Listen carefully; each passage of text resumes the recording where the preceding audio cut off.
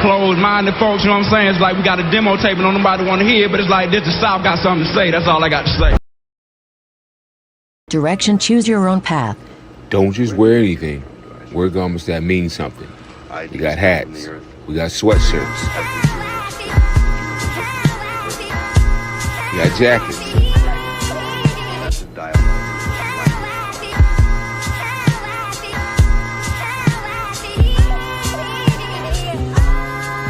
We even got hoodies.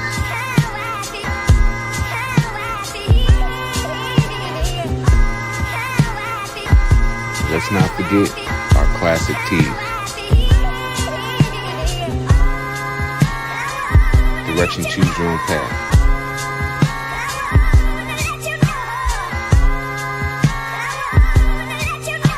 The message is always in the cloth, the colors, the designs, the fit. Basically, pay attention, stay alert, and remember, choose your own path. Direction, choose your own path. You know, this is the home of We Major, Me Frosty, Unfamous, and the restricted clothing brands. Let's get it.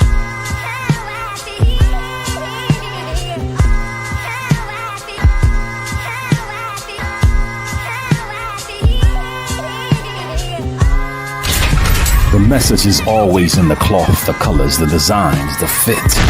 Basically, pay attention, stay alert, and remember, choose your own path. But Ish, what can't be fleeting? And then you're letting him lead you. It doesn't matter how you feel. Saying he's led by God, but you feel like God is not telling y'all that. Do you still follow him? You said something interesting, Ish. You just said like men don't think the way that women do. So it almost sounds like you don't fully trust their expertise. So how could you successfully be led by? So the majority of men don't have kids. Y'all are picking wrong. Y'all are literally picking the minority. Every man that's on this panel, y'all have more kids than all of us women. 51% of black men are single and childless. Excuses for the statistics. The statistics don't bode well in your favor.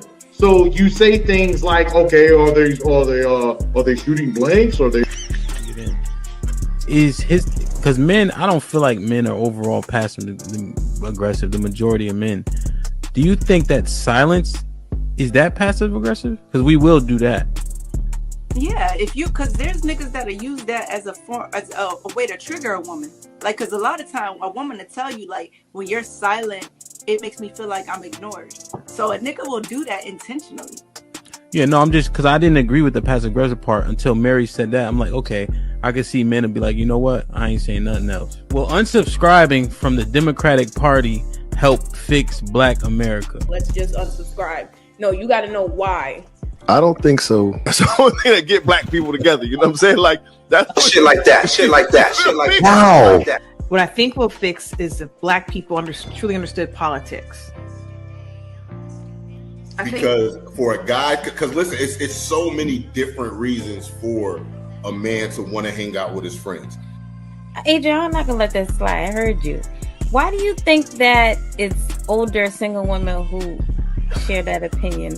Sometimes that's the case. There has to be Explain balance. what White History Month is. It's honoring the achievements of the greatest ethnic group in human history. Wow. I think all of that shit deserves a put them in the bathroom. Would you rather have a whore of a daughter or a gay son? Let's see here. Bruh. Because if she's a hoe, that ain't my problem. Hell, she just be a hoe. Shit. That's a whore. Definitely. Like, Yeah, is going to college a waste of time? Absolutely. I wouldn't think for biology. It's ridiculous. And can I just piggyback on that? Read this for me, Q. Okay, $5 super chat from Omega Green. Depends. Go for STEM, medical or law. However, if you go for BS degrees like communications, is that supposed to be policies or Poli-sci, political science? Poli-sci, okay. Yeah. Or criminal justice, it's wasted time. Final thought. When you take a man's time, it's like taking his money.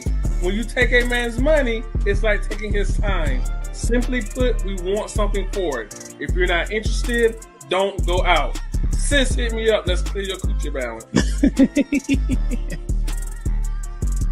Do women, should they still be covered by men? Do women need to understand what it takes for men to feel like they should be covered by men?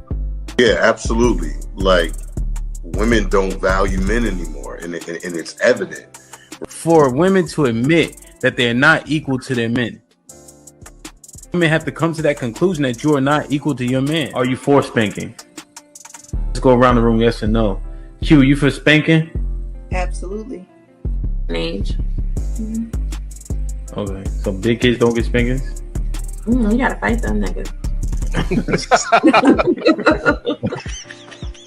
There's no difference between divorced women and single mothers.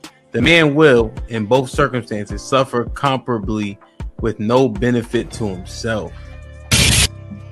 The benefits don't outweigh the cost. But it's still better to go with someone who hasn't gone through that. It's still better to not choose them. Have men been getting over on household duties all this time? Listen, but I don't touch a trash bag to save my life. So let me ask you, could you and your wife switch roles and what you do versus what for that person hold y'all back or let y'all go? Physically, can't nobody hold me back. Ain't no such thing as a fair fight. But Ish, what can't be fleeting?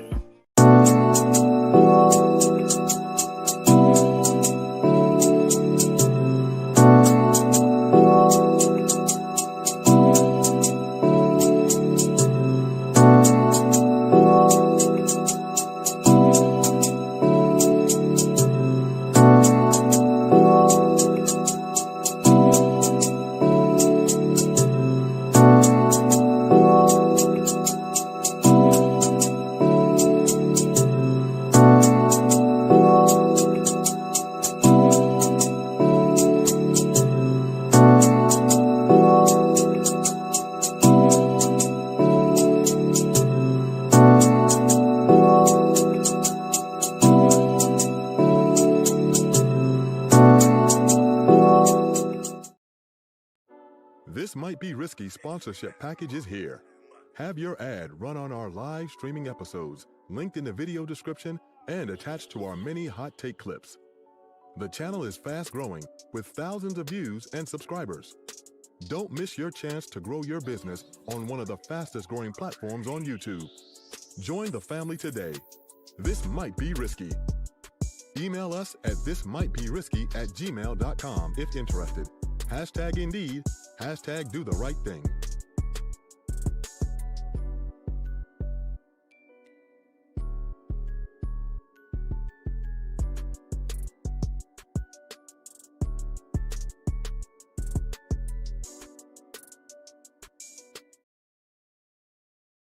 Direction, choose your own path.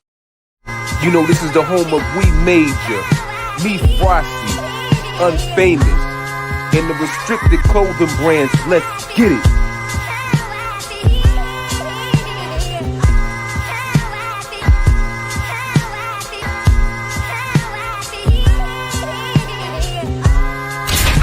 The message is always in the cloth, the colors, the designs, the fit. Basic. Pay attention, stay alert, and remember, choose your own path.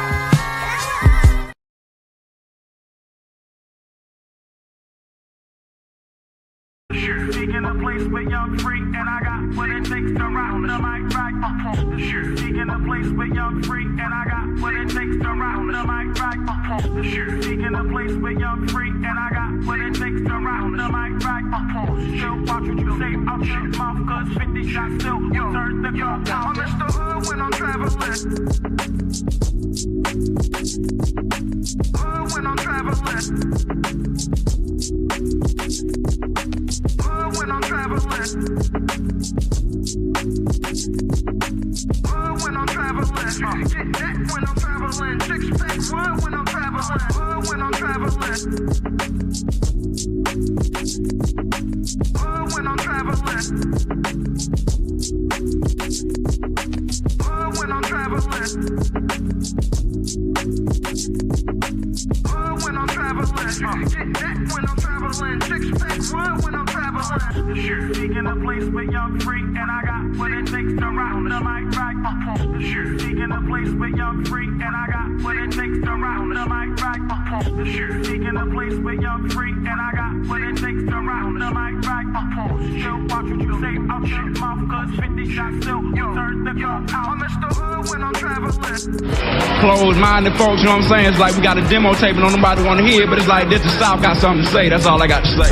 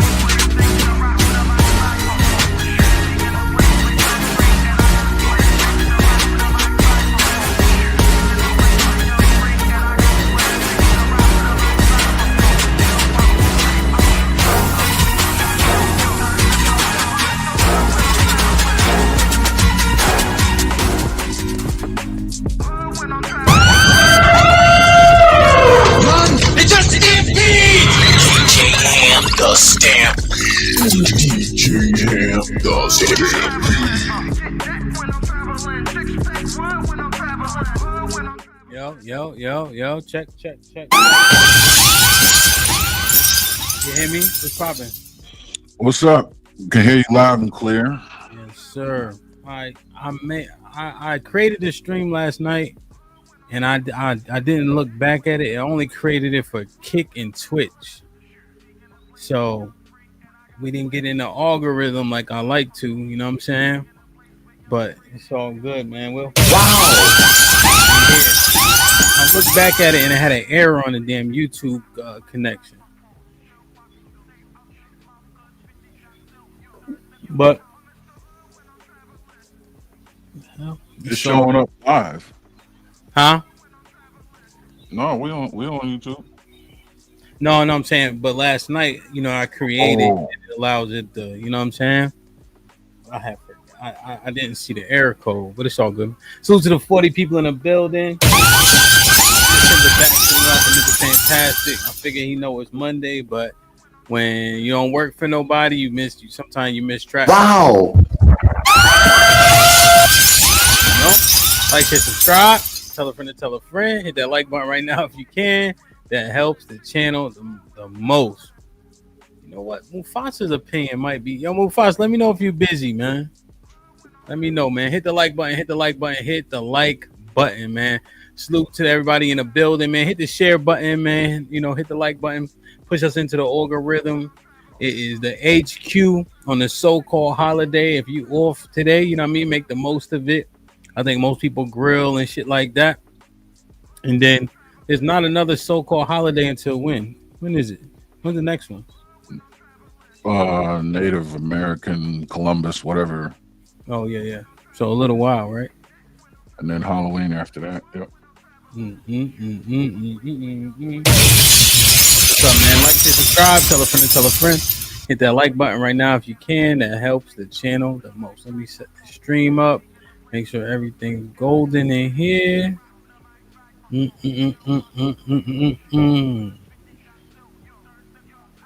Yo, Bub, what's goody? Hey.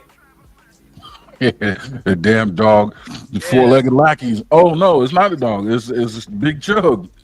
Yeah, but no, it's the dog. He on the floor. Oh, scratching my damn chair, man. Yeah. Here, Mufasa.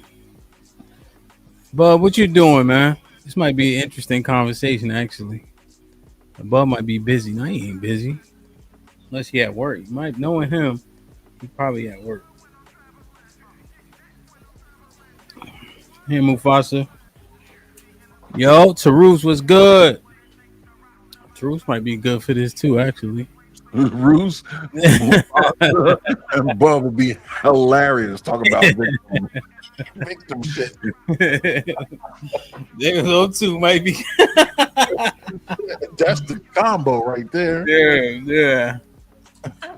Yeah, come on, shot. Fuck it. Aaron, we just dropping the link, right? There you go, everybody. Come on.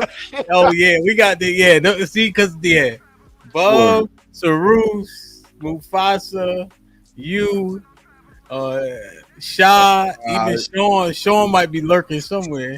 He's gonna come out the woodworks with that combo. It'll be a holiday today.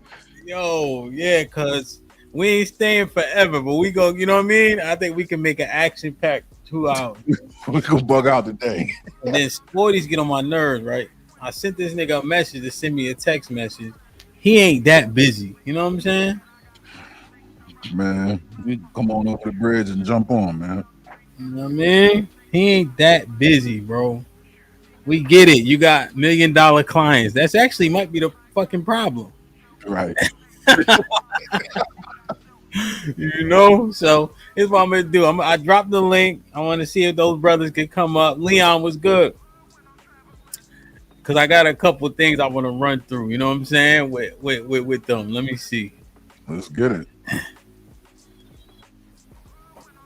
Okay, word. That's what's up. Sporty do what he want to do. Tarus was good. Oh, he got. Good morning, gentlemen. Happy Labor Day. Get in trouble now. Oh shit. Oh, you had the other thing playing. Yeah. Happy Labor Day, everyone. That shit loud as hell. Hold on, I gotta turn that. Yeah, shit. that was my bad. But it let me know it's loud. That's for damn sure. Yeah. And the lingering of the glass. I don't know, Mr. Fantastic, because he know but he might be off today though. He might be chilling. Cause I know he'd be going to his sister's house and shit. Let me call him real quick. Okay. Already hit to the gym today. Feeling good. Let's see. Chuck, hush. Chuck back there turning up. Just talking. Rock. Hush, rock. Yo, Aaron, you see they got that policy recently? What happened? That de minimis policy, the duty-free 800 under 800 packages. Yeah, man. Really? Yeah, so like packages, companies like DHL, all like the international packages, a lot of them places already suspended some shipping.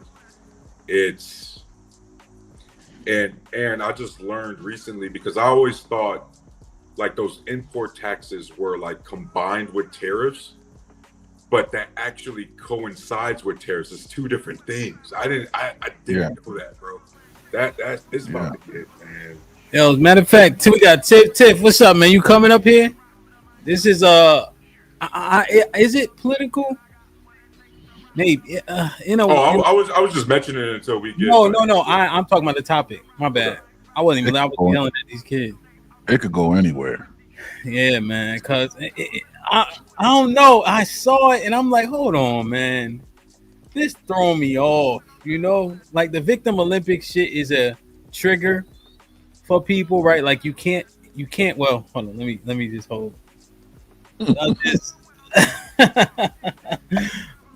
But then I was watching this with Patrick Bet David. I don't know if y'all saw it. It was Surrounded. Shout out to Jubilee. And it gave me a totally different look on that shit. I don't know. It bothered me. Like how, well, not bothered me, but I was intrigued. I said, okay, I didn't even need to call Mr. Fantastic and Aaron. I said, this is what we're going to cover. You know what I'm saying? For sure. So what's your initial take, or what was your previous take on Victim Olympics? So Okay. Like, share, subscribe, tell a friend to tell a friend. Hit that like button right now if you can. That helps the channel the most. DJ Hampton Stampede, Big Aaron, Tarus hanging out with us today. Mufasa will be up in a second. Hopefully Bub can come up. Shad said he'll be up once he finished doing his work and all that. You know what I mean? We out here grinding, you heard?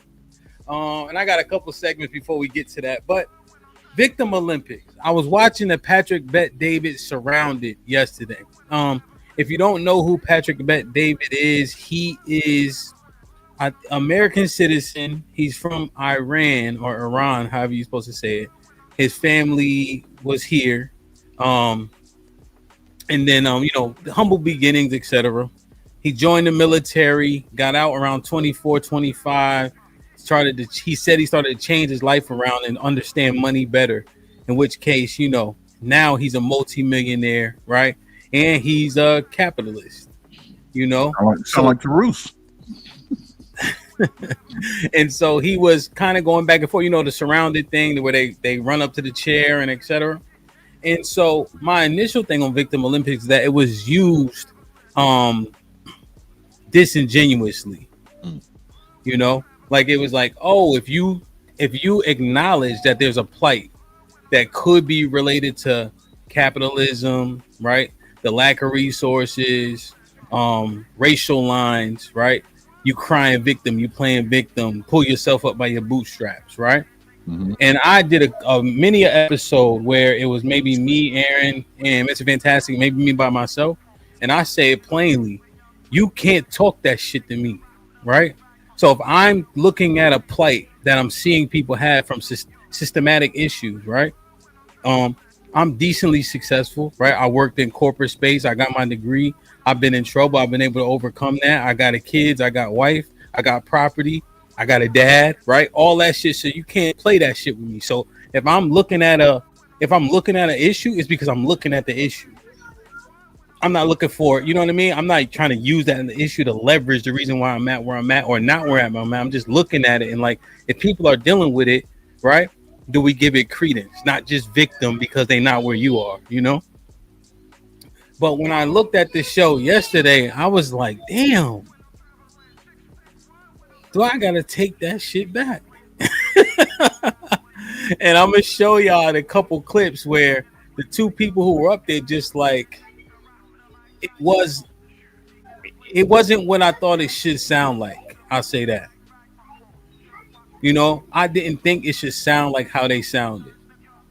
So I said, yeah, we definitely got to do this show. So I appreciate Tarus joining us. Hopefully the other brothers can come up. Let's do the other couple segments first. I kind of call Mr. Fantastic. Let me call him one more time. But I know he takes some days off, when we be on this so-called holidays, man. Bino, what's good? Let me see in the chat real quick and we get it popping, man. Like, share, subscribe, tell a friend to tell a friend. Hit that like button right now if you can. That helps the channel the most. Aaron, what's good? E-Dub in the building. Ja Quinn, what up, man? Hope all is well. Good to see you, man. Baker, man, salute. Hey, hush. Daily in the building. Impress, Impress putting in work. That's always good. Great T, what's up, Daily? Shit like that. Shit like that. Hit the like button. Night by behaving. We got 100 people in the building. Please share the stream. This is gonna be a good one. Impress. I got Impress already. Mufasa, hurry your $6 ass up, please. DirectionCYOP.com.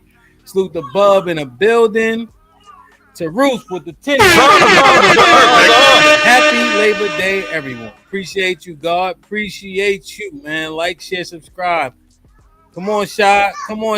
That video campaign will be waiting for you once we get done. I promise you. That work ain't going nowhere. But one thing work don't do is stop.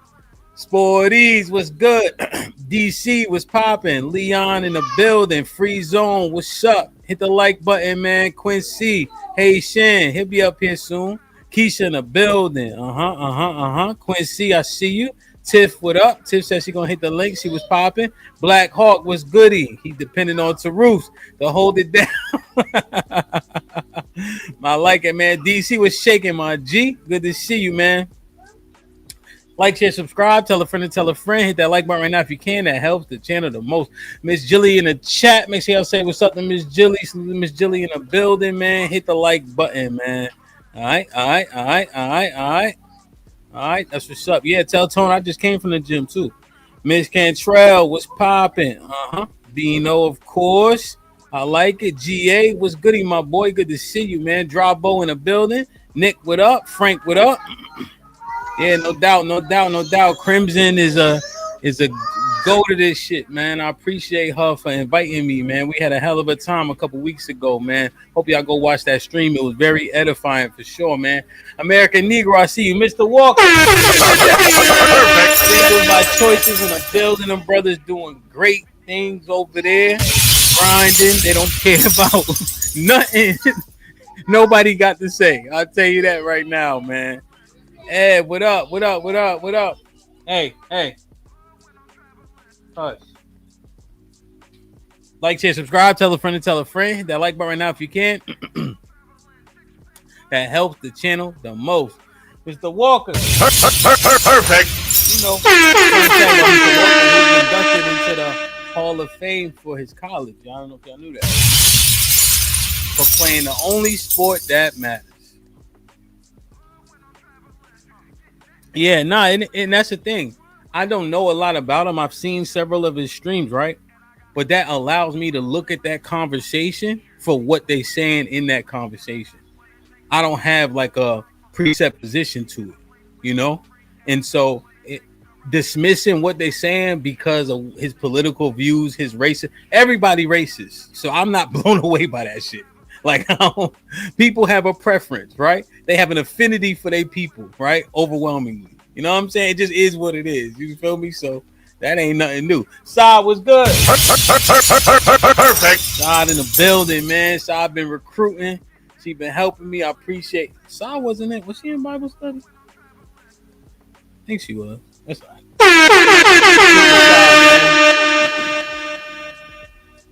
Yeah, Black Hawk, we'll see you soon, man. I don't know enough about the dude. I'm just listening to that conversation about capitalism. You feel me? Hit the like button, man. Salute. Tarush, how you feeling? I feel good, man. Yeah. I'm definitely happy we're about to have a different conversation today. Hey, Ran, how was the weekend still going, I guess? Yeah, still going, still flowing. I drank a lot. I mean, drinking, it didn't stop yet. Yeah, I'm about to finish this for a little bit. I got some tequila, some shit my wife gave me. Finish it up, man. Tommy was popping, man. Yo, before I turned 40, that was empty. I'm a 49ers fan, so before I turned 40, I said I gotta see them in their own stadium, man. So I'm going out there for the Atlanta game, October 15th or something, I think, or 18th. Nice. Yeah, man. So it should be good, man. It should be good. And I ain't bringing no anchors with me, no kids, no wife, nobody. And I'd be like, money, bro. Yo, that's it, bro. Yo, if anybody want to go, that's cool. But I ain't putting no type of pressure on myself. You know what I'm saying? Yeah, October 19th. Hey. Get up, Nori. Get up. Yeah, man. Hit the like button. October 19th. There you go. I got the ticket too. Damn, man. All right, cool. Get lodging as close as you can. Airbnb, and Lyft or Uber, man. Yeah. Tommy was telling me this stuff that's really, really close because I'm literally only going there for the game. Like, I ain't trying to tour San Francisco or no shit like that. Plus, the stadium is in Santa Clara, I think. So it's like, on the other side of the airport, So it should be interesting, man, for sure. Oh, yeah. No doubt you're going to enjoy yourself, man. Yeah. And I got a good seat. I'm on the end, on the aisle. You know what I'm saying? Like, I can be in and out, So I think you on near the 50? Yeah. Yep. Nice. And then where the section I'm in has got unlimited food and drinks, whatever's in there. Oh, dang, bro. Yeah. Yeah, man. And my wife, I'm looking, I'm like, oh, this seat is good. She's like, that seat ain't good. You never been there before. You know what I'm saying? Like, you've been a 49ers fan since you was 5 years old. That seat's not good for that level of, you know what I mean? Yeah. Like, damn. Yo, so I didn't buy the flight just yet, but Oakland was actually a little bit more expensive. You know what I'm saying? Tommy with the $5 HAMP, you gotta leave the 49 nerds alone. Raider Nation, come on, baby. Yo, I only like them because my brother is 12 years older than me. So back in the 90s, they were the best team. But he a bandwagon nigga. Now he a Patriots fan. You know what I'm saying? So you just come on. Yeah, man. You know what I'm saying? And see, I know about true misery, guys. I am a diehard Cleveland Browns fan. Yes. Yeah. I'm sorry. That sucked. Yep. That's why I gotta be positive, man, because my teams ain't gonna be positive for me. Damn, the Browns. Even the name, the Browns. What a color. Factory of sadness, bro. Damn. Bird gang all day. What got you into the Niners? Joe Cool? No, me? Yeah. No, my brother. You know, okay. I'm 5 or 6 years old. He's what, 16? 17? Yeah. So he liked the Niners, you know, Jerry Rice and all that. You know, so that was the team. Now I couldn't not buy a jersey with somebody else's name on it, right? Like I just can't do it. But the Niners had a lineman with the last name Watson. So I got that jersey. It's like number 68 or some shit. And tell me why I got his jersey. I don't know if he had a son or something. I put it in. I put the name in again. Then it was like Watson the third or Watson the fourth. And my son is the fourth. It's Watson the fourth. And my son is the fourth. And I didn't make like it was just his name on the jersey. His name Leonard Watson. He don't even play for the I think he played for the Browns now. No matter of fact. Yeah, he like a backup lineman, you know what I'm saying? But I was like, damn. You know, you just type it in. Yeah, it just lined up. Yeah. So yeah, man. Damn. You're a Broncos fan, but only because my cousin played for him. Arnie Davis, this is back in the 80s. Yeah. D lineman. And then Reuben Carter ended up being a D line coach in Maryland while I was there. And they were roommates. Okay. Denver in the 70s and 80s. Yeah. And that's still your team, Aaron? No, I'm Bird Gang all day. I was only a Denver fan because of my cousin. And then his nephew, Corey Chavez, ended up with the Cardinals. So I kind of like the Cardinals too, but I'm Bird Gang because I'm from Philly. I bleed green. You know what I mean? That's acceptable. Like if you yeah. If you get like if your cousin play or something. Oh like, yeah. I had Blood Ken on them teams. Yeah. So yeah, man. Damn. That's what's up, man. Hit the like button. Salute to everybody in the building. Let me do this real quick. Let's see where we at. Let me cover this first.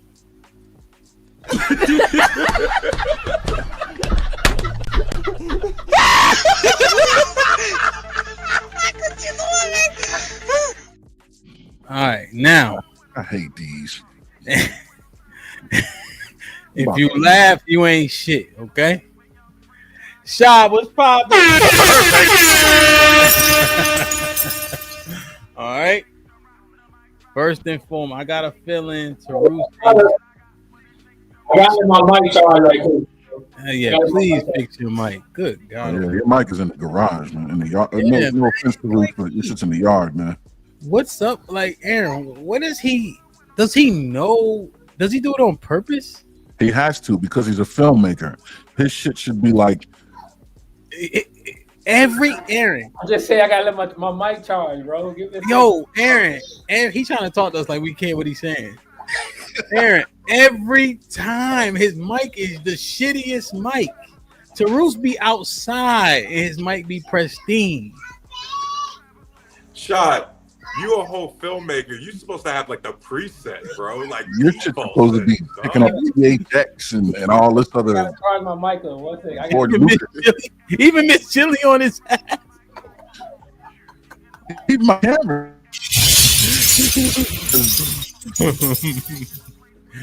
Hey, bro, what's up? Chili on your ass. You know it's bad, man. All right. Takes me to lie down in green pageant. He leads me beside the still water. He restores my soul. He leads me in the righteous for his name's sake. Ye, I walk through a valley shelter of death. What? I will fear no evil. I will fear no evil. For they are with me. They rod and they staff, they comfort me. They comfort me. Amen. They prepare a table before me in the place of my enemies. Amen. In the place of my enemies. They anointed my head with oil. My cups running over. Surely, goodly, and mercy. Say it again. Surely, goodly, and mercy. That's scripture. He makes me to lie down in green pageant. He leads me beside. Yo, the reading level is, first off, Aaron, you ought to be ashamed of yourself, first and foremost, okay? At least Terus just shook his head. You know what I'm laughing? What do you think about? He anointed me with Earl. Yo, the reading levels is crazy, son. The fact that we can't read is crazy, son. This shit is sickening, bro. Hamp, bro. I listen to this, and you know I'm a leftist, and I go, damn. I guess the Department of Education should have been defunded. It ain't working, bro. Like, brother. Yo, they ain't shit, Mr. Fantastic. What happened? What I missed? Hey. Girl, I ain't even know what it is. Hey, one thing I will say, Hamp, is that Bible. I learned this as a teenager. That Bible gonna tell on you. When you start reading that Bible as a teenager, you're gonna find out what that school been teaching you. So, I always make my kids. I always make my kids. I be like, hold on, read a verse to me. They be like, huh? Yeah, I don't know none of that stuff that you got in your book. Read that, because that's what I will find out if you've been learning that. If you really know today. I'm gonna play it against him. It's fantastic in here. The still whore. He restored. Oh, I seen it. Yeah. You seen her? Yeah, I seen her before. Lies down in green pageant. He leads me beside the still whore. He restores my soul. He leads me in the righteous for his name's sake. Ye, I walk through a valley shelter of death. What? I will fear no evil. I will fear no evil.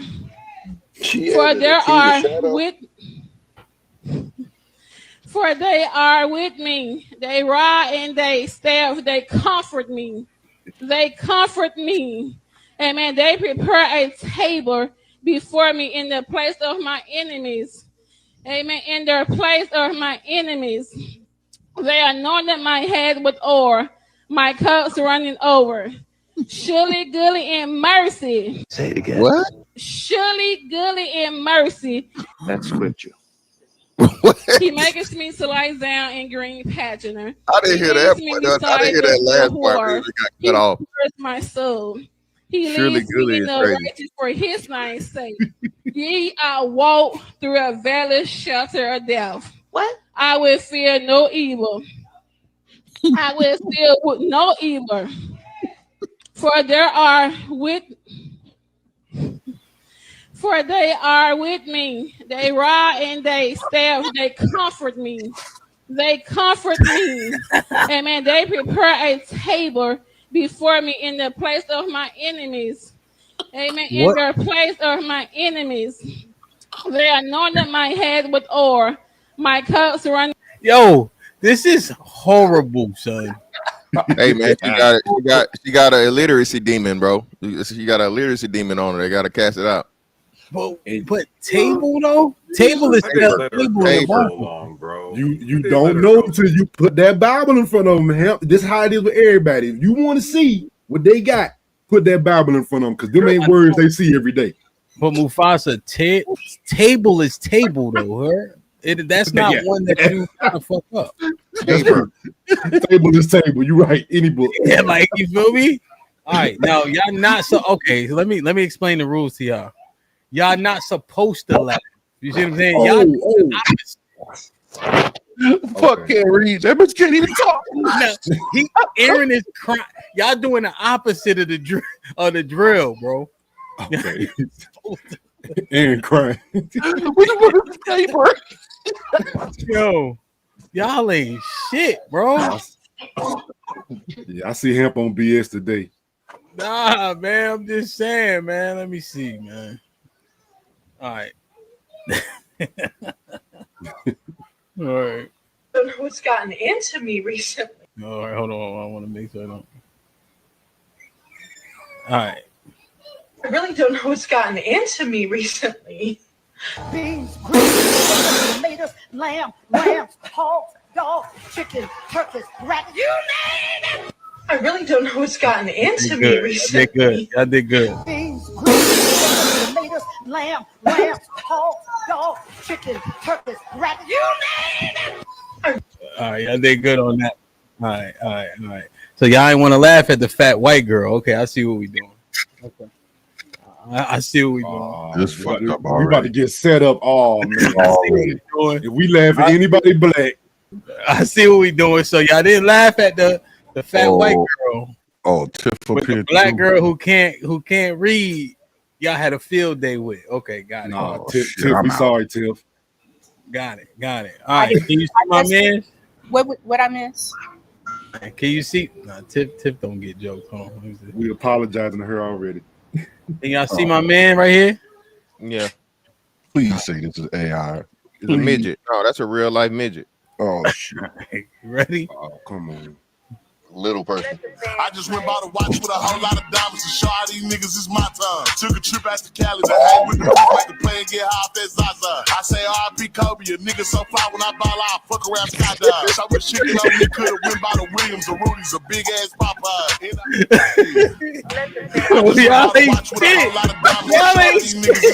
That was a good one, bro. That was a good one, dog. I say R.I.P. Kobe, a nigga so fly when I ball out. Hey, what got it when he snatched him? When he snatched him?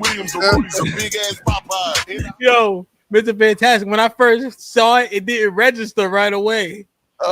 When he snatched them shit. That was it. Yo, man. Yo, man, it's safe to say y'all ain't shit, bro. Tiff, the only one that's not laughing. Damn, I feel Still ashamed. trying to register. Look at Kinfolk. God, he got a haircut last week. Kinfolk. Appreciate you, boo. No, man. Like, share, subscribe, tell a friend and tell a friend. Hit that like button right now if you can. That helps the channel the most. I already did. Salute. Say sorry to him. Super nigga shit. Give your brother a hug. Damn, man. Yo, y'all's not supposed to laugh at that shit, man. So the main topic is interesting, man. I just had a few more things that I wanted to hit. You know, when we was talking about getting back to the kids and trying to understand and fixing the community, yada yada yada. You know, did y'all see this video? And I just wonder what y'all think about this video. And then I got a follow-up question, not along with the video, but under the same segment.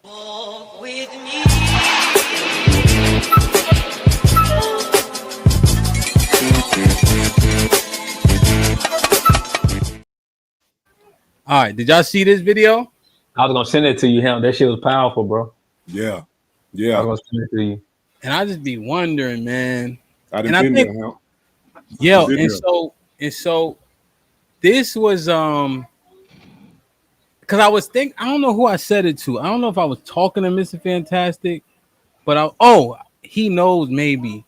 And I was saying something to the effect of maybe you never made an impact if you don't understand this. Who was I talking to? I forget. Yeah, it was he knows. Okay. No, sit with that. You wait till mommy get home. So this video is pretty powerful. Like, share, subscribe, tell a friend and tell a friend, man. Hit that like button right now if you can. That helps the channel the most. And I'm telling you now, from the bottom of my heart, if you leave this damn field, son, within 3 years, I'm gonna have to come see you. Either in the grave or in fucking jail. Because that's where you're headed. Because you don't want no fucking distance. I'm telling you now, son, if you walk out from this field in 3 years, I'm going to see you somewhere else. And I don't want to do it. I told you that before. And I'm telling you again, it's your choice. How you can stick this shit out and be a man about what you do, or you can be a fucking coward and put this shit on and leave. And I understand you ain't never been a part of a team. But nigga, I'm rooting for you. Look at me, man. I'm rooting for you. Nigga, I pray for you every night. Out of all these kids, I pray for you. Because I don't want to see you out there, boy. You got so much in you. So much. You don't even recognize it. Can't lose, you can. I can't. I fight for you all the time. When you wasn't here, I prayed for you, dude. And I mean that from the bottom of my motherfucking heart. If you ain't never thought a man love you, nigga, I love you. And I ain't just talking about for this goddamn football team. That's the last thing I think about. Nigga, I'm gonna follow you all the way through high school. I'm gonna make sure you get the way you get. But you can't quit on me, nigga. You can't quit on me. And I'm telling you now, from the bottom of my heart. Oh yeah, that's man shit right there. That's that's all the way 100, man. That's man tears right there. That man was crazy. He said, "Jump on my shoulders, son. I got you." The dude said, "I can't be talking about black issues while being married to a white woman." I'm about to roast the fuck out of this dude. Yeah, it's gonna be nasty. Yeah. Oh shit! Oh yeah. What? Hey, I'm about to roast the shit out of him. Your wife is white. Yeah. Your wife is white. Yeah, German. I told you that. Well, not only that, she's probably standing right next to him. Oh, you like that? Why would I know that? You told me.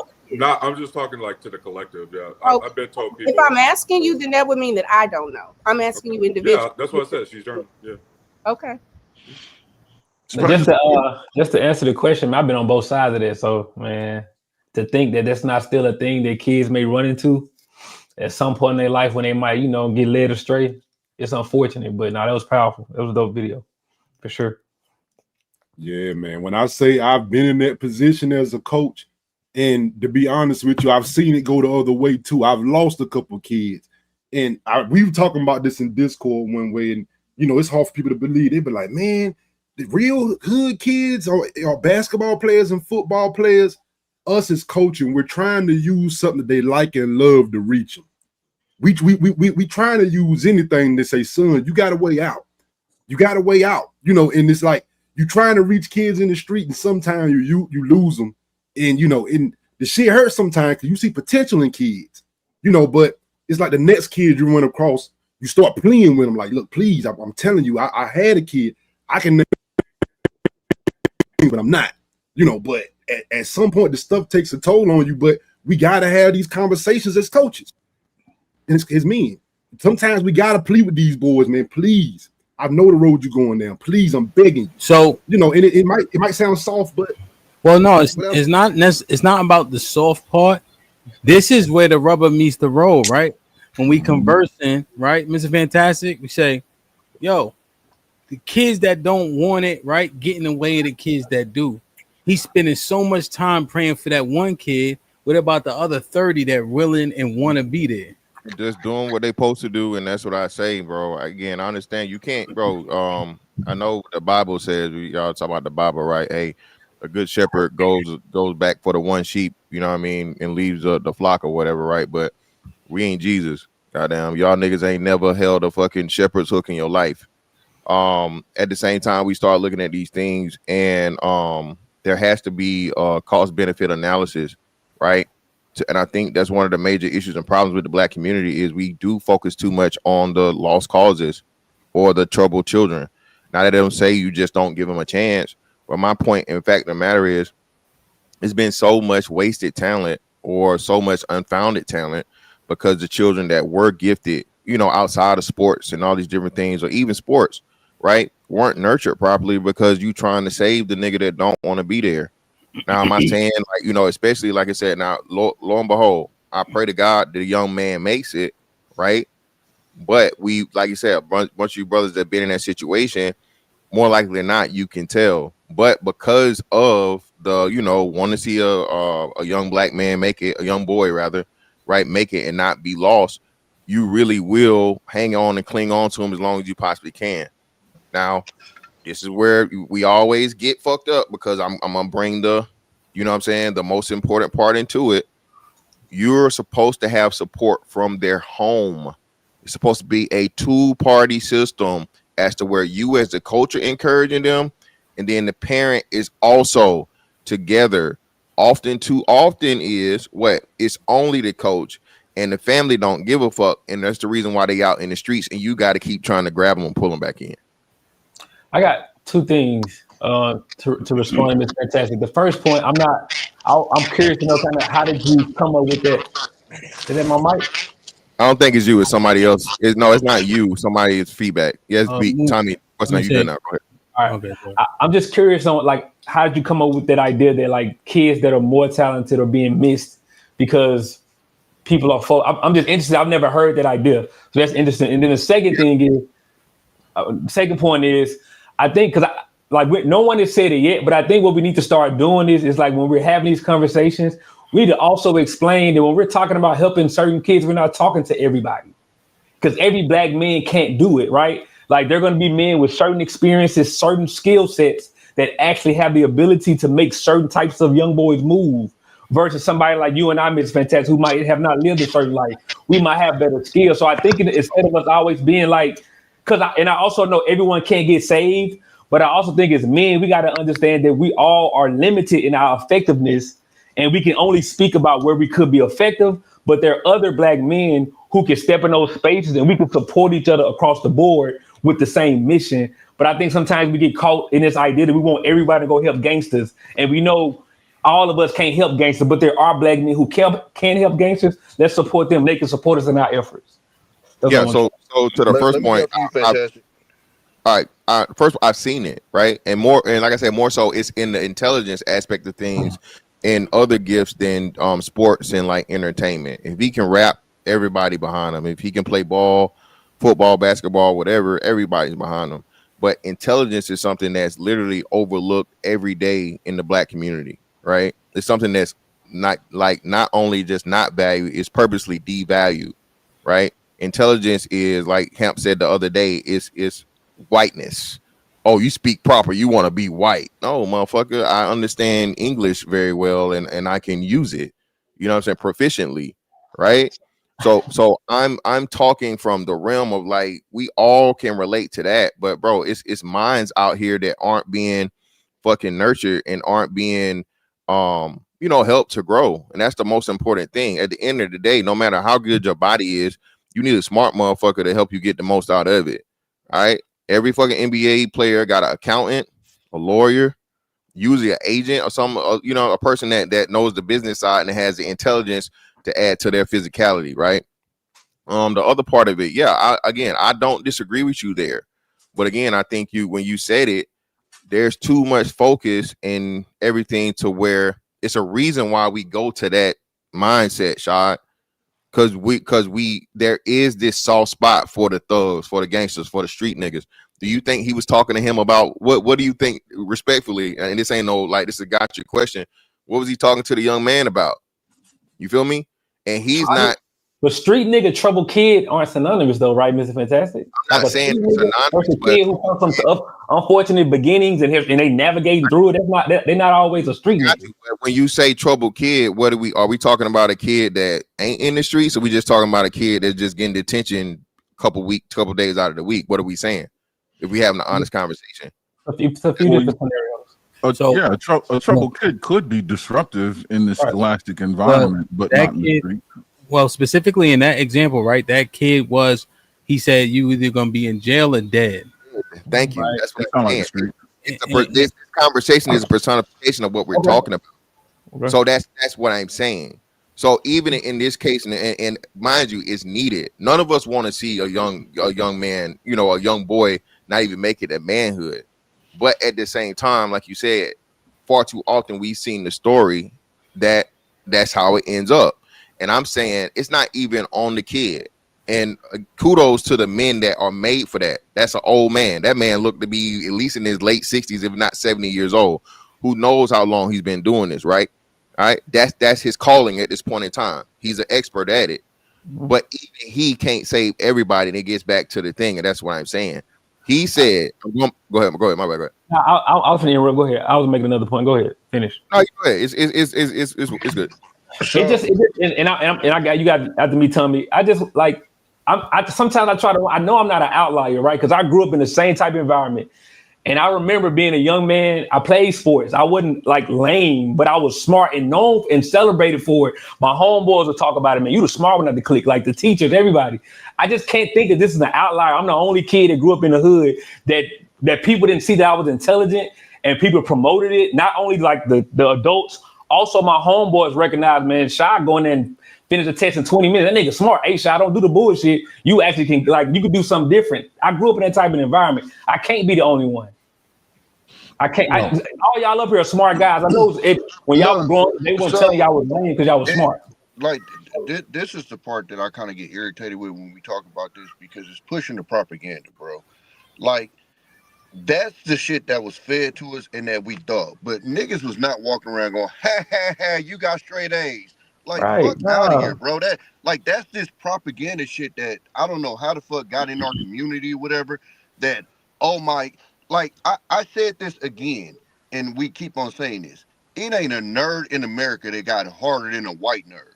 They put them little niggas through hell. There's a reason why these school situations are happening, and it's a certain demographic. I got a question. Like this narrative, like I've never heard a nigga be dumb as fucking everybody go, oh yeah. Like that's usually the nigga that's teased the most. So Aaron, what was your experience? Yeah, right. I got a question, Tommy. Were you a nerd? No. Then I don't think you really, no, but you don't know what you're talking about. But, yeah, but Aaron is nerd. Aaron, hold on, just let him. Well, before we frame what he's gonna offer, let him offer it unadulterated. Go ahead, Aaron. So listen, there's a turning point in my life that happened between the 8th and 9th grade where I went from being super nerd to super nigga in ways that your imagination could never concoct. Damn. And I'm telling you right now, everything you just said is not true.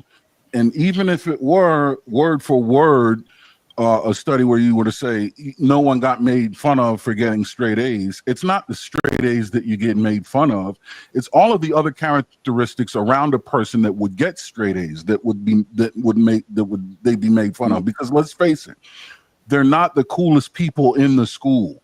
These are not Mr. and Mrs. Popular. These are Mr. and Mrs. in the fucking books doing the damn thing.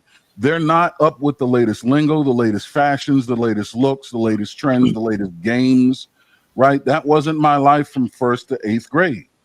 I came from a very a successful family, you know, both in-house and extended, and all I knew was academics. Do the best you can. And then I started getting a little bigger and I discovered football, or football discovered me, a sport to this day that I still hate.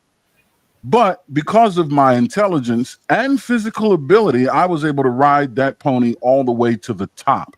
And it is only then that I became accepted by my peers, after I started shucking niggas corn on the football field unrelentingly. So what you're saying is totally false. And I'm telling you from experience on both sides of the fence, and I'll ask places that you don't know where exist. Well, let him hold on. It's very important that we hear all of it, right? Because I think we already have a prepared rebuttal, but it's very important to at the very least understand it. You know, I think. Well, what I'm saying is this, right? We can't sympathize, but the empathy level has to expand so we can really understand the point. You know what I'm saying? And empathy, you don't have to have the experience. Get fucked with. I'm saying because okay, this is my thing. We've all had the most popular kid in school. That's usually not a D student. That's usually a kid that does pretty good in school for the most part that I know of. Or like your what they call them, the prom kings and all. Like those aren't like D- students that get elected to these. Again, I've had. To your point, Aaron, I've had the dude, the quarterback, the starting quarterback. That nigga's usually not a C- student. Yeah, but you're going deep into I think it's outside of just the necessarily you being smart, and like no, but you got to consider going with saying that the most popular guy in school is not a D student. First of all, you're digging too deep into the academic dumpster to find the most popular students, number one. Number two, you also have to understand that there's a certain levity the most popular kid in school can walk with that are automatically going to make his grades buoyant, right? The starting quarterback is going to get the success of the history. I mean, the favor of the history teacher, who's also the vice principal, who's also the head coach of the damn team. The school is going to be deeply invested and interested in this child doing well in the classroom because there's colleges looking at him. There's going to be leverage that's offered to him that the nerd is not getting, and the nerd is smoking him, and that's if he's getting all B's. Thank you. And the nerd is not only smoking them, but he's smoking them in college level classes that the high school quarterback isn't going to take until his sophomore year. Physics. Yeah. See, I think one thing that we're slightly negating is that we're talking about that archetype, right? Right. And I think that archetype is being slightly ignored. Yeah. So those aren't the only smart kids in school. Right. But to his point, I literally was in AP English, right? And it was a Friday before the game. And for some reason, I just didn't go to the class until like 50 minutes late, right? How long was classes? 45 minutes? Right. So I got there in 30 minutes. He's like, "You okay?" I'm like, "Yeah, man, I'm just thinking about the big game." He said, "All right, well, just let me know next time if you ain't coming to class." Like dumb shit like that. AP fucking English. All because I could tackle people decently well. Imagine this shit. You know? So go ahead, Shop. You want to say something? I was a nerd too, right? So I mean, I still get called cool nerd and shit now by people, women, everything. You a nerd because I do, but what I think cool nerd. Why the distinction even, right? But here's the point I'm trying to make, and I think what we're doing is we're conflating like social awkwardness and intelligence, because I think the idea is being promoted that like in school they're like, if you're smart you're not cool. Versus you can be smart and not be awkward. Not awkward and still get the same type of energy the football player and the basketball player. That was our original premise. Mr. Fantastic made it seem like if you're smart, you're gonna be lower on the totem pole. No, if you're awkward and smart and that's it, then you're lower. But if you're smart, intelligent, highly intelligent like I was, straight A student, and I was able to move around the room, I never got ostracized and people didn't make fun of me for being smart. Okay, so let me so I guess now Aaron told his story, Shaw told you, I'm gonna tell mine, right? So I was a kid, the smart kid, elementary school through middle school, gifted program, all that shit, right? Everybody knew I was fucking smart. No ifs, ands, or buts about it, right? I was playing basketball. I'm on the fence. Stop playing. Anyway, you know what I mean? Like, I the same thing with my growth spurt in the 10th grade. I didn't even know or notice or whatever. I made the varsity basketball team. Ryan the Pine, but I still made the motherfucking varsity basketball team, right? Cool. In the midst of, because I was getting clown for being in the fucking, it wasn't AP until I think 10th or 11th grade, but the gifted classes were the same thing, right? In my freshman year, right? The same shit. And I'm a poor kid. I don't got no Jordans. I don't got no polo. I'm doing everything I can do what I got. And I got a mama that's Jesus this, Jesus that, right? So my shit, bro, I'm telling you, I was never socially awkward.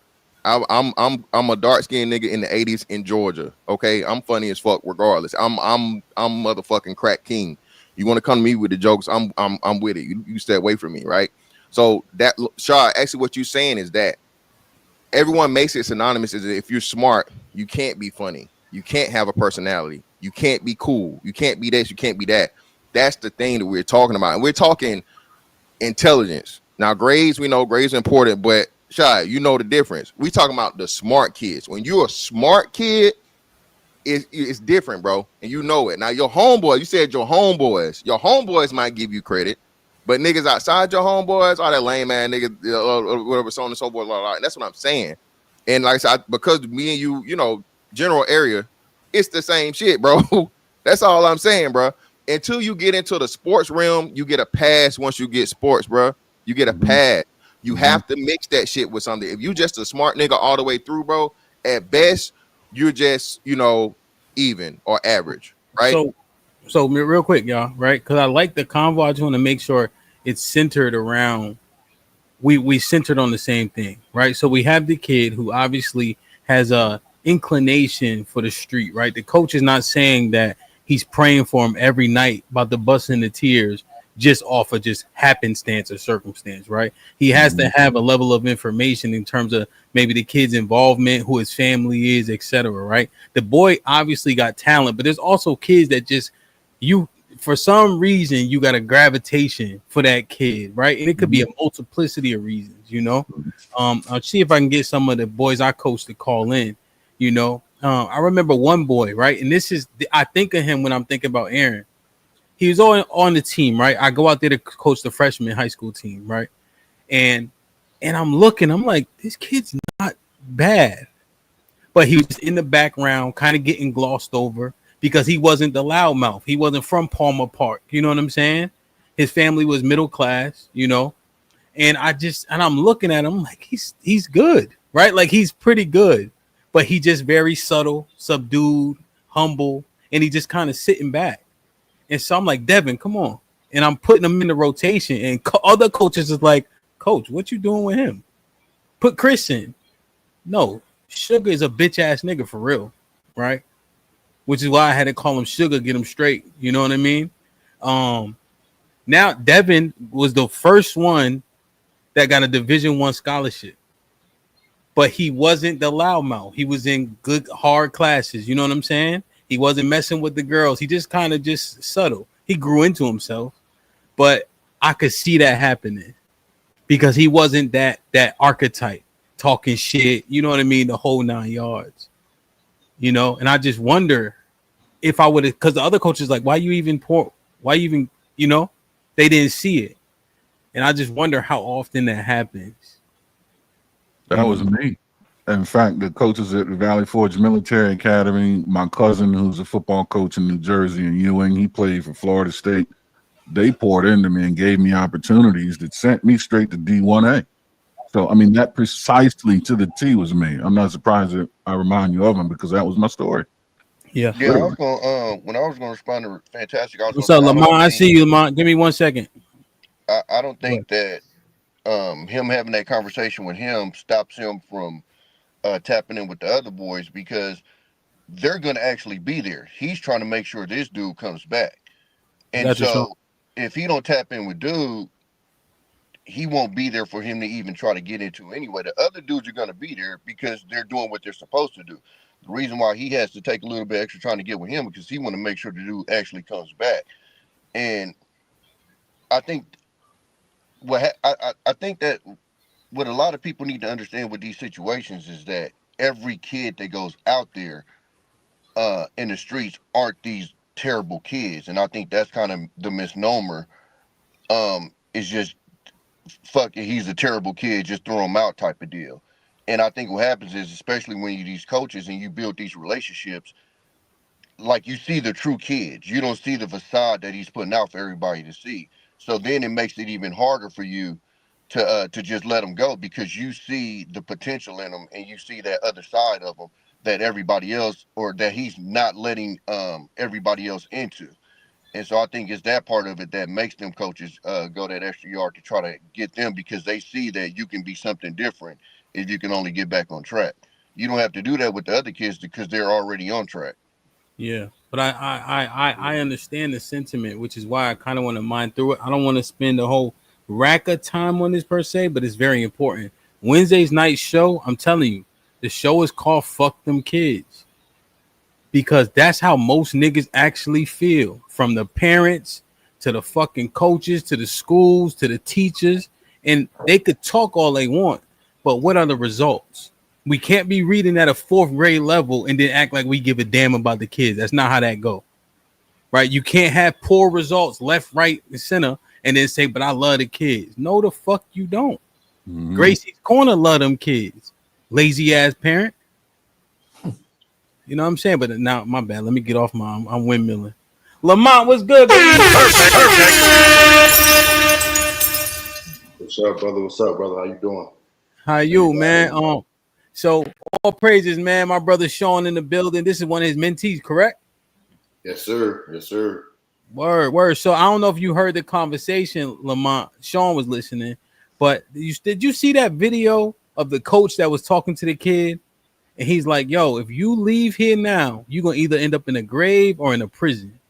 And the coach kind of started tearing up.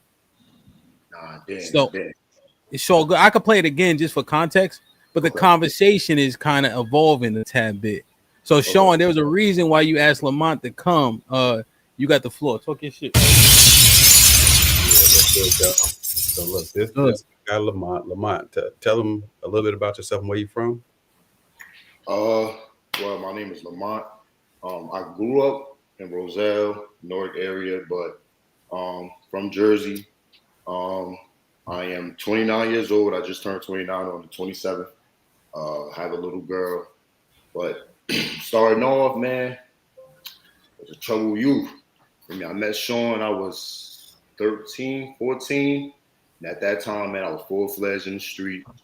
You know what I'm saying? Not saying I didn't care, because I had my moms. You know what I'm saying? Like, I come from that single mother, grandmother household.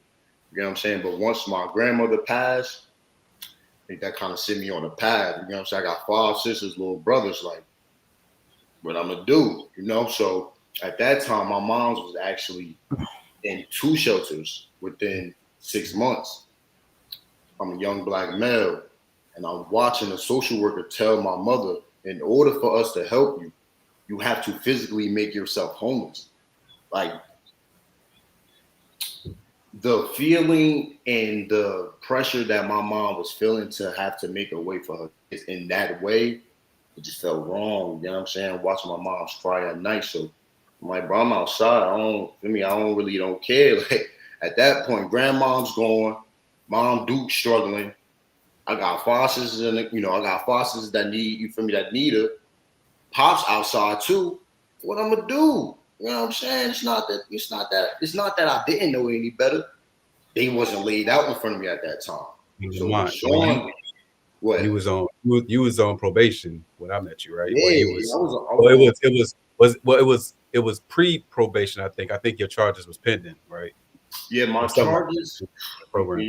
And honestly, at this age now, I can say I'm not embarrassed to say, but man, I was in so much trouble just to think at certain points. Like, even when I met you, Sean, I didn't even know I really had charges pending.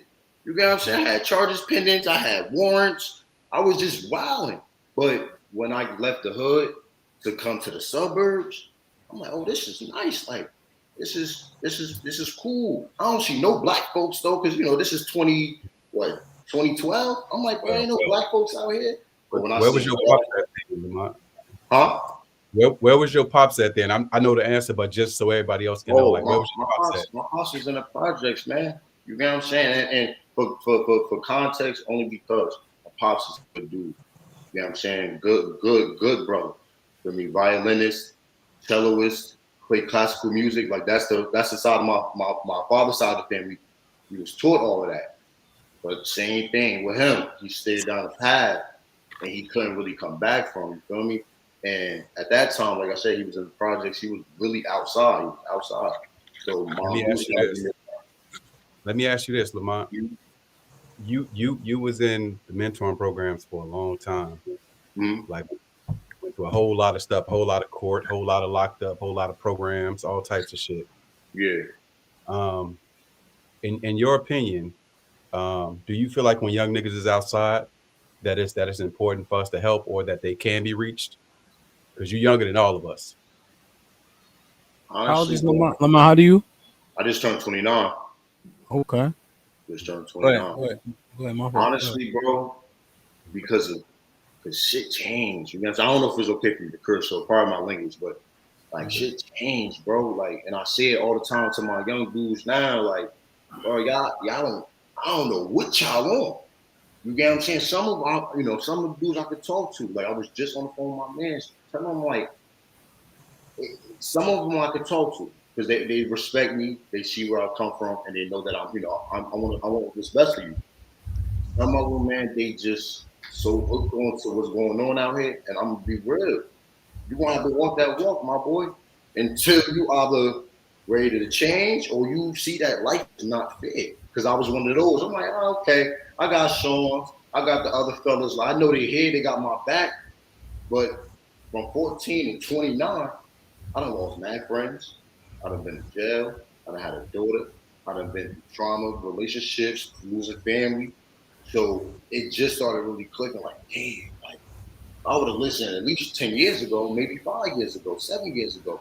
How could my life have changed? I don't regret anything, but now I try to go back because now it seems like it's harder to reach certain kids once they get to a certain point. Back then, we was listening to the Shawns, the OGs that just came home that's really sitting you down like, yo, bro, it ain't no game. Oh, snap, you know what?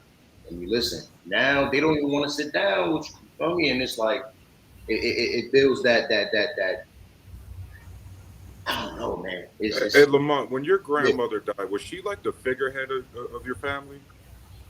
Yes, she was. She was the backbone. She was the backbone of the family. Like when moms left the hood, she moved to the suburbs with grandmoms, and that's how we got the exposure on.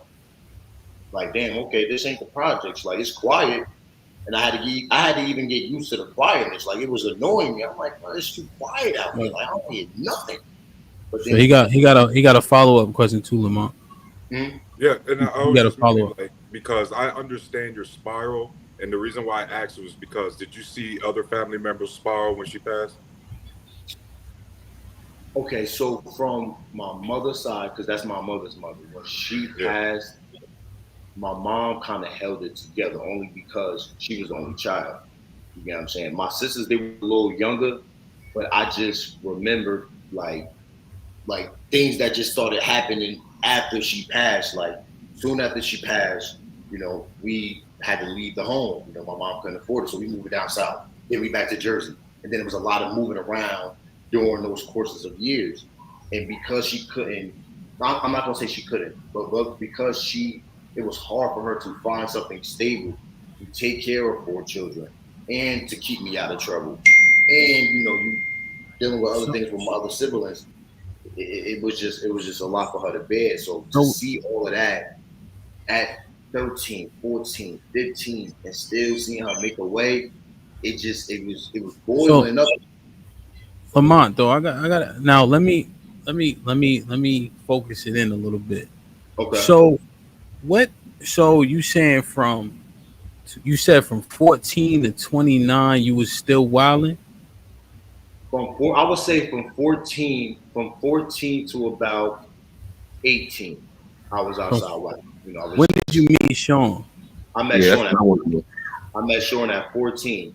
And only reason, okay, so when I met him, I just moved from, I just actually. Lamont, do me a favor and condense it down. Like, keep the answers as concise as possible because we have to get through like the line to understand where we are in the conversation before y'all came up. All right.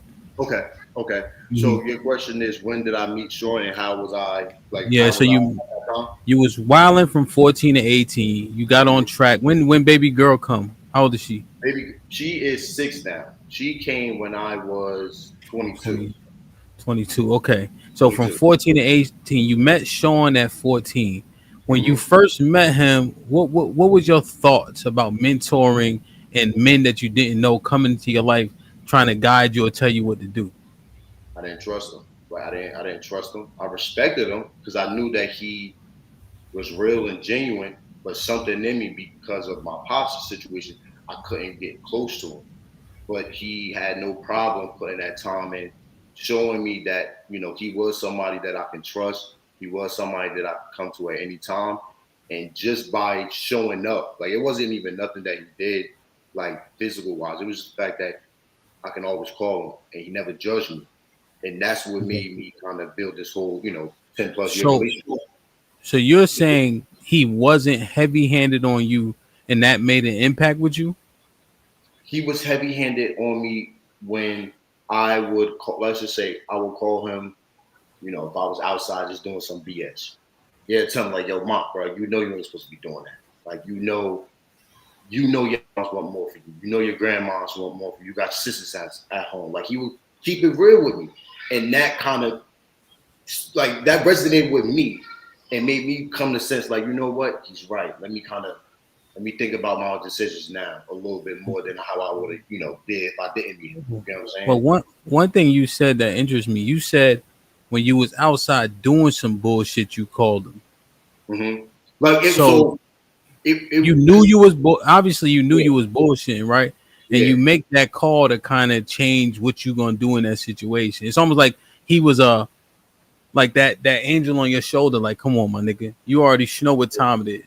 Yeah, and crazy thing is, bro, I'm real. Like, I'm be real. I was in a situation like somebody had really killed my brother. You feel me? Like really, like my man. You feel me? And at that time, I just left the mentor program, so I wasn't really seeing them that often. But it had me hot. And in the midst, like I remember in the midst, I'm like, nah, like in my head, like, bro, that shit wrong. This don't feel different. This feels different than how I would did things back in the day. And that was the very moment before I even hopped in the car. Hold on, bro. Let me holler at my man's real quick. And just talking to him, hearing the tone of his voice, and to see that he actually cared. Like, it wasn't no judgment. And I don't even think he even knew where I was, like what I was really, really doing, because I respected him so much that it sounds wrong, but I didn't want to tell him everything. I didn't want to tell him I was back outside doing dumb shit. I didn't want to tell him I'm, doing all this stuff that they do so Lamont, one point of clarification. Apologies for the interjection. You good. It felt wrong not avenging your mans, or it felt wrong being outside and Sean not knowing you was fully outside. Just so I understand which one was wrong to you. It was. Well, I was dead set on avenging my mans, but as far as my, just what I was doing, that like you said, that angel on the shoulder, like, nigga, you bugging, like, think, bro, think as of right now while you crying right now, think, bro, think. And I never use that time to, even while I'm talking, I get like this when I get real excited and I can't find the words because it's reacting. So okay. So he helped you sit, because here's what I'm hearing, right? And I think you take this walk with me. He helped you save yourself. Yeah. Right. The fact that you were willing to make them phone calls, and then he still the thing you knew you should do. Right. So I think that's uberly imperative for people to understand that the kids have to buy in. You know what I mean? And they buy into the person, and then they start to buy into the ideas. Right. But the person certainly matters. Now, did you know Sean's history, or you just? That's what, like you said, like them knowing you matters. Like us at that time, 14-year-old me, I need to know where he came from. You get what I'm saying? Because at that point, I'm like, bro, I done sat down, talked with therapists, I done talked to people that didn't look like me, and I was repeating the little things that was being said about my generation, about my upbringing, about my family. So now, but Lamont, here's where the crux of our conversation seems to stalemate, right? In a way, if he didn't have the history he had, would you have been able to hear him out? Would he have made the impact if he wasn't outside before? If he didn't experience similar situations? Not necessarily, because even without all that, I still felt that he was genuine. Like I said, it's different. I can't really speak for everybody's perspective, because I do know some dudes that even if they was talking to somebody like Sean, it just was not registering. Like they was just dead set on whatever they was dead set on.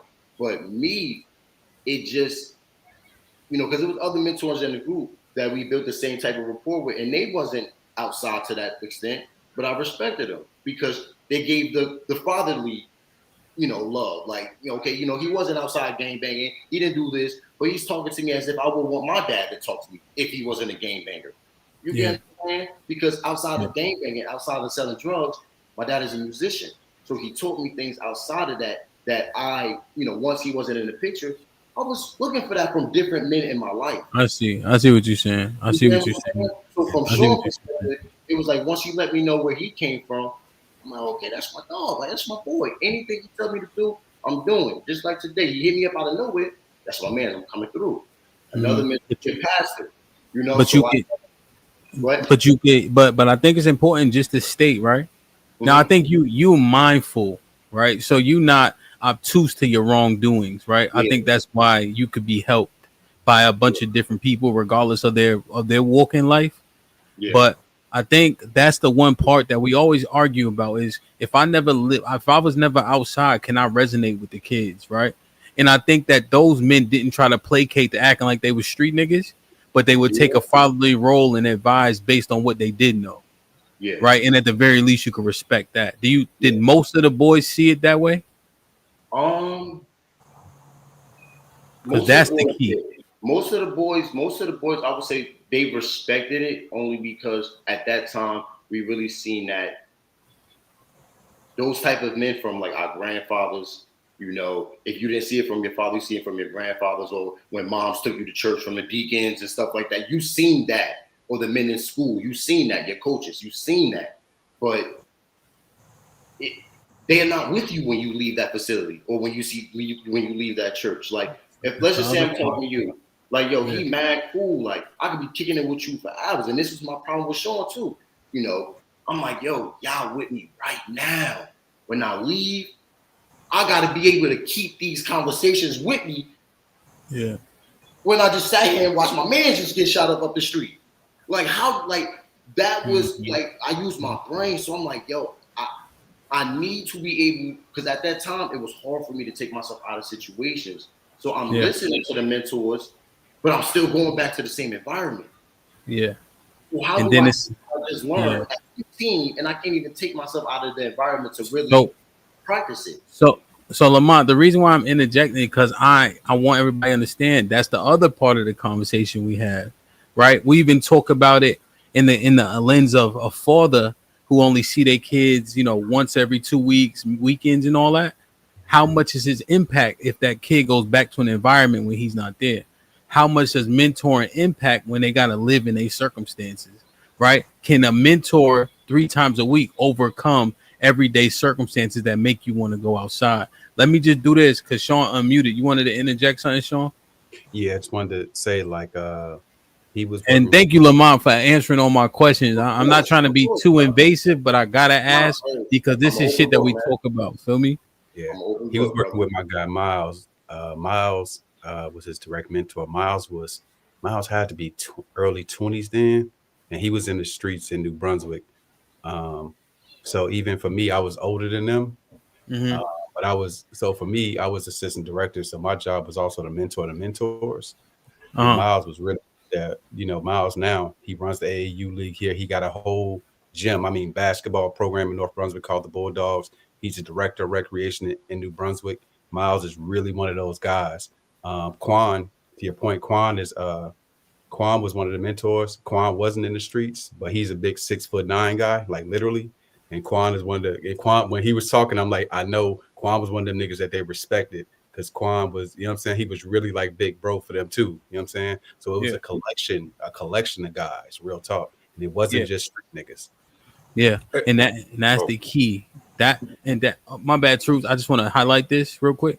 That's the key, right? So let's say you come where I'm from or an environment and all that, right?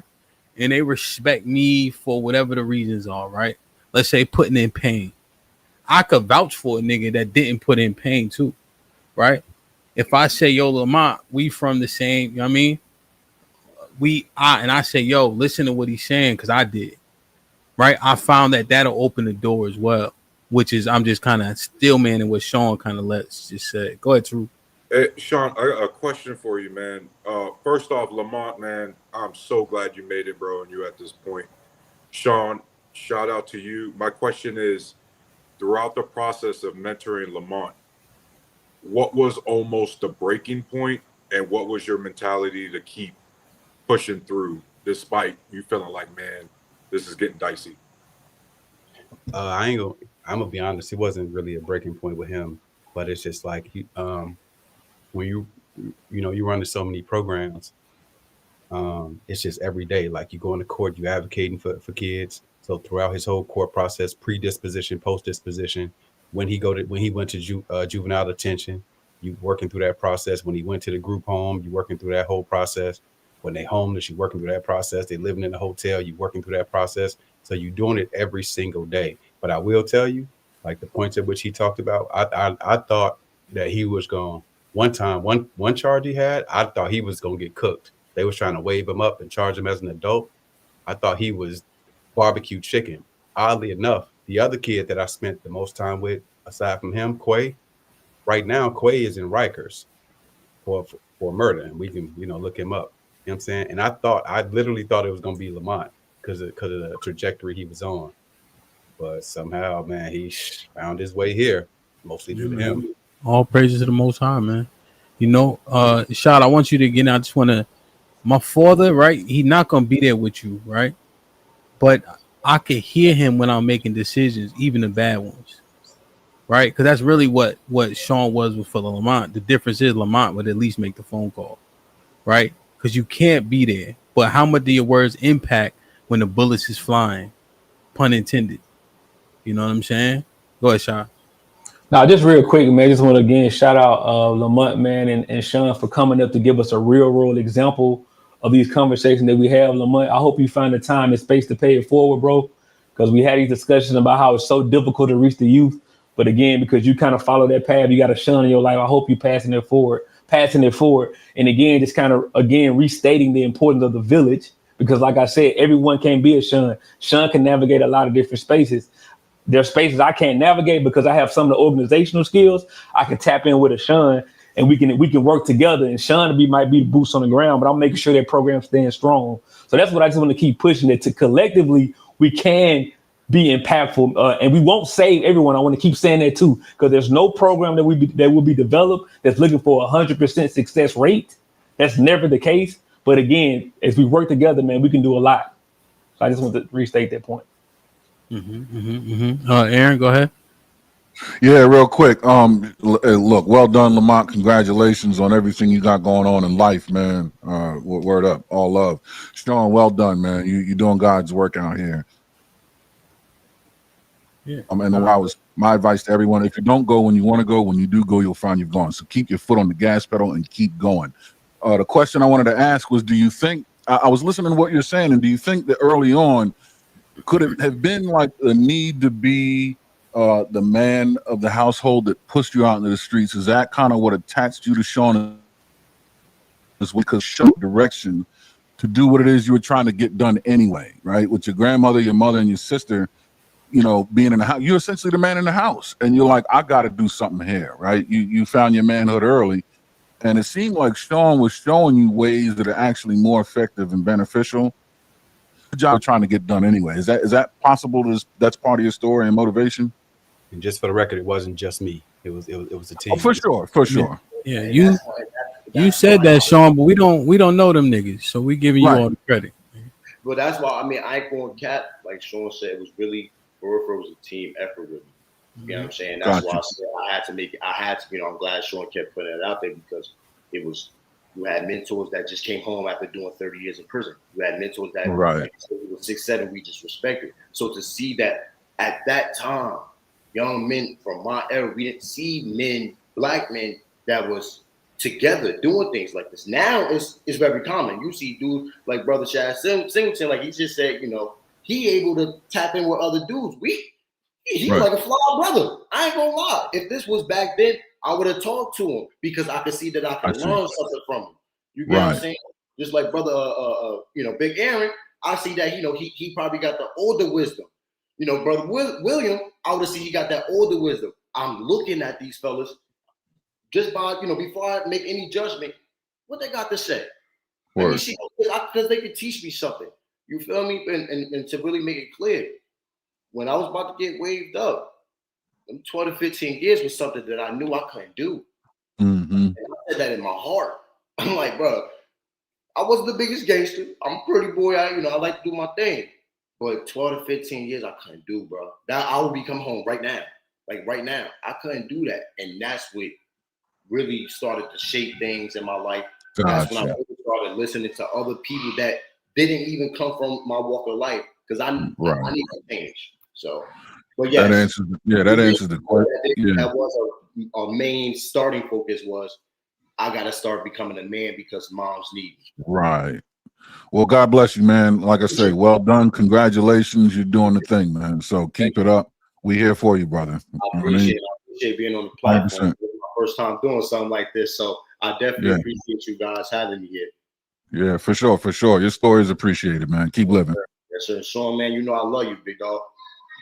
Right, bro. I just want to pull up, man, so we can have a real life example because there'd be too many theoreticals in these conversations. They don't get through it. You know what I'm Quick saying? story, I was just talking to my man this morning. He just came home for the feds. Another dude grew up with me. You know what I'm saying? He's never, ever been on the street, like ever. He would come home 1 month, next month he's going back in for another 5 years. And just like brother said, pay it forward. I'm literally trying to do that now, and I'm finding ways on trying to, how to reach him and trying to get him to understand. Like, look, bro, you here now. Give yourself a chance to live. So I appreciate the things that you guys was talking about because now I'm gonna apply that when it comes to him. So thankfully, thank you guys. Yeah, man. Yeah, for sure.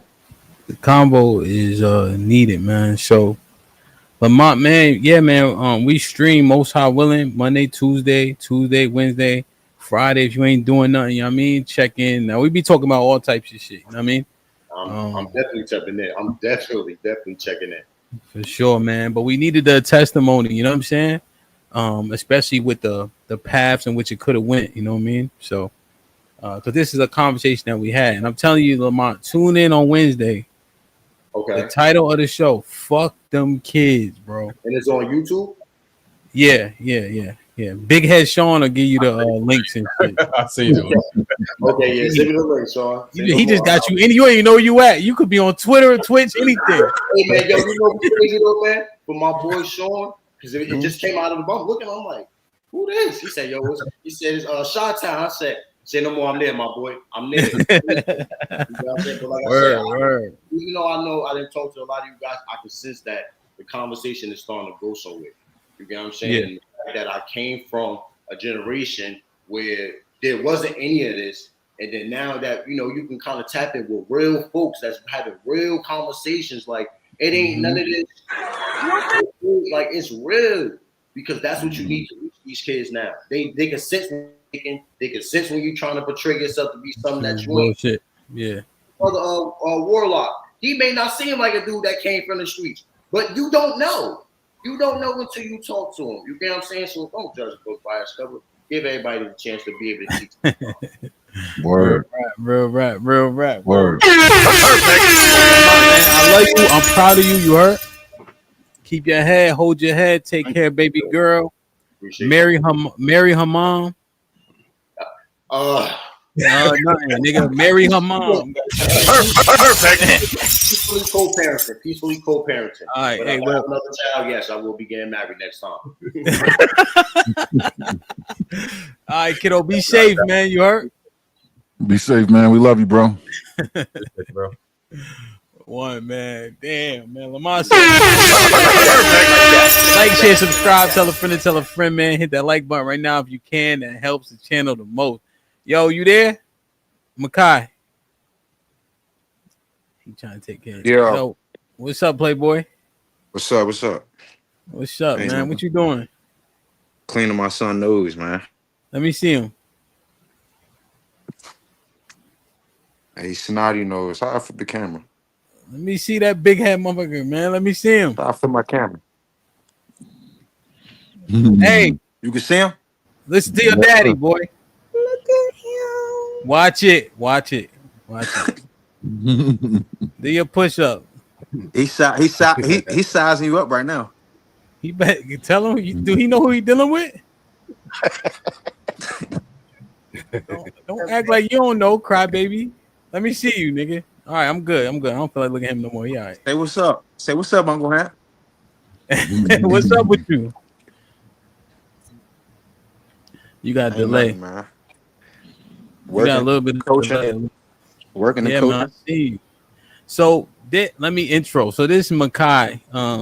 When I was coaching at Flowers High School, it's whatever y'all is 6A, one of the biggest schools, right? Kids don't even play both ways. He was one of the players that actually played both ways. The best player on our team, and it was a pretty wide mark. There's some good players, but the person you could depend on to get things done, you know what I'm saying? He's also an asshole, you know. It was a path that we had to put this man on, you know, especially Coach Mello, you know, was like his dad damn near. And it was a path for sure, man. What was your experience like? Well, hold on. Let me show them this first, though. There's a reason why I call you Crybaby. What position set?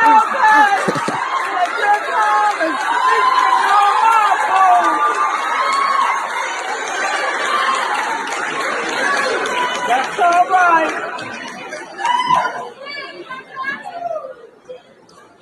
First off, I'd like to thank God because He brought me a long way. I like to thank my coaches, Coach Powell, the whole coach staff, Coach Bilal, Coach Mello, Coach Hamp. Coach Mello was like a father figure when I first got here. He took me in. Coach Hamp, he like that uncle that not everybody like. He gonna tell you what you need and what you need to hear. My teammates. Yeah, what you mean by that? I've been meaning to talk to you about that. Exactly what I said. What that mean? Nah, man. What that mean? He like you was like that uncle that was hard as shit, but you just knew he was right, so it wasn't much you could really, you know what I'm saying? I had to listen. Yeah, man. Yeah, man. Our practices, bro, made college a breeze. Man, a breeze, man. A breeze. I got to college. It really was easy for real, for real. You still had your battles and stuff like that, but as far as like just the wear and tear and the strain on it, it was easy for real, for real. Yeah, man. Yeah, we were pretty strict. So like, no hand on your hips. You better not suck your teeth. Anything. They get in trouble. Yo, they did up downs in the middle of a game. You remember that? Yeah. And the team actually ran the play on us, and we had to stop the play in the middle of all that playoff game too. Yeah, man. I don't play that shit. You remember that time, Makai, where I took Sugar off the field and y'all only played with 10 players for two Yo, plays? Sugar, that's gonna hurt your heart too, bro. But now, I think that was the play. That was the same play when we was doing up downs on the field. But he just he just got convicted of murder. I think they I was telling them about Chris, how a lot of y'all really took to everything, and Chris seemed like he did, but he always had that little bit of. And so, what was that body he caught? So what was that? Was that circumstance when he got shot in the face, or was that a different circumstance? Different one, different circumstance. Mm. Yeah. And they convicted him. Yeah. Mm. Yeah. And I ain't gonna say too much on it, but yeah. Well, he convicted now. So, but and Chris lived with his grandfather and his grandma, and they used to be at his pop used to be at every practice, right? Every practice, Coach Brody. He was our morale coach, for real. You having a bad day, y'all getting on us too hard. Mm-hmm. Coach Brody come talk to us. Yeah. Make us forget it, for real. Yeah. For YouTube to understand, Coach Brody used to simp for them niggas. You know what I'm saying? Basically. Right. We'd be on their ass and he'd be like, y'all all right, y'all good. I just want to walk through the story a little bit. Salute to Sean. He just brought Lamont up there, somebody he used to mentor, and your story got a lot of twists and turns. Would you like to share any of it at a superficial level, not too deep, but just some of the twists and turns, like how you go ahead. So pretty much, I started playing football when I was 4. Nobody really in my family was athletic, for real. I had no business playing football, but it started out as daycare. I used to run around in my mom's shop, and the daycare owner signed me up with her son, and that's how that started playing. I played for Suitland Razorbacks. It's my first team. I grew up in the PG County area. Early on, I was more so on the south side of PG, like the Suitland Temple Hills area. I ended up moving to Waldorf. My mom got her own apartment at Waldorf. We stayed out there for a little bit. I started getting in trouble. I had to move out Washington State for like 5 months with my aunt and uncle, who I didn't really know, for real. I just moved out there. But it really showed me a different side of life. And because my whole programming was messed up, for real. So just being out there, seeing the other side of it, I started getting a little better. So I moved back home with my grandmother. And that's when we moved to Glenarden. And got the flowers. I got the flowers around the same time. I would say all our coaches got there, for real. So I'm there. The coaches don't really know me, but the kids know me. And I don't know. I just played hard. And Coach Mello probably was the first coach that like believed in me. And he was my position coach, and it took off from there. I had a cool high school career. Uh I But ain't have to, slow it my down, grades right? wasn't. Slow You it, said slow slow it it down. down? Yeah, not talk because you talking like you got a hearing impairment. So don't slow that part down, but slow down where you at with the story. God damn, nigga, you talking like a slave. All right, so Makai can play, right? And Shadi's one of them kids. Now that experience, right, going out to Washington State, seeing things, and Glen Arden is straight, you know what I'm saying? But there's, PGs all like run together. You'll go from Suitland to Glen Arden to Forestville and you won't even know it. You know what I'm saying? like, um, but Makai was hard headed though, you know, hard headed.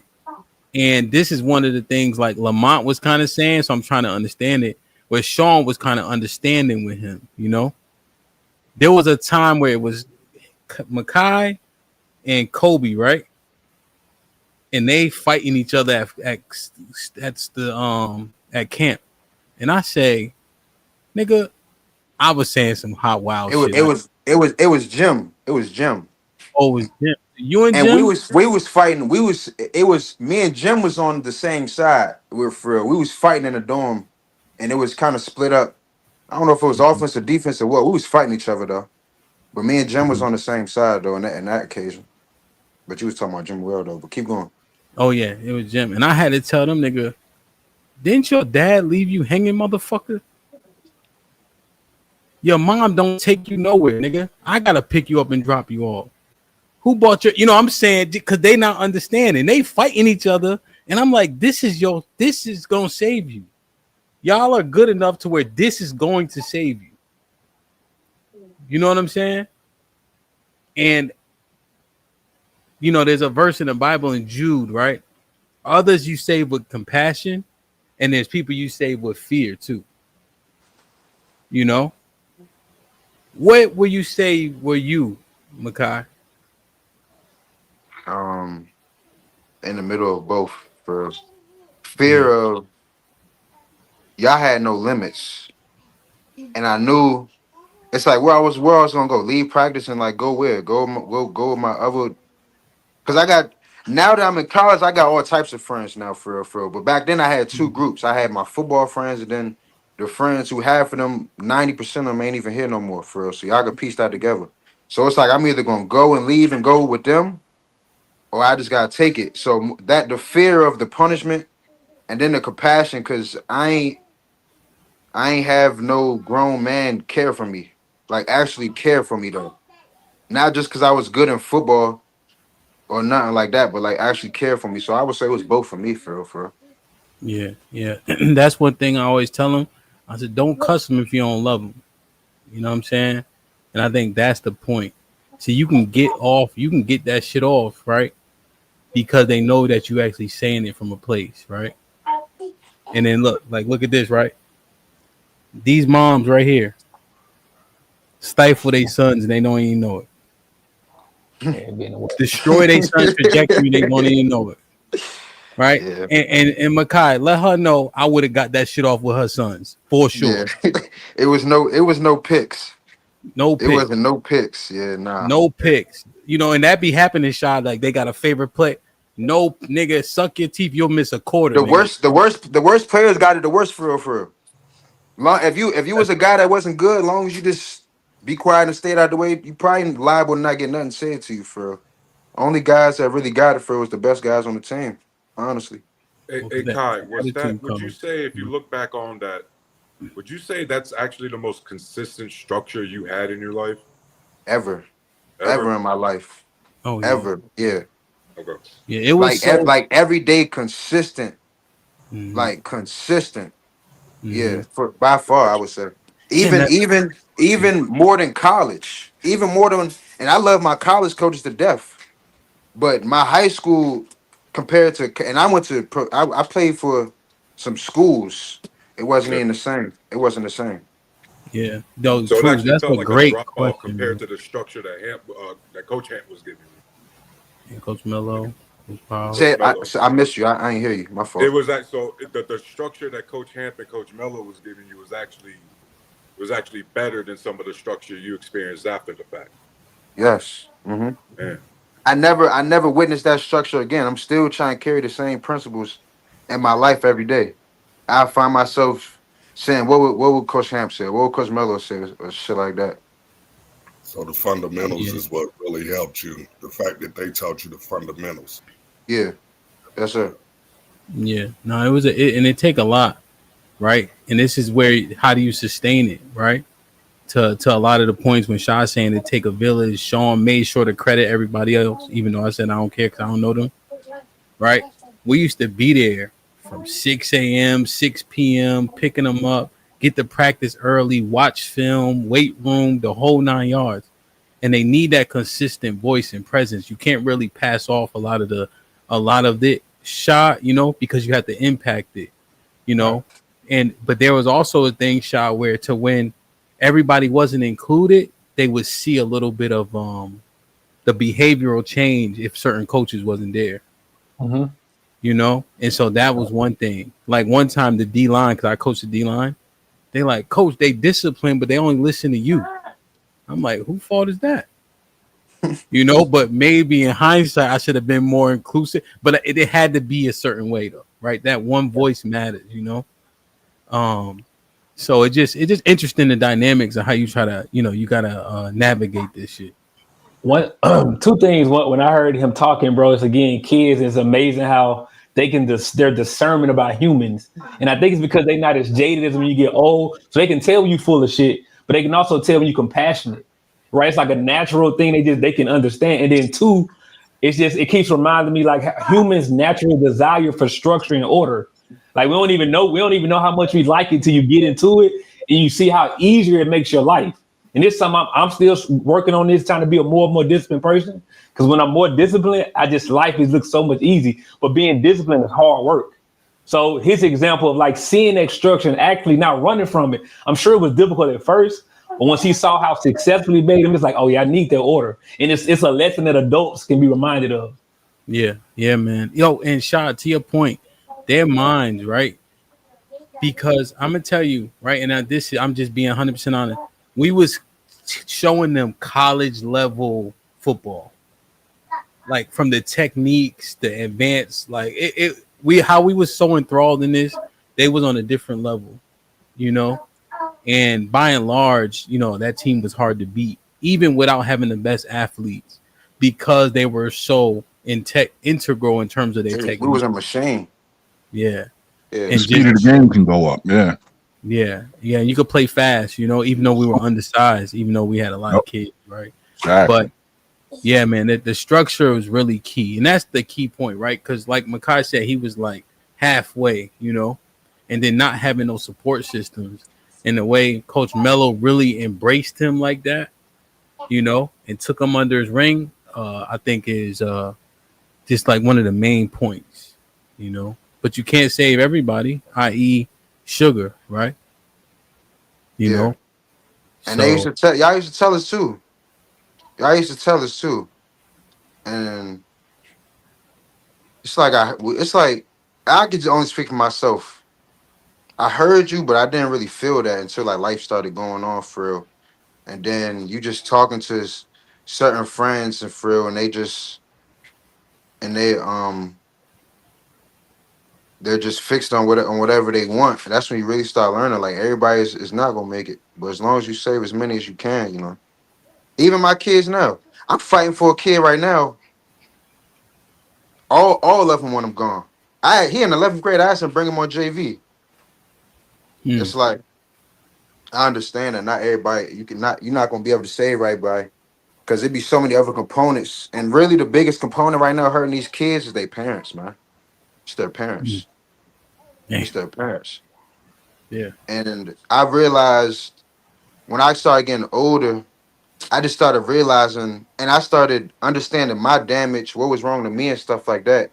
Then realizing the damage from like And this is not to down her, because she made stuff work from nothing. But my mother, like I got older and started to realize like my mom caused just as much problems with me as my father not even being there did. And it's like the parents be so far stuck in their ways and not getting the help that they need, it just translates down to the kids, bro.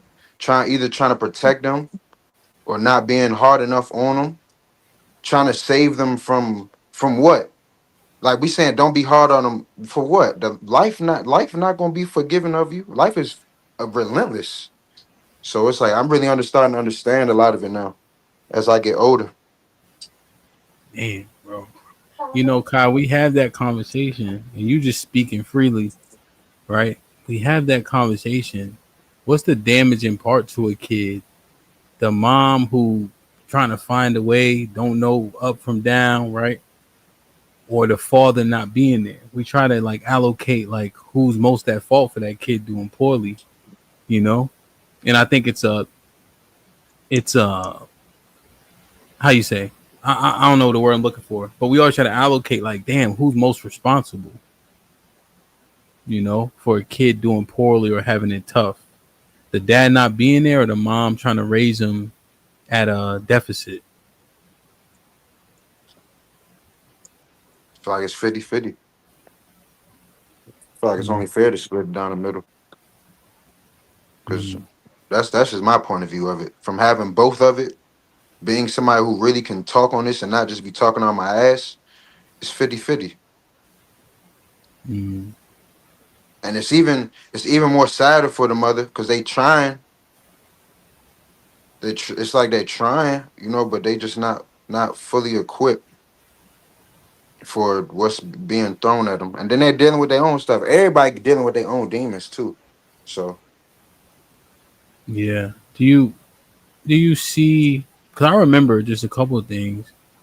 Like we had to kind of work, kind of like around your moms a little bit. You as know. far as like in what aspect? Well, like Coach Mello had to do all the shit.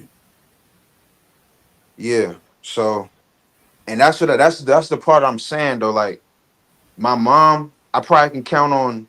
Now, mind you, I played football since I was 4. I may can count on like 2 hands how many games she's been to. But it's because she's always at work. I ain't had no ride home from practice, stuff like that. So Yeah. Hey, Hemp, just like, how old is that? I'm sorry, cutting you off. say, how old am I? How old are you? I'm 25.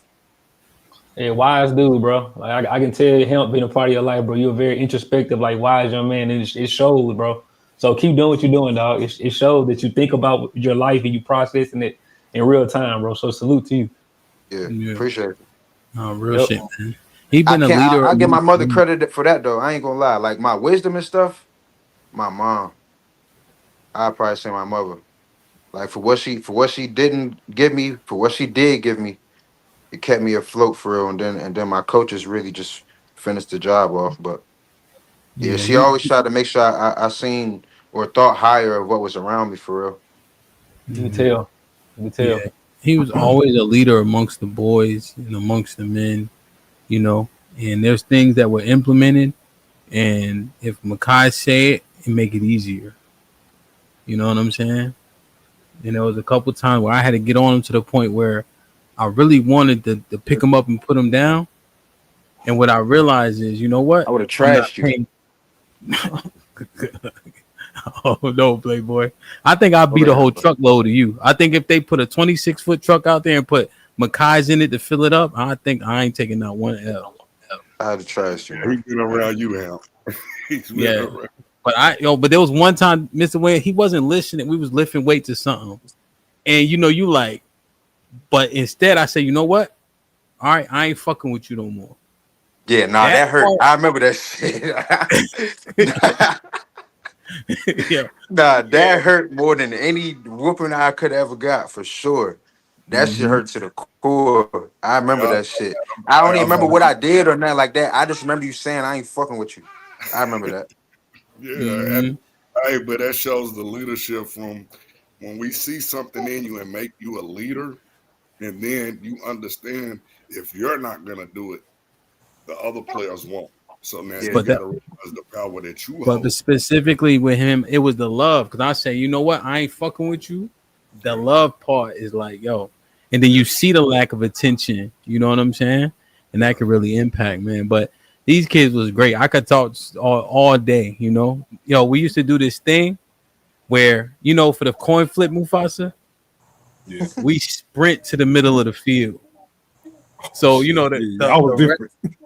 the ref is like, you know how you walk out with the ref, Yeah, he's like, and the what the ref hell would be y'all saying, doing? "Hey, slow down! It's too late. They already sprinting to the middle of the field, and they already standing there straight line, and the other team, you know, doing that casual walk." But we Yeah. letting them know ain't nothing casual about this whole game. Yeah, that's We psychological. I've we never we thought of we, that. we probably won like 60% of our games just off of that alone. Yo, I never Because thought of that. when their leaders How are did I do coming, it? like their headmen are seeing that and they going back to their team, like They ready. Yeah. yeah. Yo, when they look What like the the hell NOI in the these boys coin on? toss. Yeah, it was real, man. Hey, And D line used to be nasty. I'd be like, yo, we be pointing at their sideline, pointing at their coaches, pointing at the other. Yo, that shit was disgusting. Now the funniest part was when a ref used to tell us stop. I'd be like, bro, I can't, bro. Like, I'm sorry. I'll just be looking at him like, I'm sorry, bro. Not stop. I can't. Yeah. Hey, Hamp, Shaw, and Sean, the question I got for you guys, because you guys really talk to these young men a lot. Based on y'all experience, how many natural born leaders unfortunately get lost through the system? Natural born leaders. Naturally talented leaders, like how you said that Kai was just naturally had that talent, that leadership ability. How many would you say unfortunately don't get saved?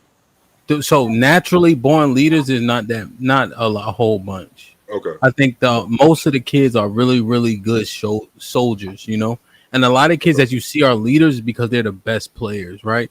So one of my favorite players, one I was probably most close to, his name was the one Devin I was talking about. But Devin could play well and he developed, so people respected him and he always did what he had to do, right?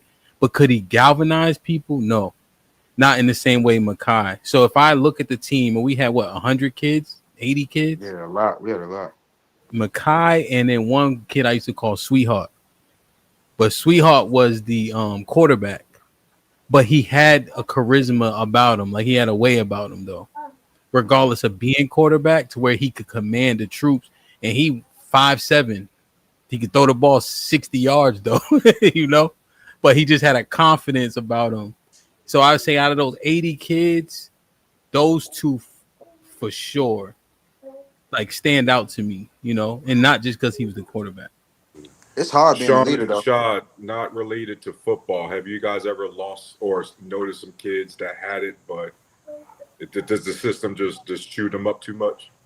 I think like what Hemp says, you notice in kids, like they have certain attributes that would make them a good leader, right? Like they might be charismatic. They do have influence because of naturally like God-given things. But I think leadership is developed. You know what I mean? So I think a lot of times we might lose them in the potential stage, not necessarily the leader stage. You know what I mean? Because I don't know if their charisma will actually be used to lead people. You know, that's kind of how I look at it. Okay. So it's hard for me to answer that question. I think it's easier because it's more confined in the space that Hemp is in. So it's easy to kind of understand these things through like execution of certain things, but it's different kind of from the lens I work with youth with. So it's a little bit different. So it's easier, Hanford, to see those sort of skill sets maybe pop out on the field and stuff like that. Because it's right and exact, right? Effort but Truth is in. So another person who I say is a tier below like him and Julian is the boy Chris we was talking about. Cause he got like a swag way about him. You know what I'm saying? Now he get on everybody's nerves because he talk too much, right? But he have a way about him to where I could see people could be drawn, you know, and look where unfortunately he's ended up too, you know. I think the biggest aspect of it, you gotta be fearless, man. Like I really used to have to fight every day, my brothers, and I did not want to do that shit, but I knew it was needed. It's like when you being a leader, you gotta be okay with people not liking you for real, in the moment. Mm-hmm. And I don't think a lot of people. It's I see it in my kids now. They're leaders, but not all the way because they don't want to do the hard. They don't want to do the hard part to where people not gonna like them for real. I feel like not a lot of true leaders get lost in it because they fearless. They If rather that be makes liked than sense. make the tough decision. Yeah, Mhm. like Yeah. it's. And I think once that clicked for me, um, it just made it easier for because I used to hate being having to be the lead. You get in trouble for everything. You get in trouble for shit you ain't got no clue even happened, but you get in trouble for it. So it's like once I was okay with that and okay with having to fight my guys, then being mad, but knowing we gonna get on the game later on the same night for real. I think that's what did it. But I think a lot of people had the potential to be a leader, but they'll never reach it because it's hard. Like you gotta be okay with people not liking you. Yeah, it's hard. It's This hard. this Yeah. boy In cooking. that aspect, Ain't I no feel like not a return. lot get lost. I feel like Yeah. not to get a lot get lost in the system. You got the If yo. that makes sense, I don't know if that makes sense or not. You making perfect No, that sense. definitely makes sense. Perfect Right. sense. And don't even ask people, does it make sense? You know it makes sense. Right. So Yeah. yo, and then being first to Roos, right? Cause we running 1,000 hills, right? We running hills till I get tired. All I'm doing is standing there holding one of the babies, Right. right? And you gotta be first every time. Right? Just imagine you have to be first, right? You know, like it just Yeah.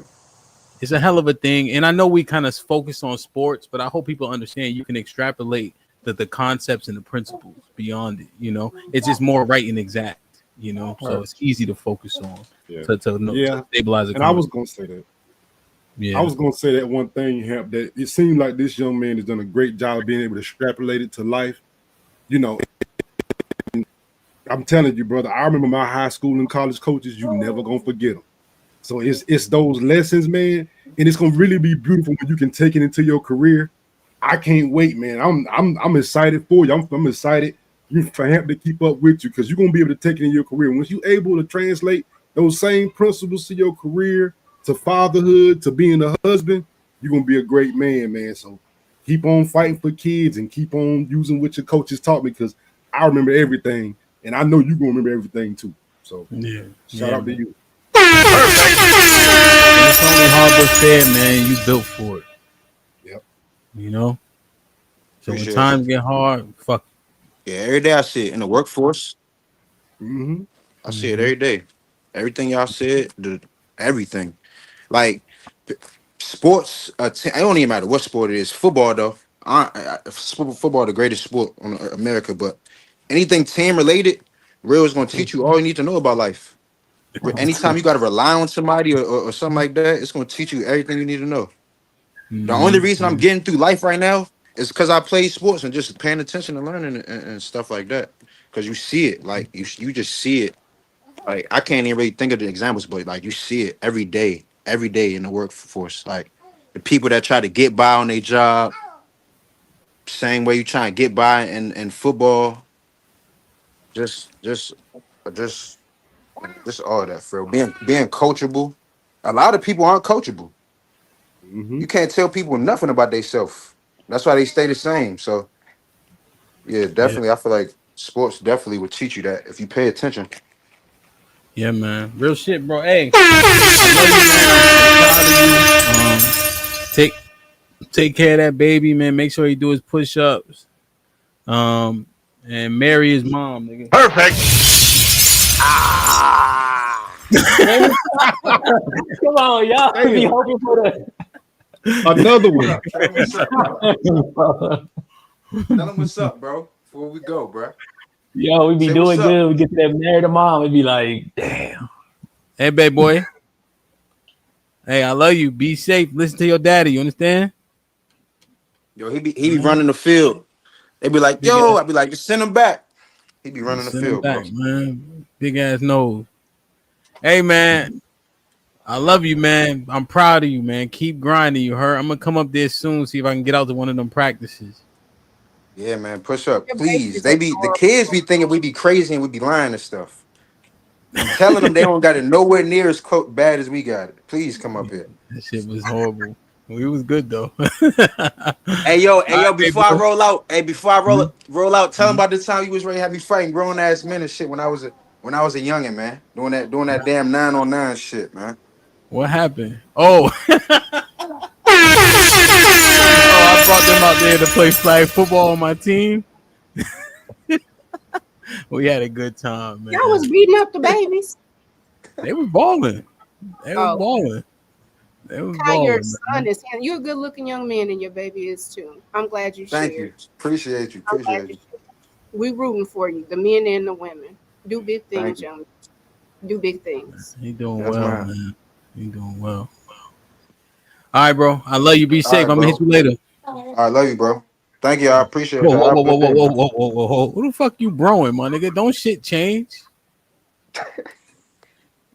Yo, love you, dog. Watch your mother. All right, nigga. One. One. You better serve me till I'm dead. You know what I'm saying? Like, share, subscribe, tell a friend to tell a friend. Hit that like button right now if you can. That helped the channel the most, man. Salute to Makai, man. Hank with the $5 says, Tiff, why are you on a panel? Let the men have it. Go back to the chat where you want to be. Hank, chill, man. Sean Winkler with the 20 ball says, I'm from East Baltimore, born and raised. My mom was the hardest coach and drill instructor I ever had. I'm a 30-year-old retired Marine. She did not let shit slide. Shit like that. This is a Shit much like needed that. conversation. Shit like that. Thanks for sharing. Winkler, appreciate you. LI in the building. Perfect. Salute to the young brother for coming That's a fun a ring. long way. That's a fact, B. Sean, I gotta echo from somewhere. Check. And when I'm feeling broke, E and J by my side, Henny like $40. This shit like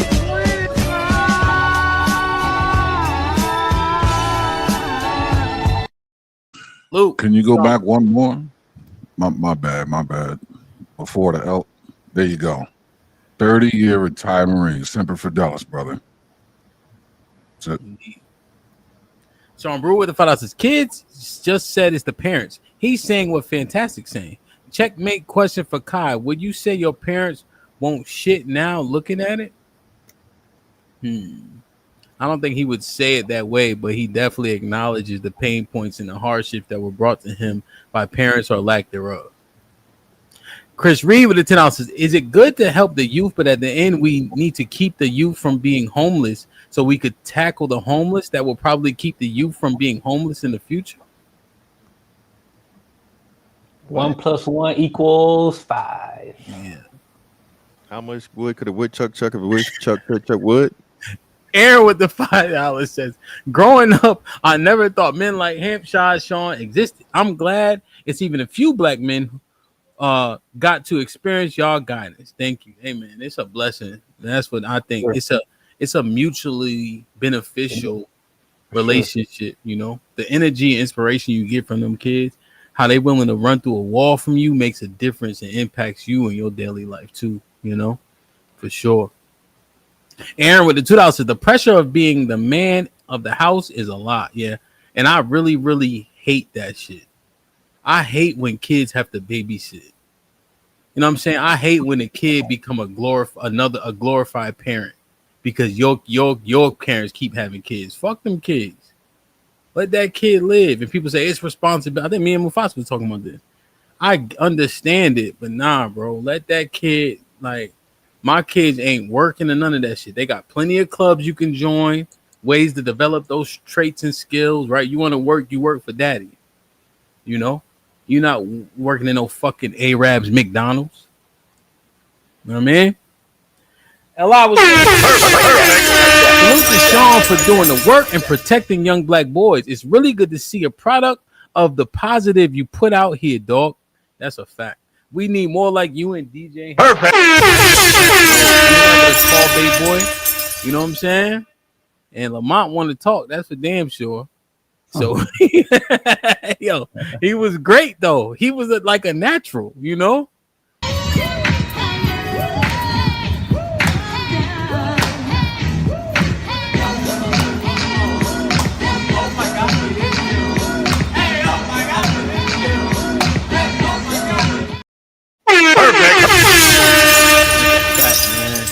Dave was popping with the $5. It's more than just being a mentor. Most mentors today don't have roadmaps for these kids. It's mostly just good speeches. Sad to say. I guess we would have to salute. I guess we have to mine out the mostly good, just good speeches. Like I think people just do on the weekends, right? I want to say it's better than nothing, but I guess that's something we had to really understand, you know. Allow with the 50. Salute to Lamar for changing your life, big dog. It ain't easy, but you did it so others can.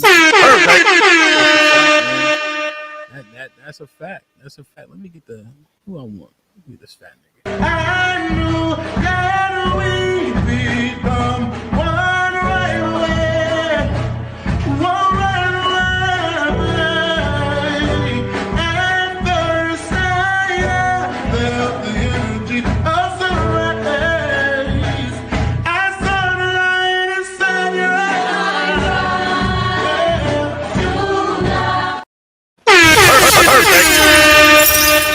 Bo, what up, kid? With the $5 says salute to the squad. Sean Brew with the $5 says Lamont, love the story, but I have a question for you. Excuse me. You say your parents won't shit? Just a question. Serious. Nah, he wouldn't say that. You know, I think that if you ask a question in a way in which he can properly answer it without being hyperbolic, I think he would say that his parents put him in trying times and situations. Having to be the man of the house and etc. You know, is largely impactful. Whoa. Am I tripping or can I tell the future? Wait, am I having deja? What just happened? What you mean? Some scary shit. What just happened? Did you read that? I swear I've been. Nah, it was two questions for different people. So he asked one question. I'm like, yo, I can see the future, B. All right, my bad. Okay. Damn you, man. You good? Hey, shit, Aaron already drunk. Let's take a shot, man. We'll do my body. Let's take a shot. Look at your bottle, man. Let's take a shot, bro. Yeah, Aaron already drunk anyway. We rocking out today. She just brought the kids to a $60 per person museum, nigga. I'm pissed off. Yeah, man. Perfect. $60 for the kids? What the hell are they doing to them? I don't know. It's some type of science museum. They be doing like, yo, bro, Mr. Tat, don't get me started, bro. I just got a bill. Well, they just charged my car for swimming lessons. $440, my nigga. Oh. Hey, did y'all already drink? Nah, we still drinking. Yeah, get a shot glass. Yo, Rock don't even get in the pool half the time. It's fantastic. I'm sick of her shit. I'm like, yo, get her out of there, bro. Save me $120. If Rock don't want to swim, we don't gotta force her. We gonna make her. Hey, let her be a stereotype. You know what I mean? Hey, she just don't get to go to the beach. She stay out. Oh no, Daddy, she gonna swim now. Why I'm the only one with a life jacket? Cause nigga, you fucked up when you was 2. Wow. You know what I'm saying? Oh no, she going now. After that, they charge that card. They charge, oh yeah, she definitely. They be on time, early, and all that. Son, kids. Hey, everybody, man. I really love y'all. I appreciate y'all, man. We've been having fun this 3 hours, 2 hours and 20 minutes so far. Rashad is when to get a shot. Why are you talking? Oh snap! Why does this happen? I'm in the middle of giving a very eloquent speech, and yet you don't have enough coof to allow me to finish. I can see that Rashad's camera is off. Therefore, I surmise that he's not present at this moment. He went to get a shot. I also realize that Mufasa's camera is off, which means I can deduce that he's not present at the moment.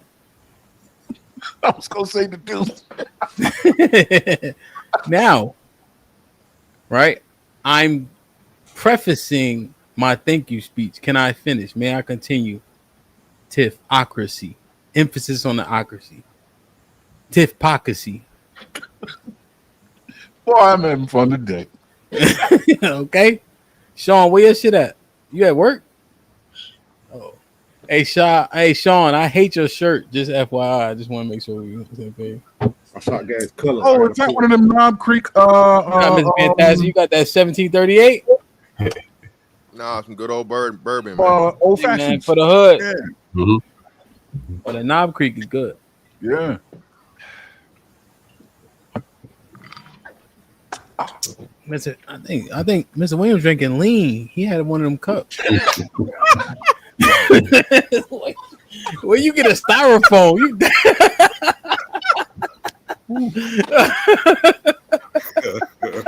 Hold up. So with but you know. So a brewer in 10 ounces. Girls don't want a nerd, they want a street dude back then and way more now. So the nerds try to fit in and go the street way. Why do you think the street bullshit dudes have the most kids? This is a thing that I want to mine through a little bit more going forward, right? Because the disposition, I guess we need to really understand what the street archetype is, you know, and what qualifies it.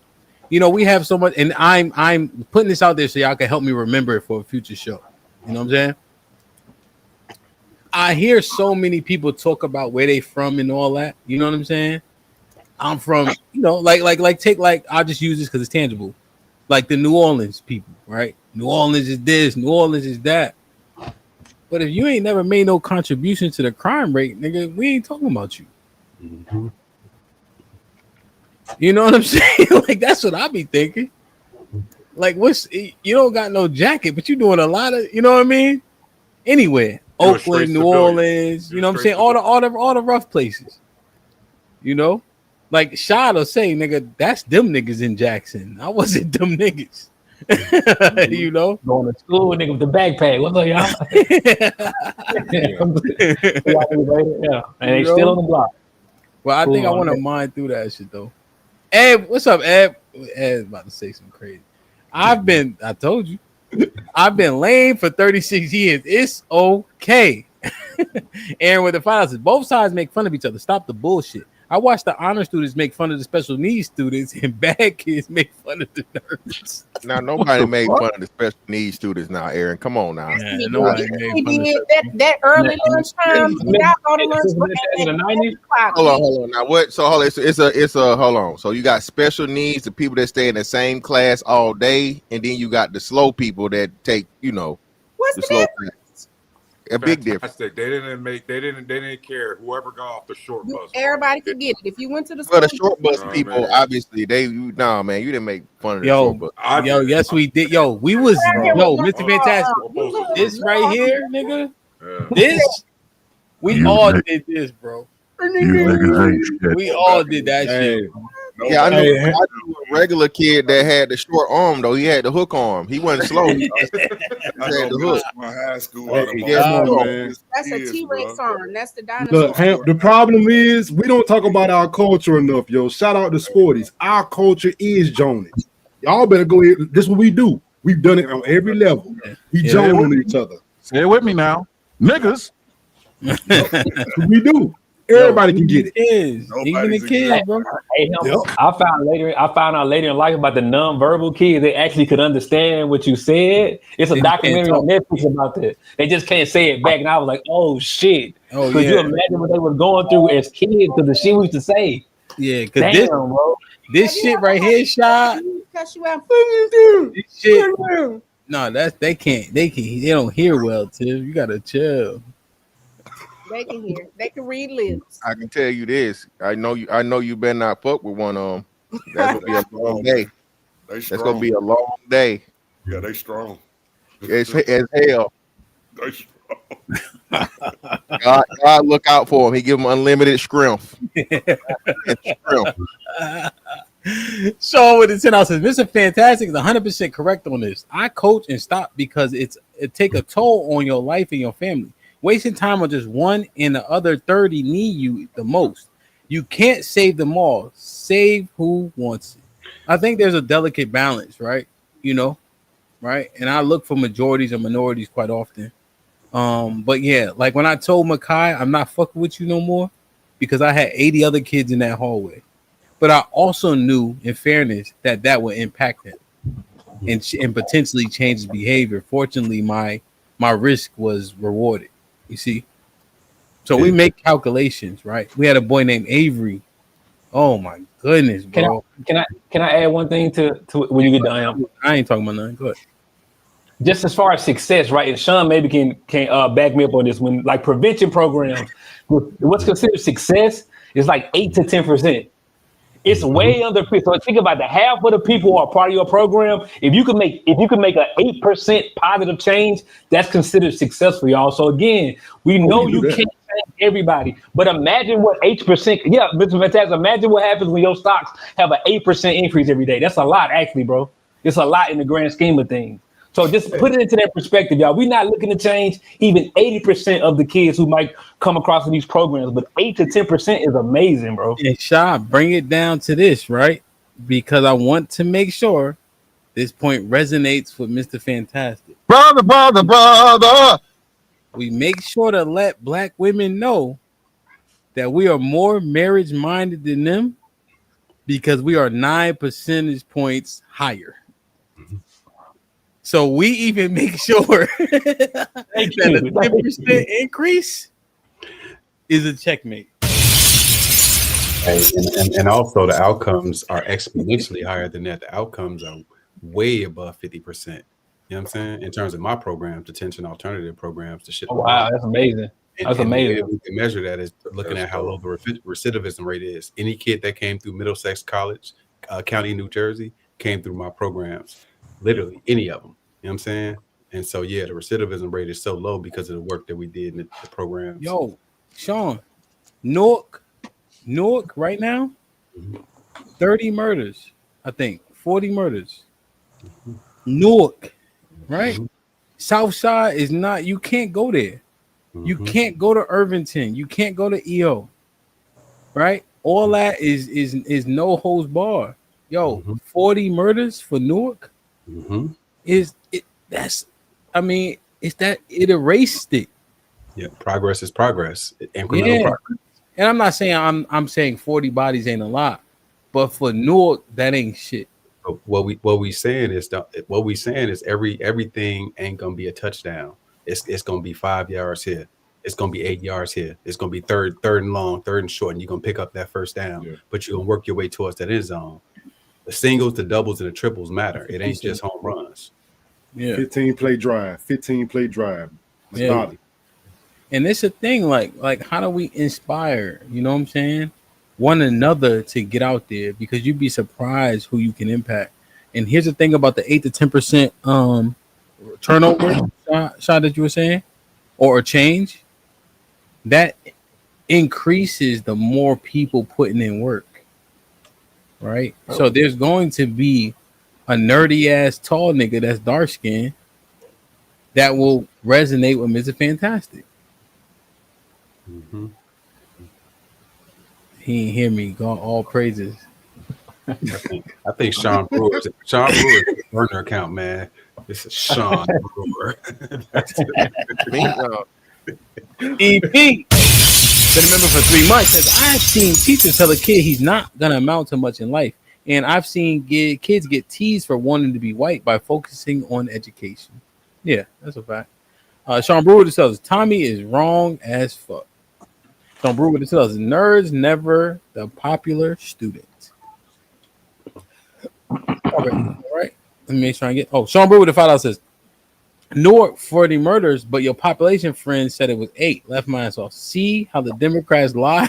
I think Greg just, salute to Greg. Marcus Evans with the $5 says, what up, brother Hamp, and some of the good people on the panel. Congratulations on the 47,000+ subscribers. Yeah, man. Salute. On the Discord, I got inspired by Mufasa yesterday. I'm like, damn, should I go vertical? You know what I'm saying? Like, that shit was annoying my eyes, but Mufasa was cooking though. You know what I'm saying? And he took that green screen off. All praises, you know. Thanks, Sam. All right, man. Yeah, man. He beat me down so much. I said, damn, I can't even. I kind of like my green screen. But you know what? Appreciate you, bro. Yeah, man. You got the big letter. You got the clock that don't work. That shit is perfect. Yeah.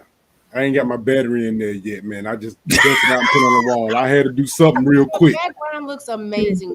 Look, you know what? The very next day, I couldn't even go live again. I said, hold on, I got to take this shit down. I got to find something. Hold on. I'm like, damn, I ain't even got a battery yet. You know what? It's going on the wall. That green screen done. HAMP didn't kill me to everybody about my damn camera. I'm like, the camera ain't the best, but damn. I love you, nigga. You know what I mean? Like, yo, that shit, the shit. I don't even know what the C stand for. What does C stand for? It's my last name, man. My wife made it. She painted it. You know, she artistic. God bless, man. Tell her I love her, man. Yo, every time she come, she be chilling, having fun, drinking, eating, all that good shit, man. bro. Hey, she love your wife, man. She love you and Strata. Your wife and Strata girl, she love it. Hey. Yo, we gotta take a trip up there though. But listen, let me say something to you though.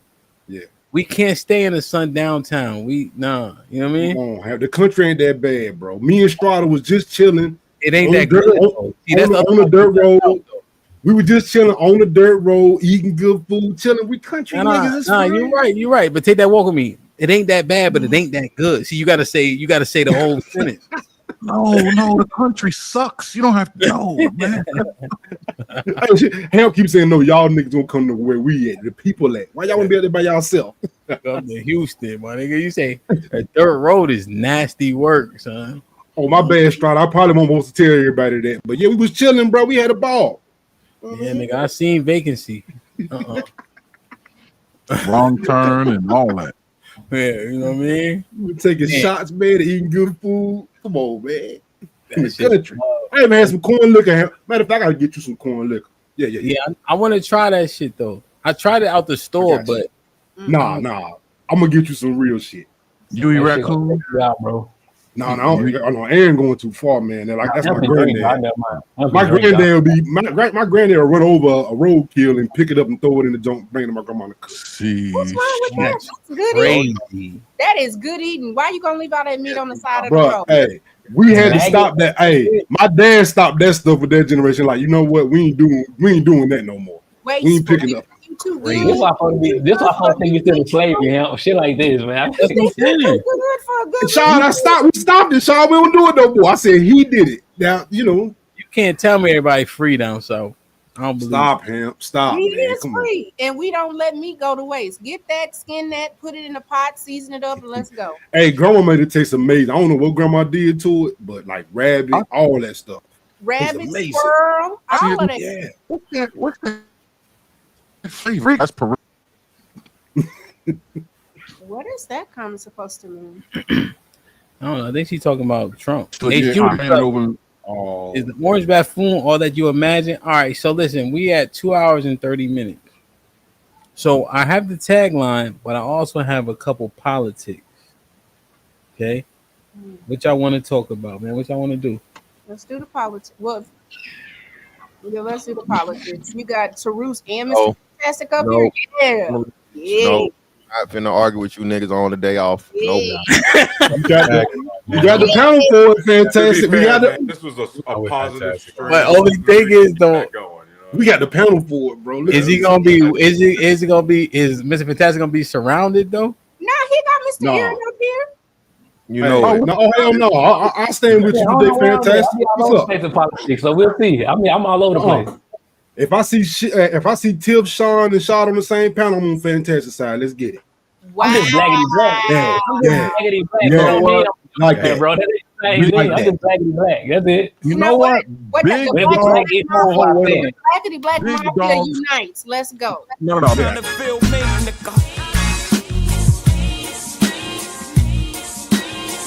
Politics as usual.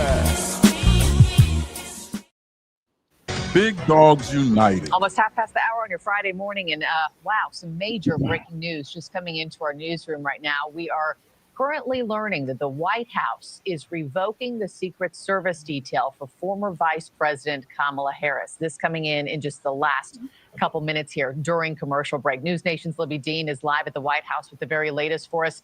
Libby, what more are your sources telling you about what led to this? Hey, Marky. Yeah, this is continuing to develop this morning, but President Trump revoking former Vice President Kamala Harris's Secret Service detail after it was extended under President Biden. A White House official just confirming that to me moments ago. Now, former vice presidents, they typically receive 6 months of Secret Service protection, which would have expired for Harris in July, if not for this order that we're learning that former President Biden signed after he left office. And that order was that Harris's detail be extended a year. So more than that 6 months that former vice presidents typically have. Now, Harris actually is set to have her first major public appearances since the election in less than a month. The start of a book tour is coming for her to promote that memoir that we have covered on this network that she's promoting. Now, that will kick off this month of tours and stops from Harris. It's not only here in the U.S., it's as well in Canada and the U.K. And now, of course, with this directive from President Trump to revoke her Secret Service detail,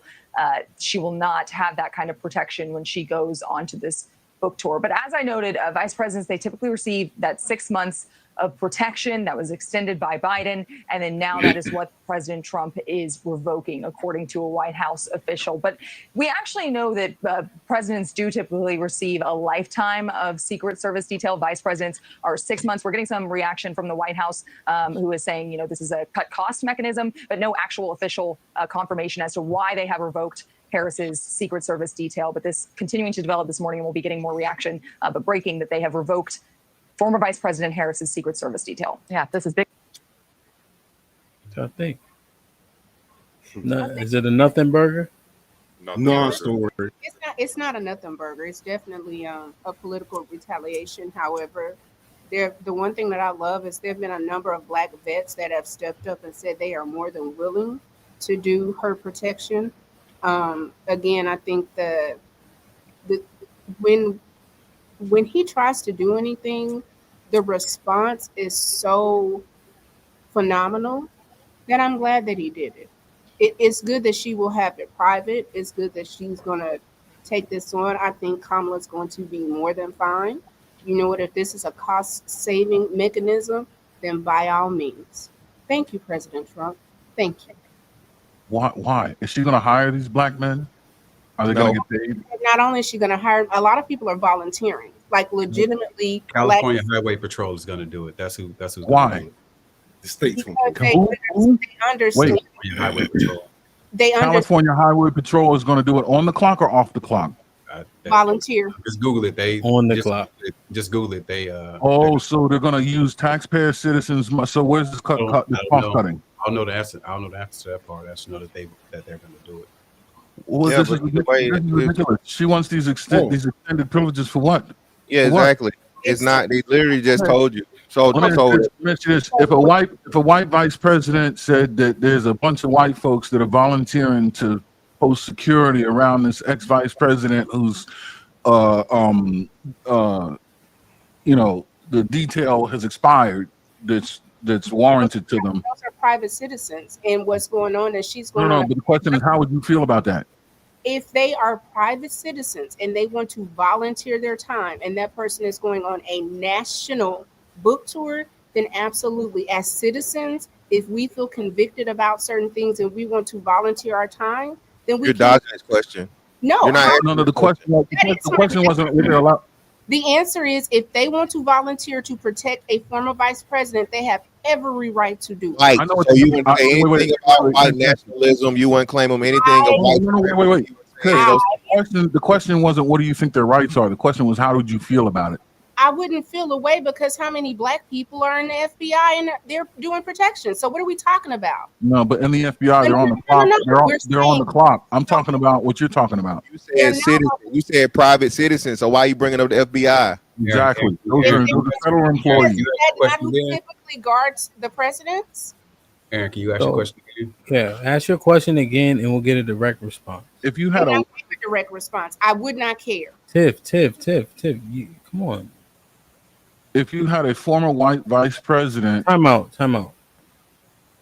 We gotta stop. We gotta start removing the emotion from this stuff. We don't. Let's listen to me, right? You have to start removing the emotion. We don't. So that we can get. It'll be one more time, right? So we have to start removing the emotion, so people can thoroughly understand the arguments being made, right? What happens is when we get emotional, people just say, oh, you emotional. Now they start to ignore what you're saying. Even if right now, right? And you love me and respect me. And even while I'm talking, you roll your eyes at me.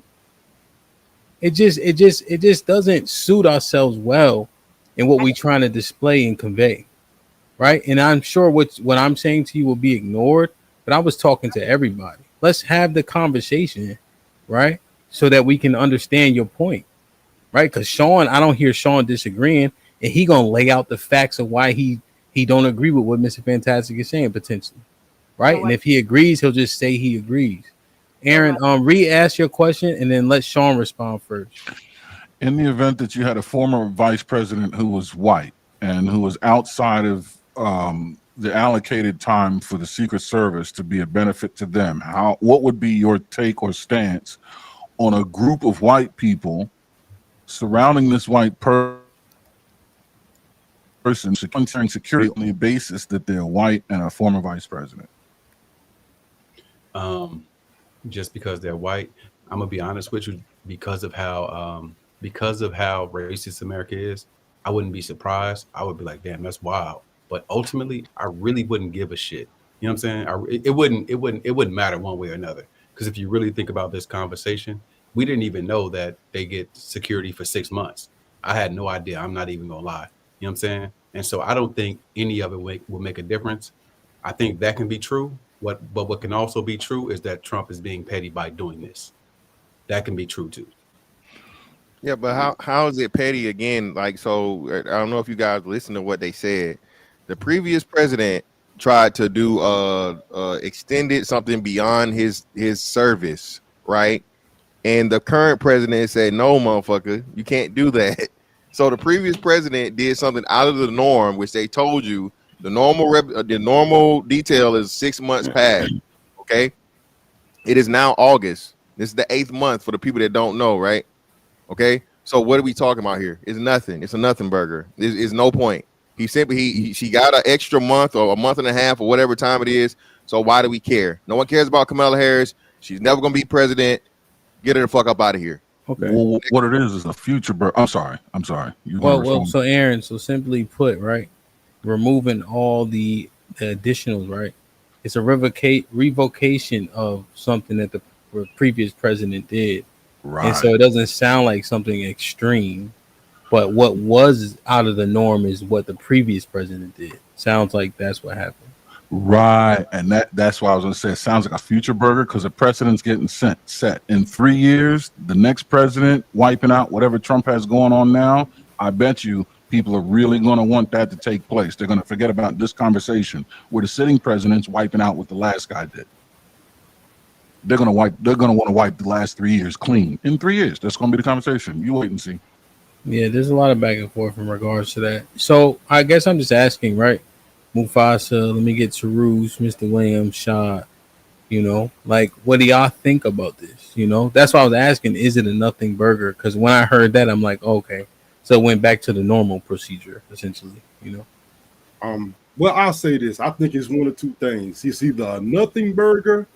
If it's not a nothing burger, Trump deserves praise for this. Because we all see what her and Biden was trying to do for her little book tour to get the federal government to pay for her security. He's actually cutting spending. So at the end of the day, my thing is she didn't need. As taxpayers don't need to pay for this. So my thing is, hey, if anything, he's helped because he gave her 2 extra months. She don't need a detailed federally funded for a book tour. That's a book that you wrote, man. The taxpayer shouldn't pay for it. So I think Trump did a good job by at least stopping it. And if she gonna get volunteers, that's fine. Get volunteers, but it's not federally, covered. It's not anything out the way. So I don't think he did anything bad. I think Biden was doing something he had no business doing, and they probably knew that book was coming out in September. So they tried to pull a fast one. That sounds crazy. That's not a true statement. But nevertheless, you did not know, bro. Let me get to Roos in next. Yeah, so this is a big nothing burger. This was Trump being petty because it's just coming up, but let's be very clear. Kamala Harris is going to get a private security detail very quickly. Plus, I think she's planning on running for governor. So Oh, she's not, Tiff? She said she wasn't. It's not Well, going to okay. do politics to 2028. All right. Yeah. So she's going to get a private security detail quick in a hurry, plus whatever volunteers. This is a huge nothing burger. I actually just learned something new because I thought all the presidents and vice presidents had like that security detail for life. So Presidents don't do, give a not shit. vice presidents. Presidents do, not vice president. Yeah, yeah, Mr. Pentagon. This is my first time. I thought they both because they both. Yeah, I thought they both did too. Presidents, So not 6 vice months. 6 months is enlightening for me for sure. No, it's Mr. Williams, go ahead. They extended. That's Let what me get happened. Mr. Williams in. Real quick, guys. When y'all talking about what Biden did with extending, this is why it's so important of who your congressmen are and who your senators are, because how many you guys should see already, executive orders don't mean shit if the next president just erases it with his own executive order. Okay, guys. Yeah, the impact you wanted to be more chronic than acute, right? Mr. Williams, what you think? Yeah, that's pretty much what he just said. But I just think, all in all, Trump's just petty as hell. I mean, y'all talk about saving taxpayer money, but he cut all those jobs so he could have his raggedy ass parade. That was what, close to 200 million, so he could show that he was a dictator and a king. So, but y'all don't even sit there and talk about the fact that what he's doing, like it's health, like everything hasn't went up even more when Biden and Kamala was in office. I think it's ridiculous, and it's like y'all just blinded because whatever reason why you want to be a Trump supporter, whether it's for the service or what have you, I just think it's really, really pitiful. It's pitiful. I've never seen black men kiss a white person's ass as much as this. Since this man's been in office twice, he's wrecked the nation. He's gonna keep on. But I guarantee you, if it ever goes back like it did, when the armed services get hurt and y'all money gets messed up, then maybe y'all take the shit serious or maybe have more respect for what's going on for the people that are not as fortunate as you are right now. Hold on, Mr. Fantastic. Hold on. Shot. Yeah, I ain't gonna add more emotion to it. My concern on this particular issue is not that high, so I'm gonna say it's another burger for me personally. Okay. Let me get last two responses on this because there's a couple more things that we got to look at.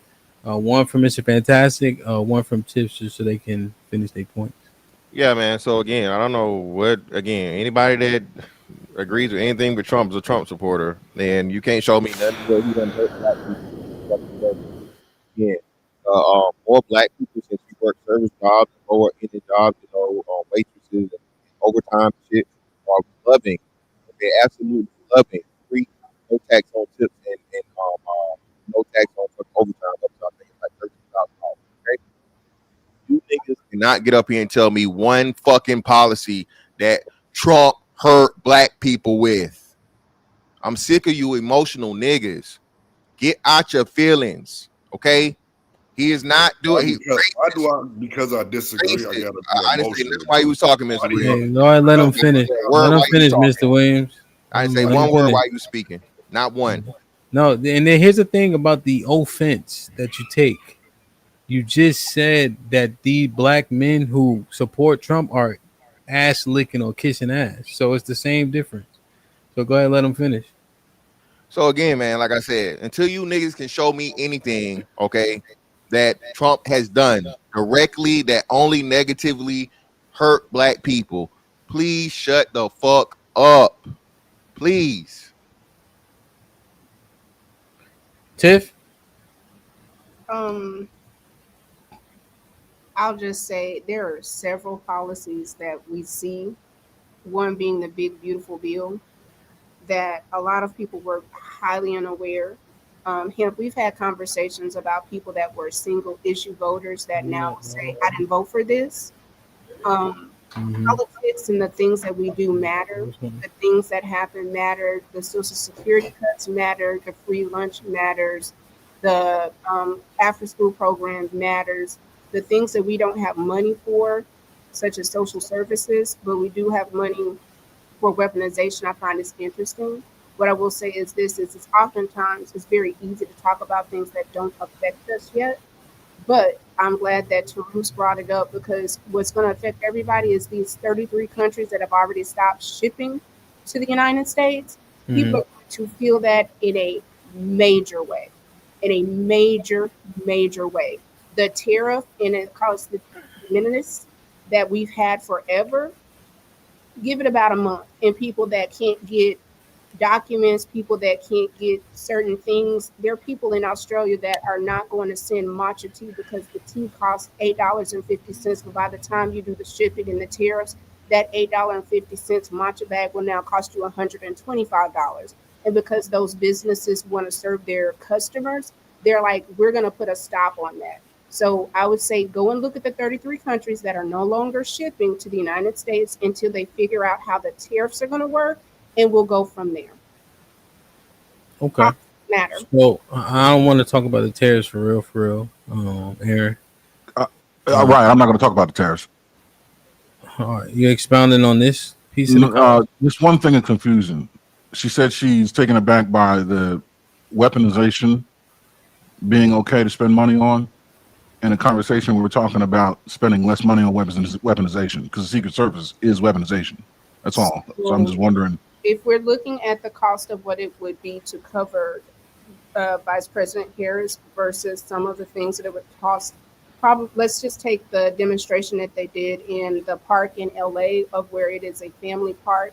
I think that that demonstration of they had 8 federal agencies out there cost over, I want to say, $8 million for that day, for that exercise, where nobody was arrested. So we have money to spend when we want to do certain things, and then we don't have money to spend for social services. So if we're going to cut, then cut. Secret Service and Social Service is the Secret Service. No, no, no, no. I said it was 8 federal services that were there, and they made no arrest. It was largely a demonstration, much like the parade that people did not come and destroyed cities. So when we say that we want to spend money and be fiscally responsible and to cut waste, fraud, and abuse, then you don't get to participate in waste, fraud, and abuse. What does that have to do with cutting Secret Services from Kamala Harris? Are we saying that that covering a former black leader and or former VP that's not worthy? Because the extension is typically what happens is they get 6 months, but whoever is in office, what they continue to do is they just extend it, extend it, extend it. Because we understand that these are people that not only are public servants, but they also play a role in government for the rest of their lives. If we don't think that's a worthy thing, then that's fine. And I'm glad that other people are stepping up for it. I just find it odd on the things that we want to say we're being fiscally responsible for and the things that we are willing to spend money in. I'm not going to go any further because it's difficult to answer questions when, Mm-hmm. It's been a bloody weekend so far in Chicago with more than a dozen shootings in 48 hours. WGN's Brona Tumblety joins us from 35th and Michigan with details. Brona? Good evening, guys. Since Friday evening around 5 o'clock, there have been at least 21 shootings across the city, totaling about 36 victims, at least 5 of whom have died. A series of shootings in the last 48 hours have left 5 people dead in Chicago. This as the Trump administration possibly prepares to send thousands of National Guard members to our city. Today, bullet holes still visible in vehicles along the 1900 block of West 17th Street in Pilsen, some even being driven with smashed glass. It's after a shooting around 1:30 this morning, in which police say 3 men in their 40s were hit. Residents say the 2 youngest of those victims, believed to be aged 41 and 43, were attending an outdoor party when someone approached with a gun and shot them both in the legs. The older victim, whom police say was 46, passed away. Locals say he was homeless and harmless, well known in the neighbourhood. Witnesses tell WGN he was shot in the head, execution style. Less than half an hour before all of this, 4 people were struck on the 2700 block of West Haddon Avenue in Humboldt Park. attack. All were in their 20s and 30s and taken to various hospitals in good condition. And a separate incident earlier in the evening in Bronzeville saw 7 victims. It happened along the 3500 block of South State Street shortly after 11. Authorities believe it to be a drive-by shooting, with someone in a vehicle opening fire into a crowd. All of the victims were shot in their lower limbs, and all are expected to survive.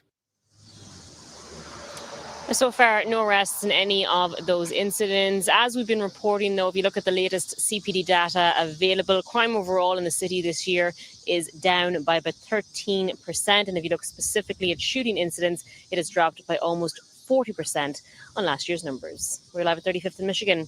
Bronagh Tumulty, WGN News. All right, Bronagh, thank you. Sean?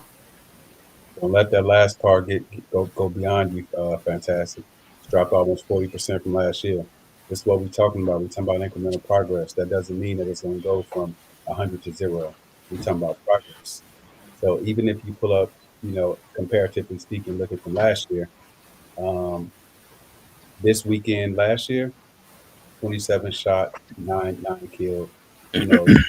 Here 41 shot, 47 shot, 57 shot. So you can just go back and look year over year. But overall, we're still down 40% from last year. Progress is progress. Progress don't mean perfection. Again, I would have to. I don't know, man. You can't hide bodies, but I mean, I guess shootings is different, and being that there's a lot of questions, especially Democratic cities, being shown to be purposely fudging the numbers. DC in particular. I'm not saying there's no data done on Chicago just yet. This has been proven. This isn't speculation and so on and so forth. So until it's really, everything's said and done, cool, fine. But 40% reduction in violent crime in itself, anytime you start hearing numbers that high, you got even what do they call them, police unions speaking out against stuff like this. Okay, when you have that huge of a fucking reduction, with, mind you, a reduction in police force, some in the water ain't wet. You feel me? Something's not right. But all we can go by now is the numbers that they're reporting. So hey, if you're saying that's what it is, and we're fine with innocent old men and elderly people being shot, and you don't see that there's any possible way of something that's been proven to work in a similar city could actually help the city, hey, you don't care about black people dying. If we got it to 40% and we can get it to 70 or 80% as it is in DC, I don't know who would be against that. So again, politics of being more important than lives is very problematic. I don't know why you just push that narrative that a person don't care. That was kind of weird. And also, there's been no reduction in police in Chicago. They have unlimited overtime. Now, look, we doing receipts today. I can call my best Draw me down friend. in the back. I got to be right back quick. I'm sorry, Sean. I can make a call right now to real Chicago police officers. Like right now, we can do that too. Okay. There's been reduction. Well, wait. So hours and actual manpower don't. What you saying? So there hasn't been a reduction in manpower in Chicago since? No, there has not been. So there will be no way to there's justify. been no reduction in manpower of Chicago police force. No, their budget goes up every year. No, you're not. No. I said no. I said no, and their budget goes up every year. So literally no. Yeah. Well, it's down, right? So we have to give credence to it. I guess the simple question is, if the influx in police presence via the National Guard or the federal forces, would we be against it if it can go from 40% to 80%? Right? Like that's the simple question. Would you say, Mufasa? I said, nope, we got to send them in.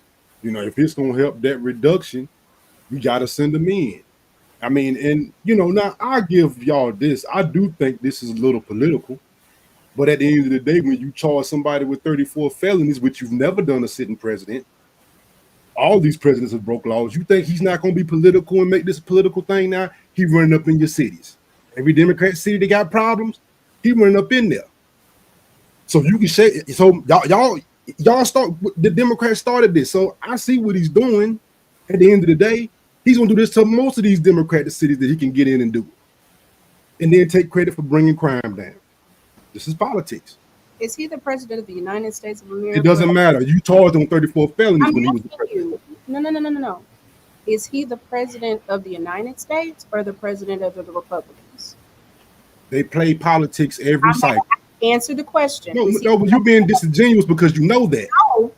Is he the president of the United States? It's not a real question, Tiff. So just offer what you want to say.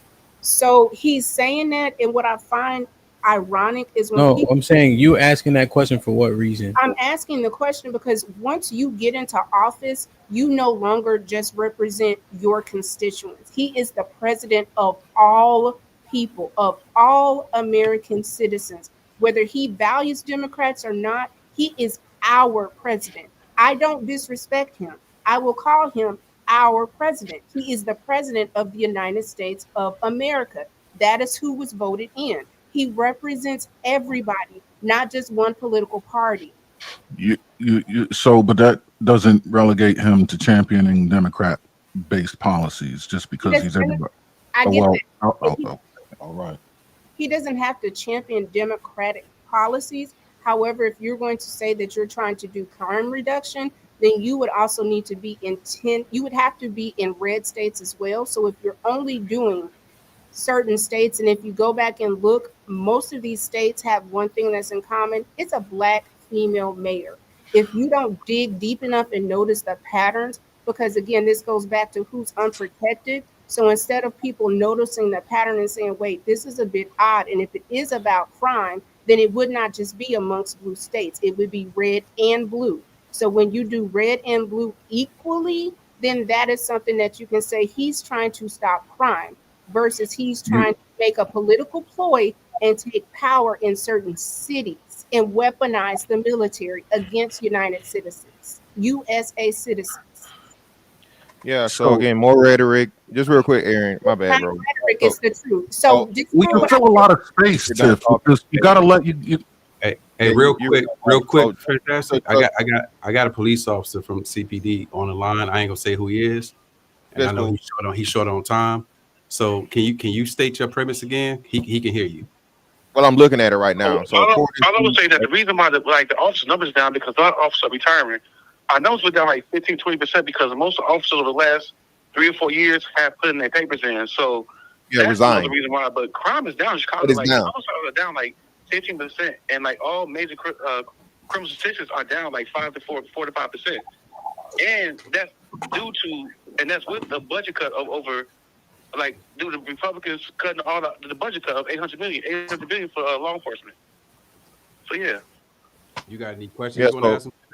Well, no, I was right. He said, "Wait, he confirmed what I told you." Attrition, bro. Attrition is one thing. Like you made it. Well, no, it's not just attrition. So it's not just attrition. So again, retirements, and they had a 200% resignation. People were stopping working there because they weren't liking whatever was going on. Okay, so like I said, when you have that, along with, like I said, a 200 increase. He said what? He talking to you in real time. He said what? No, that's not true, bro. I don't know where you get your facts from, but you tell me right now. Brother, I literally just had it. I literally just had it on the screen from the It's gonna be hard. Hold on, Sean. It's gonna be hard to have a back and forth because he is on the phone. So let the thoughts complete. So, good brother, can you hear me well? Yeah, I can hear you very well. I'm sorry. First of all, I'm sorry. Hold on, bro. He about to ask you a question. I'm sorry. I'm trying not to say your name. He gonna ask you a question. How you? Yeah. So when you responded, and like what, as though like you were thrown off by his response. What made you respond in that way? Can you expound on that thought? Because that's not a true statement. Okay. I mean, no offense, but unless there's numbers that I'm not seeing and I'm not hearing, like the reason why our numbers are low because officers who have been on the job for 20, 30 years are leaving. That baby boom generations of law enforcement is retiring. But you do have young men and women who are in the academy, and I don't see resignations like he's saying that. Now, I am a boot to the ground officer. I work in different organizations. I don't want to put that out there because they don't know who I am, but I know for a fact I'm seeing the numbers. It's not what they're saying. That's not a factual statement. Excuse me. Okay. So his point of clarification, Mr. Fantastic, is that they had an overwhelming amount of retirees, not people disgruntled and therefore leaving. Yeah, so that regardless, he still proved my point. He agrees with what I said. So it's retirements and resignations that increased about 200%. Like I told you, that the news, that the Chicago news is reporting. Now, respectfully to the brother, being that he's a boots on the ground officer, okay, and being that I'm quite familiar with the structure of police officers because it's very similar to the military, brother. It's a lot you don't know. So what you see is extremely limited at your level, and that's no disrespect. Thank you for your service. Thank you for your dedication to your community, brother. But for you to base what you're saying on your opinion and what you can see at whatever level you're at compared to the news that's using the reports of the resignations and the reports of the all the information and data, that's a reach, brother. Can I retort to what he just said real quick? I'm sorry. Yes, I don't sir. want to hold you guys podcast up. No, go ahead. Where do you get this news from? Because I live in the city of Chicago. Hamp, can you put it back up on the screen, bro? Put it back up on the screen, Hamp.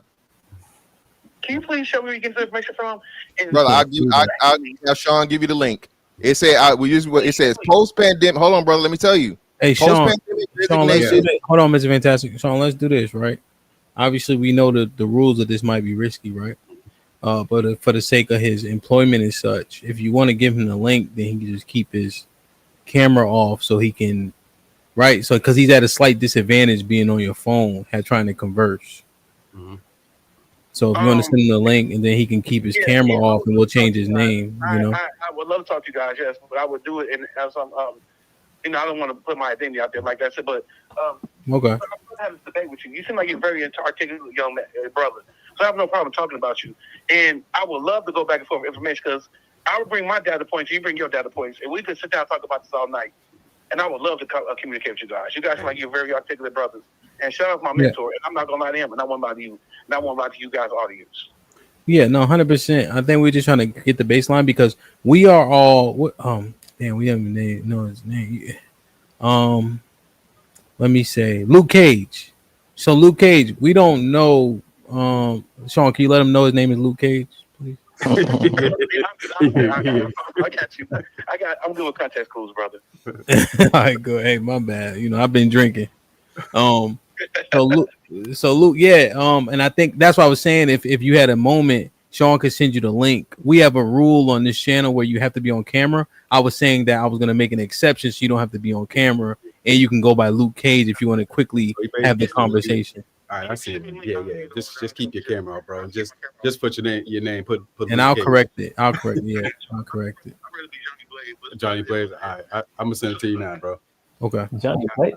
Oh, yeah. So we got Luke Cage, and then because we have to understand it, right? So him being there, right? Also, I think he would acknowledge the fact that he won't. They don't give you all the information, right? Because they also don't want to alarm you.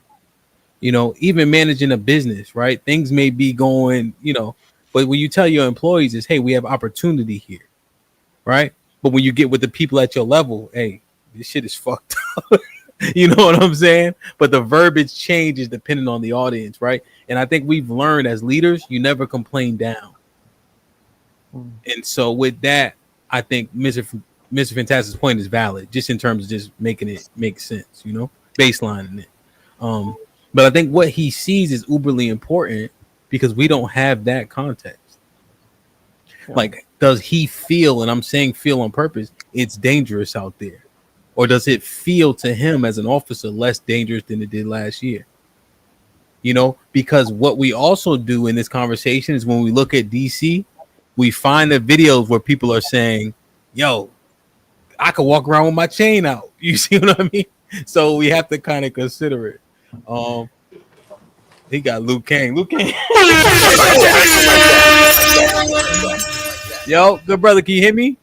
I can hear y'all well. What's going on, y'all? Good, man. All praises, man. We love you. We appreciate you, man. Keep putting in pain, putting in work. That shit ain't easy. Feel me? Mr. Fantastic has his own channel. He's also the This Might Be Risky resident statistician. So we wanted to have a comment. Luke King, how tall are you? I'm 5'8". All right, so he's considerably taller than you, Luke King, but just do the bicycle kick. All right. I got you, brother. I got but y'all, man. but yeah, hey man, we love you, bro. We appreciate everything you're doing, man. So, Mr. Fantastic, I'm gonna pull up a thing that website that he had, and then we can go from there. Go ahead, Mr. Fantastic. Yeah, so brother, as I was saying, it's reporting right now exactly what I was saying, and you were saying something similar to what I was referring to in retirements, but mostly it's resignations. So you guys have a 200% increase in resignations since the pandemic. That's been one of the major reasons you had a reduction in force. Sean originally said that there was no reduction in force, and that's what I was challenging from 2020. When you look at this graph right here, and it clearly states if you go up, right, you went from somewhere above, well over 12,000 to below 11 something, and I think they say now you guys are right back at that 12,000 range or whatnot, what have you, right? So this whole thing started out in like everybody, and because Chicago participated in the whole defund the police thing way before Trump did any cuts, right? They were supporters of that. I was saying that was an issue and problem on the actual manpower, not man hours. That's what I was saying. Just for the record, what you presenting is 2023. You changed this to pandemic. We were talking about year over year from last year to this year. You're talking about I said pandemic. I said since 2020 from the jump. I'm saying now you're saying pandemic, and what that story that was up from ABC was 2023. So yes, during the pandemic, some white people left, like and went to like neighboring places. We were talking about year over year because I was talking about this year's stats versus last year's stats, which is exactly what we're talking about from last year to this year. My bad, Brody. Oh no, you're fine. So what's the question, Mr. Fantastic? I just want to make sure we're on the same page. Hey, Hamp, I got to head out, man. I was patching the tire, guys. My bad. I got to do some car maintenance. So, hey, great job dropping in the just manpower. Just manpower. Just like be safe, bro. Well, all due respect, if I'm not mistaken, in I know it's 13,000, but we only budgeted for 12,000 officers. So a 200% decrease in resignations, that would be about 12,000. That would be a lot of people that left the department. Now, have people left the department? I cannot. I know a lot of people that left the department, but 200% decrease? No, that's not going on. Now we're increase. budgeted. Increase. Huh? No, increase. No, I'm saying I'm sorry. Increase in Okay. resignations and retirements. Yes, I will say a lot of people have retired, but it's not the number you're saying. What I'm saying is that Chicago Police Department right now is budgeted at 12,000 officers. 12,000 officers. Looking at your graph, at our 11,000, we're only like 700 shortfall of what we're missing. So we had 1,300. We was over our police population. Chicago, and I know what you're saying, but based off that graph, that seems like that's like some fake news stuff. Like it's just something to bait people into arguments. When I'm looking at right now, when I'm looking on boots to the ground, when we did a lot of Palooza, which was last month, we had enough officers to cover every in a lot of Palooza and be inside a lot of Palooza and on the outskirts of a lot of Palooza. When we have Independence Day, we have people that's covering every major beach in Chicago and the districts and so on and so forth. So I don't see where that's coming from because but also I'm not here to argue with you because what I'm seeing is people out here actually working. Like one of my good friends, Crystal Rivera was one of my good friends. If y'all ever know Crystal Rivera, her story was amazing. But this young lady gave her life doing something for the city of Chicago. And when people say these things, it's just not true. Right now, the most important thing for Chicago and for every officer is morale. Black, white, Asian, Hispanic. It's about coming together, and our community needs to support us because, and there's a lot of good officers, but that one bad apple always seems to mess with the pick. So what you're saying is true in the aspect that people are retiring, but it's not at the numbers you're giving it. I'm sorry if I'm talking too much, guys. I'm outside, I'm just telling you what I'm seeing. So I do understand what you're saying, but that's not the case. Yeah, so I think just real quick, brother. So I think you're saying 200%, right? You understand that it's not saying 200% of the whole 13,000. No, it's saying 200%. No, 200% of resignations. Yeah, so resignations. If y'all had 20 resignations per year or whatever, that simply jumps up to what that would be 40, right? Now actually that'll be 60 or some shit, right? I know what you're saying, but I don't see that many people retire. Honestly, I see more people retiring. Now, your retirement statement is a factual, but resignations, I'm not seeing that. And Right. I know people that work at that office. Let's say that organization, the human HR, and that's not the problem. The problem is, and this is it's actually bringing people onto the job. So it's 600. Is let's say 500 people retire Mm, and 100 people come yeah, on the job. yeah, That's where you yeah. see the decrease at. Right. Now, Attrition. attrition, like you was saying. So, Liu Kang, do me. All right. So here's the thing, right? Go ahead. So you have people retiring, right? You have a lot of retirees, Yes. resignations, right? Yes. And then you can't hire as quick as they're retiring. Is that fair? Just to surmise it. 100% because, and Okay. this is me Well, talking. just one. No. I'm taking this walk with you, right? So Yeah. now that part, so I understand that. And then, well, let me. Is overtime up?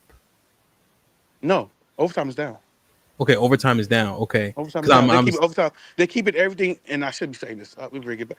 Overtime at a steady rate. Let's just say that. Oh, now let me ask you. So here's a better question: should overtime be up based on the amount of retirees and resignations and not being able to fill those jobs? Should overtime be up? For my pockets, yes, but no, no. Right now, what's going on right now is it's stable. Everything So is you guys are good. Okay, so you yeah. guys So are you good. do you. I hate to say this, Okay. you guys do know crime is down in every major facet in Chicago, right? Yeah, we seen it. Yep. And that's what the numbers we're at now. So Okay. attrition or resignations or retirements, we're still holding the fort down. So you guys are good. What would you say? And, Are officers working 40, 50 hours? Like, is that what it's no, we're around? working. No, people are not getting overtime. They're working their regular shifts. Oh, 40 hours. Boom. You're Okay. working your regular. Well, I, CBD is like 40. Put like 42 because our Yeah, hours yeah. like not. So it's like we're like 42 hours. 42 Yeah. hours a Yeah, you period. just talking to us. We layman in it, but Yeah. we understand, right? It's right around. So no, And so, and so when I hear these things, it's like whoa. That's not what I'm seeing. okay. Now is Chicago? Is Chicago as bad? Everybody say this? No. Chicago's one of the most beautiful cities in America. Now, just like New York has the Bronx, Brooklyn that goes bad sometimes, or Flatbush that goes bad, or LA has Compton or Watts that goes bad Yeah. sometimes. Chicago has its parts that goes bad Yeah. So sometimes. Sean has edified us in that to that degree for sure. Right. Yeah. We are even planning a super nigga conference in Chicago. He'll give you more context about that. Oh, But let me know. I'll definitely show love when y'all come out here. indeed, you got over 100 bodies. All right, no, that's one of the classifications to get in. Hey, you know, now I'll stay home. I'll just take my daughters to the park. All right, don't answer that. Don't answer that. Don't. All right, so, but now, but what you're saying is the impact of this reduction and how your job is in terms of what you're experiencing. You don't feel undermanned out there. See, no, I don't. I No, really no, no, don't. no. Well, so now take that because I know you probably. But what do you? If you had to speculate, what about the other officers? Do they feel undermanned? No, they feel underappreciated. Understood, but they know that they think they have enough people in the certain places. I'm sorry, can you repeat that? I just got a phone call. I'm sorry, I'm on my Yes, sir. personal phone. I was asking, do you think that do they feel undermanned in some of the areas that you were mentioning, like the ones we always hear about, like the West Side as an example? Do they think they have enough people? Oh, 100%. I think there's enough people, but I think there's certain districts that might not. Baby, give me a second. Shh, daddy on the phone, baby. I think certain people, certain districts that might feel undermanned, and I'm not gonna lie to you guys about that. Now, is it the It's worst also ones? no, it's not the worst one. The worst ones have the most over policing. They're not over. I won't say use the word over policing because that's gonna bring us some But causes. they have a lot But of police they have over a there. lot of police officers that work the districts. But there's certain people that's not as bad that has maybe one officer per beat per tour. Okay, and now the 40 was it 40 shootings or 40 people shot? Where were those areas? Were those in the areas that have a lot of police? You talking about in what we're talking about right that happened this weekend, right? Over Labor Yes, Day sir. weekend. Yes, sir. Yes, that was in very rough. That was in. Well, I'll say this. That was 4-6 Terra. Sean's very familiar with the area. You know what I'm saying? That's 051. Those areas of around those areas. So you're and I hate to say discriminate because I love my people, but you're putting criminal aspects of gang issues and making it like no, these are not the innocent people. And I say everybody's life is important, but these were gang violence. This is not, somebody walking their dog and somebody get to rob them. No, which does happen. This is Yeah, we like gang on gang like violence. mutual combat type shit. Yeah, I but the want to say mutual victims combat. they said the victims weren't gang members. It was a 45-year-old man and some innocent bystanders. You're talking about something different. I'm talking about the mass shooting that happened on 35th. Mass shooting. Yeah, We're talking about something totally different. Now, a random man gets shot. Yes, I can't say that. I'm talking about what happened on the low end this over Labor Day weekend, yeah. and When that's a how I bunch press of people got shot at once, the drive by, right? Five Yes. people at the park on. That wasn't They the said same story. The story just said Nah, 5 people. the old man was a separate place from the. Yeah, they said that's separate. 35th and State, the one on the video, but it was like, yeah, it's over that way on the low end. Okay, so that's hey, Luke Kang, man, it's an interesting perspective. So what I'm gathering, and please somebody correct me, he's not disagreeing with Mr. Fantastic said, but he has more anecdotal context to it about what it looks like on the actual ground. He's the part he's disagreeing about is Fantastic. The amount of resignation. He's conflating resignations and retirements. You can't conflate those two. When you conflate those, it becomes untrue because he's saying it's retirements. You can't conflate them. Yeah. I literally said that because that's what they said. If they didn't make a differentiation from retirements and resignations, cool. I don't know if they're combining the two, but usually when you say resignation, that's not a retirement. Like you said, it's two different things. But either way it goes, even if you combine the two and you say that it's 200%, it's still 200%. Yeah. So even if I concede that point to you, however you mix the numbers or you mix retirements and people quitting or whatever, resigning, it's still 200% regardless. There was a point during the pandemic, and like one of those things they pulled up from ABC was 2023. That was a point when a bunch of the white guys and shit was going to like neighboring small towns. That was during the pandemic. That's different from what we're talking about year over year from last year to this year. That's why the context and the details matter when we're talking about this. Well, hey guys, I gotta get ready to go. I got my kids with me. I thank you guys so much for letting me go on you guys' podcast, man. Hey, no doubt, man. You did a great job, good brother. Be safe, man.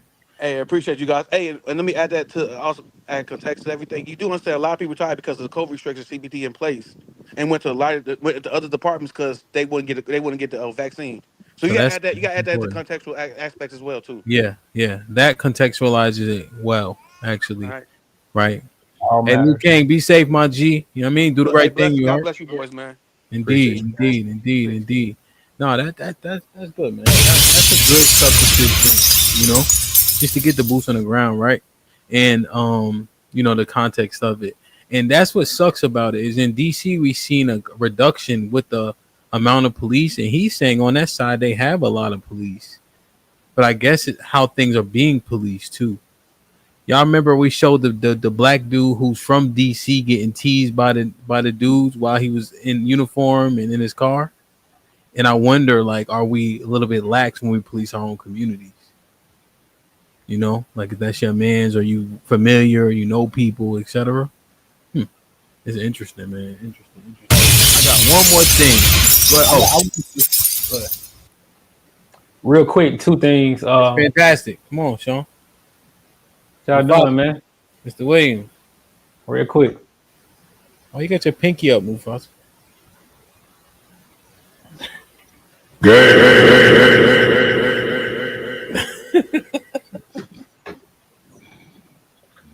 Shit. Hey, two things I was thinking is I was having that back and forth.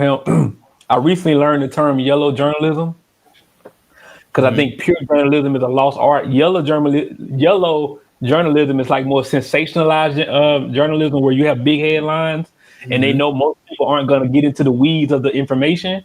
Sure. So I just want to know everyone to look that up and understand when you're looking at these headlines with data, if you're not reading that entire article, you're doing yourself a disservice because you'll find out the actual real meat is in all those words and also pause.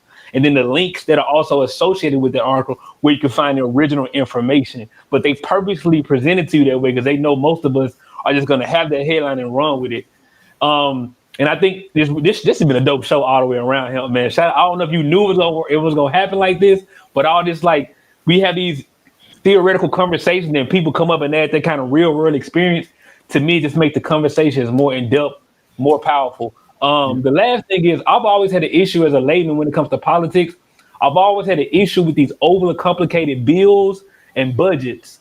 And I think we should start really walking down these budgets to see what is our money going to? Because when we have these conversations about whether or not what's happening in DC is actually helpful, right? Because in the last 3 weeks, there's no crime, right? But we'll scoff when we say there's been a 10% decrease in crime over the last year. So I would love to see with these budgets where our money is going and really walk it down him to see. So we can really see how much of an impact these things are making and where are our communities putting our tax dollars and what resources are they going to. And I think it'll also add to our conversation because then we can figure out actual action items. So when we go to these meetings, what to talk about, because our tax dollars aren't going to the things that are actually helping our communities. I just want to mention those two things. Yo, so that is actually, so I don't know if I want this last one because it's more about what they showed us about Biden, you know, but it's a black dude talking, so it kind of caught my attention. And I also don't know, because I got to see if we get the extension, if I want to rush the last part, kind of, because it goes along with what you said. And we look at impactful things in a community, but then I look at who those resources are being allocated to. And I wonder if those people which are absorbing the resources, are they making up and how you say, are they doing their best to change their circumstances along with the supplements, right? Because it should be a supplement. It shouldn't be just that's my lifestyle, right? It should allow you to get on high or change or improve, incrementally, right? And when I looked at Patrick Bet David on the capitalist Jubilee, I'm looking at these people like, you like where you at. You literally want to be there. You got every excuse. And that's why I put Victim Olympics up here, because you guys ever seen the Cinderella Man? So it's with the Spaniard. What's his name from Gladiator? Russell Crowe. It's with Russell Crowe, right? And he's a boxer in the 20s, right, during the Great Depression. And so he's trying his best. He's selling. He's trying to fight, and he gets the money from the government. And once he starts winning his fights and starts to get his fame back and fortune, he gives the money back. He goes back to the welfare office and takes that $500. Yeah, Jim Braddock, and gives the money back to him because they gave it to him because he was down. Mm-hmm. When soon as he got back up, he gave the money right back. Right? That's the thing. That's what I see. Those type of those social welfares, that seemingly makes sense. But for that to be your modus operandi, and when I look at these people talk, I'm like, you don't fucking deserve that help because you ain't trying to help yourself. And I'm talking about the people in the video specifically. So what y'all want to do? Y'all want to go there? Yeah, I didn't see it. Yeah, I haven't seen it. I gotta run. I want to see it. He offered one of them a flight. Oh, don't ruin it, Mr. Fent. Oh, my bad. This nigga, you can't go. Don't go to the movies when Fantastic. Everybody. Yeah, I watch all my movies at home. He the nigga that say, "Hey, watch this." Fuck the whole scene up for you. Right? He tap you, Mufasa. Watch this. What? Yo. Watch, you about to fall. Look. He ruined shit for you. Told you. Yeah. She gonna die in 30 minutes anyway, bro. Don't worry about her. You good. Yeah. Yo, you move fast. I was watching a movie with my daughter. I'm trying to guess. So I'm like, yo, man, this gonna happen to her. She like this. I'm like, come on, my nigga. Oh man. Like, the kids tell it. The kids tell it, and then they look at you like, why you watching this anyway? It's like, I came here to chill with you. All right, fine, and I'll go back in. Yeah, don't team you the good time, nigga. I go play NCAA. Yeah, and live with the $10 says, why us though when she's not black? Yeah, I'm confused at this point. He's referring to Kamala, meaning why are black people? She's not black. Yeah, they said her father is from East Indians. Knight, I see you, Knight. You two shot. You got to take one more shot and you good to go. You caught up. HQ with the $5 says Trump tried to extend the HBC's money beyond his presidency. Presidents do it all the time. Okay, that's fair. Life for Cash with the $10 says former VP Mike Pence's life was threatened on January 6th. January 6ers were pardoned. He needs protection. Former Trump advisor John Bolton's house was raided by the FBI. Mango said, I am your retribution. Dre with the $10 says, I'm 2 hours late and 2 hours behind, but bless up. This might be risky. Hamp, thank you for creating a platform that promotes positive discourse. Indeed, indeed, indeed. I think the participation of the participants also allows it to happen. You heard? So I definitely can't take all the credit for that, man. I appreciate everybody being humble enough to heed my moderation.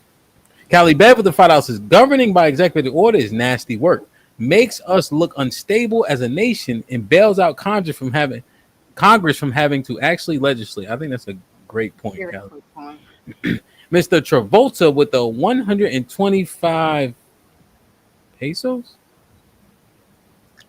He's not American, so no tax on. I don't think it's peso. I don't know what it is. I don't think it's peso. But thank you nonetheless. It looks like it's about $5. No tax. Huh? Maybe it's a pound. No, it's not a pound. I mean, it's like an E. No. No tax on tips, jobs, and stock market are at record highs. A lot of foreign investments in the U.S. No policies have harmed black people. Get out of your feelings. Cali Bed with the $5 says, Aaron, if it's a waste of money to keep covering Kamala, it was a waste of money for the military to parade. That's all Tiff is saying. Mike Brown with the $5 says, fantastic. Are the numbers correct in Republican-ran cities? Well, I don't think there's been any Republican-ran city that's had these, outstanding reductions in crime and things like that. Overall, it's just okay. Got you. Tony, been a member for 18 months, says, Sean, you said the police in Chicago don't do anything in Chicago because they are scared. What does the hours of OT mean anything? Why does the hours of OT mean anything? I said police ain't bulletproof. I said they wait for the bullets to stop flying. All police, they wait for bullets to stop flying, then they try to sort it out. No police jumps in front of bullets. Nowhere. HQ with the $2 says red.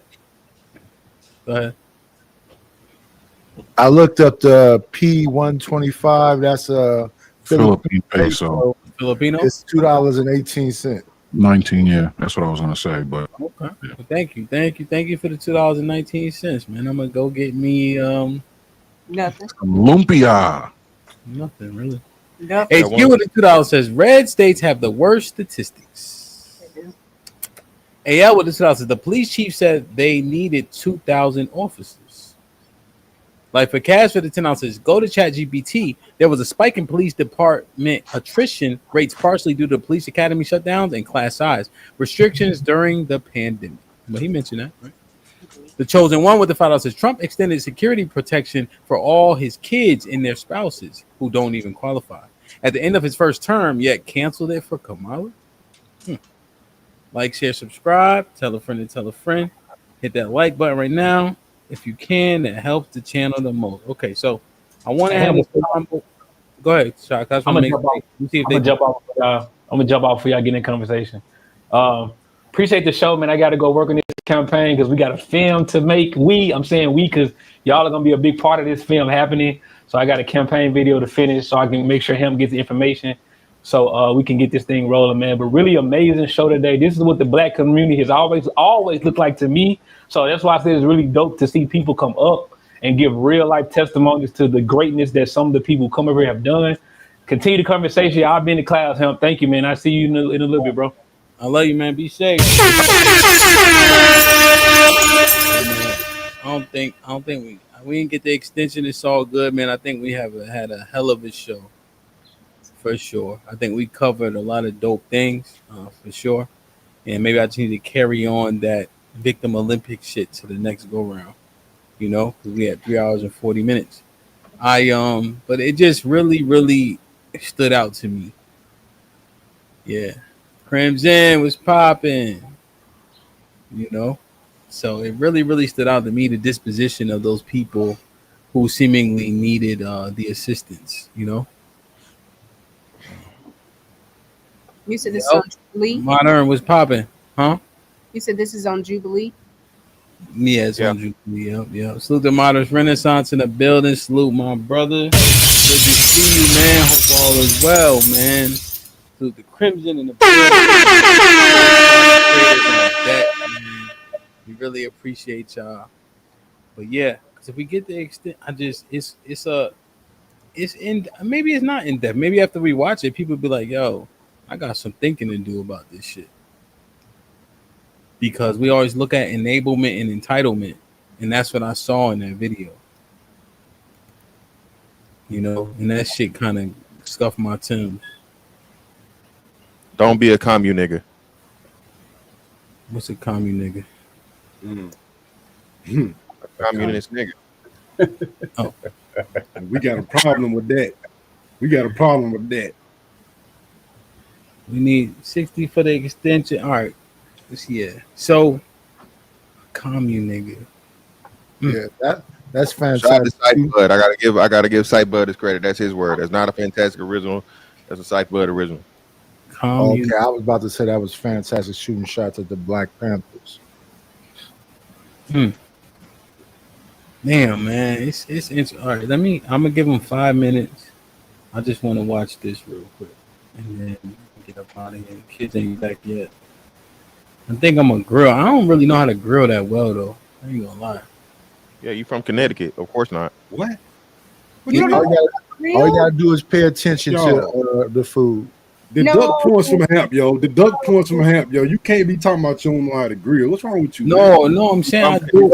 They don't fucking have grills there. I do a decent job. Feel me? But that shit, you gotta watch it and all that. You know what I mean? Yeah, that's like, bro. That's like that's like tri-state area barbecue. Get the fuck out of here. Nobody wants that shit. Are you using like lump coal? You using wood? I use charcoal. I don't like that gas shit. It don't taste like it. No, so charcoal. Charcoal are the biscuits. Lump coal are the bigger. I use the shit that you put the fire to it and it get hot. Make sure all your shit is gray before you put your meat on. You know what? Pause first and foremost, but secondly, Mr. Williams, I think that's where I'll be messing up at. I always, I get so impatient with the coals. No, you gotta be patient, man. You gotta be patient. You have a stack where you like if you go get a stack and like let it. He's a novice. So if you go to Walmart, they have it's like a $5 cylinder. You put your first layer. It's called a chimney. It's a charcoal lighter chimney. Thank you, Aaron. Please don't use no lighter fluid. Please don't be using no lighter fluid in the name. No, I get the ones that already got lighter fluid on it. Oh, the match light. Match light. Get you some Kingsford. No. Just burn. Just let it all burn out. Let it do what it do. Don't be one of those. I bet some of y'all do. Y'all put those wrap on the damn grill. Get a red bag called Royal Oak. Empty it into what's called a lighter chimney. In the bottom chamber of the lighter chimney, get newspaper, soak it with vegetable oil, and then light that on fire with the charcoal in it. 15 minutes later, you're going to see fire come out of the chimney, and the charcoal is going to be gray all the way through. Dump that into half of your grill. Put the grill on top of that. Clean it with a wire brush. A silicone wire brush, preferably, not a metal one, so you don't get metal flakes in your food. Once the grill is hot enough to sizzle an onion, and you can use an onion to clean the grill too. That's the best way to do it because it imparts flavor. Once an onion sizzles on the grill, cook the food on the hot side of the grill. When it's cooked, move it over to the cold side of the grill, and it's like a warming or a holding line. Continue that coal. As you lose charcoal, one piece at a time to the hot side. Done deal. That's how you grill. That's why I don't bother. Thank you, Mr. Aaron. I just sent you something on your phone. Like the lighter fluid have a taste to it. Lump coal is far better than the biscuits. If you get into it, you can do wood chips into the chimney. Like barbecuing is an art. If you smoke your own brisket, you can make your own charcoal by putting chunks of wood that's been soaked in water in a can and putting that on top of the coals. Hold The on, Mr. Realize I make money off of oxygen, barbecuing all year Hey, round. the absence of realize that, oxygen right? will prevent the wood from bursting into flames. Will you be quiet, Nightish? I'm imparting culinary lessons on the world here. 2 words, sir. Respectfully. If you prevent the wood from bursting into They flames, you'll trying end to up teach making me how your to own do organic grilling. charcoal. They trying to teach me how to do grilling. Thank you, Chef. We going to Del Frisco's when y'all get back. Wow. Yeah. He talking about get vegetable oil and get a newspaper. I ain't seen a newspaper in 10 years. Aaron, this Yeah, is it's information overload. You, All right, Mr. love Aaron, you. first of all, thank you, Chef. I want to say thank you, Chef, as a head chef and as someone that's under the head chef. Thank you, Chef. But secondly, you see how he was mad about them $60 museums, but he talking about we finna go to Del Frisco's. Like the things that niggas want to get mad about. Weird. No, my kids went to the museum. You Well, you heard? was mad about it. They also go to swimming and gymnastics and piano. All of the things that are essentials Yeah. that are gonna make them Okay. Yeah. all of the things. I had My swim. kids got everything you can imagine. I can complain if I feel like it. That's Why the does- that's be the problem. We Why got does a house. San It's Antonio fantastic. We got a look house good? cleaner, all types of shit. I can say what I Amazing. want to say. You heard? Please, no, say that again. You have a house cleaner. I say that louder for the people. Shout out to Miss Linda, man. If you're looking for a house cleaner in Houston, I might refer you unless your house is super messy, then she can't come to mine. So then we'll see. So I need to bet it. Man, hey, Hamp, stay with that match light. I don't know what all that stuff they were talking about. I use that match light and put in work. So put in work with that match light. All that extra stuff, put in work with that match light. I don't know what all that stuff they talking about. But Kingsford is the best. The two people that went to culinary school, the two people that are actual chefs, but Ain't nobody doing none of that stuff. Ain't none of us doing none of that stuff. Put in work on that match all year round off of barbecue. We chill out. Make money off of barbecue. Hey, Tiff, that weekend program that you was doing ain't the same as I went to culinary school full time, beloved.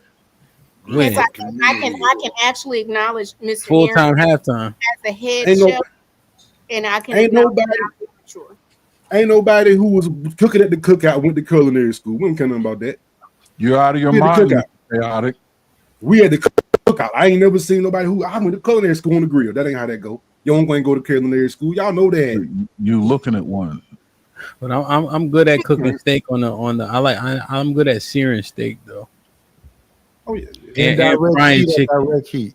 Let me tell y'all southern nigga, y'all can't fuck with my fried chicken. You heard? I'm just putting that out there before y'all get y'all panties in a bunch and all that. Connecticut fried chicken. I'm trying to tell you, Sean, this shit is amazing. Connecticut fried chicken.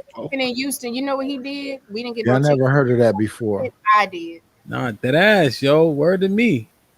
I'm telling you. Don't make me What kind call. of We oil make you pull receipts all day. I'll pull a receipt quick. What kind of oil you use? Again, why does Sean Antonio Mufasa look so lit? And Sean is drinking coconut water.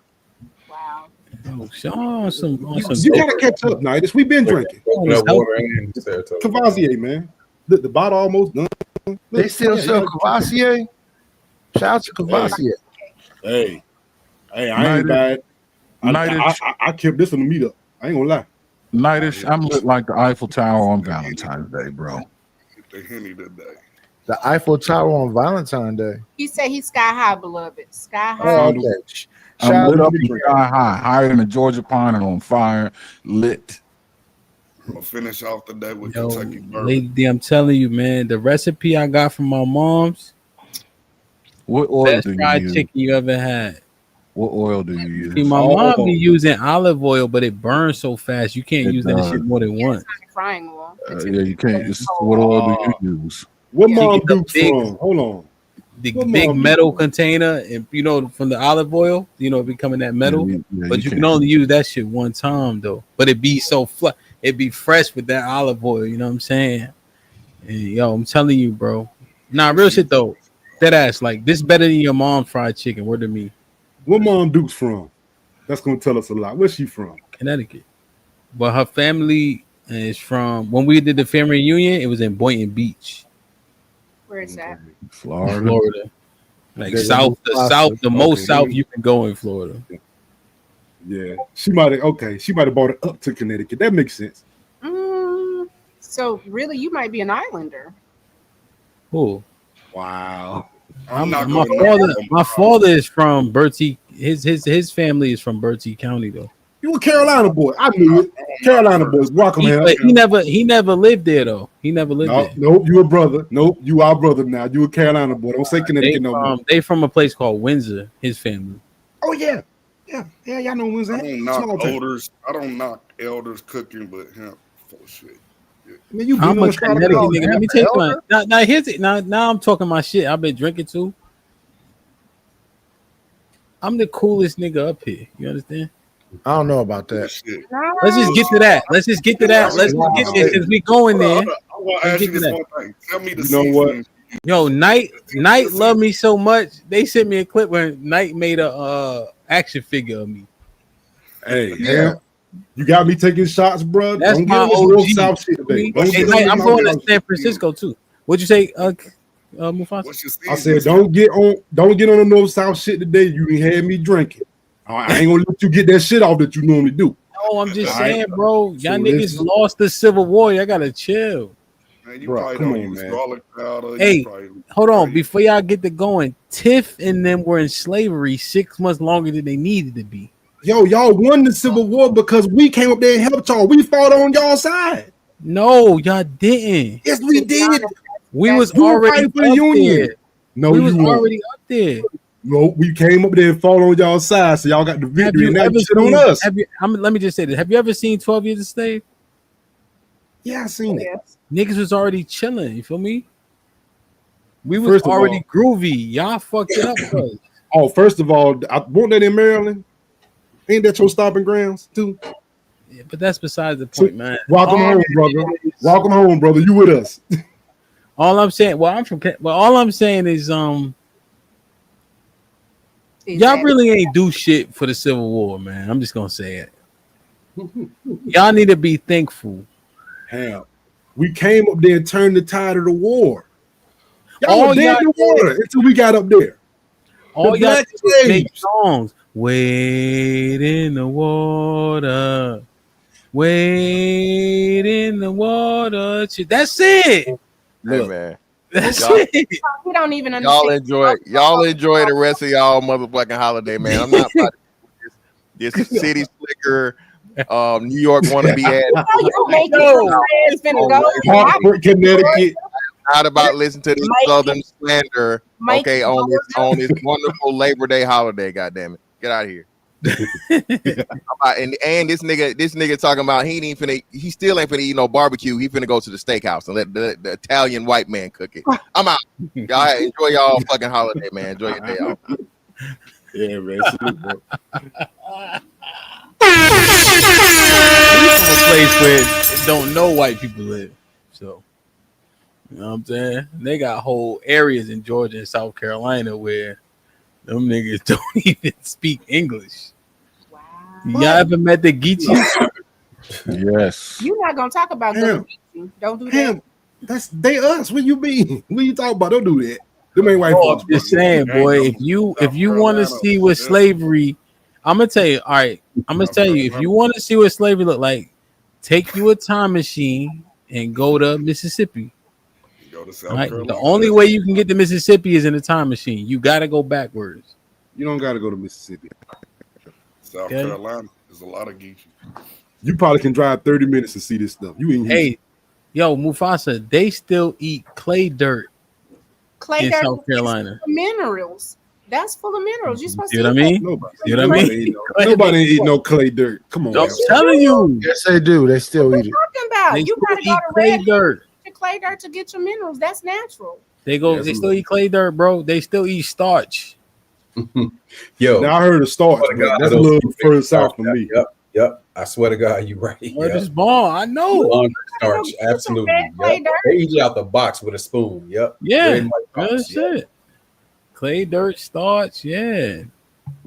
So, Mr. Williams, you wasn't third drinking. cousins is fair game. You know what I mean? Yeah, No, come I got on, man. a guy that lives 4 doors down from me. He eats starch. He's yeah. So, Warehouses Mr. there. Williams, you wasn't drinking with him. My clay dirt is right here.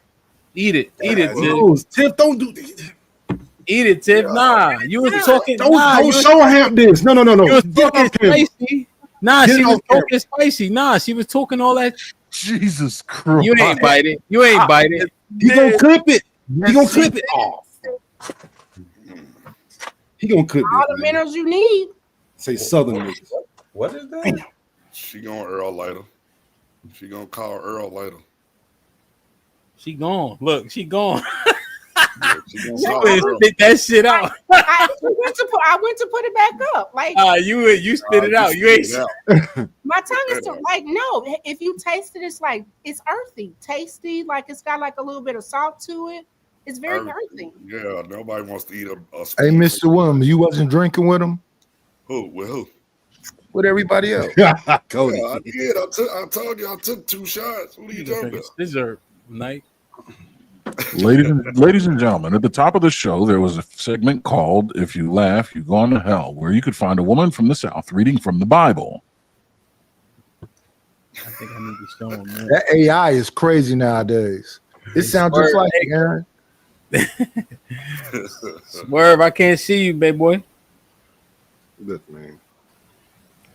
They ain't enough black colleges to come that up in the north, so y'all got to come down here to figure out who y'all are. It's okay. No, we fuck with y'all. Hey, Swerve, as soon as I see you on camera, I'm gonna let you up.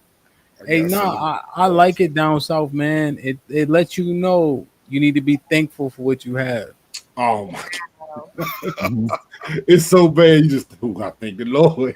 Them niggas, We'll be like them niggas. Hey, Sean, you know that niggas get refund checks? They go home for the weekend. Yeah. Them niggas come decked out in South Pole, nigga. I said, good God Almighty, bro. Fight back, Mufasa. Look, hey, latest shit, plugs on.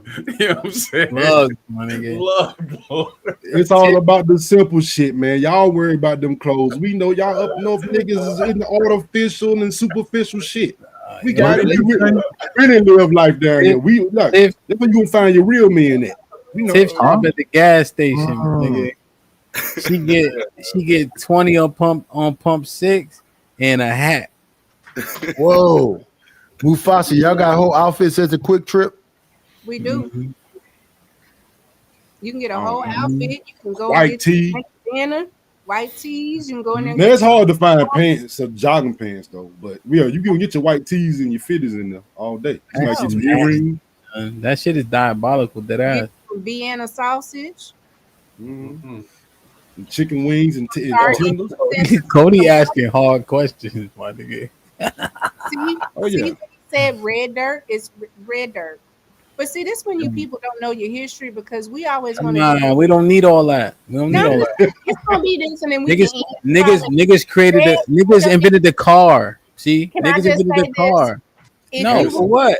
We know our history. We know our history. Please go and look up. We know our history. You don't have to eat pork. Red clay and look at your skin and know that you are people of the earth.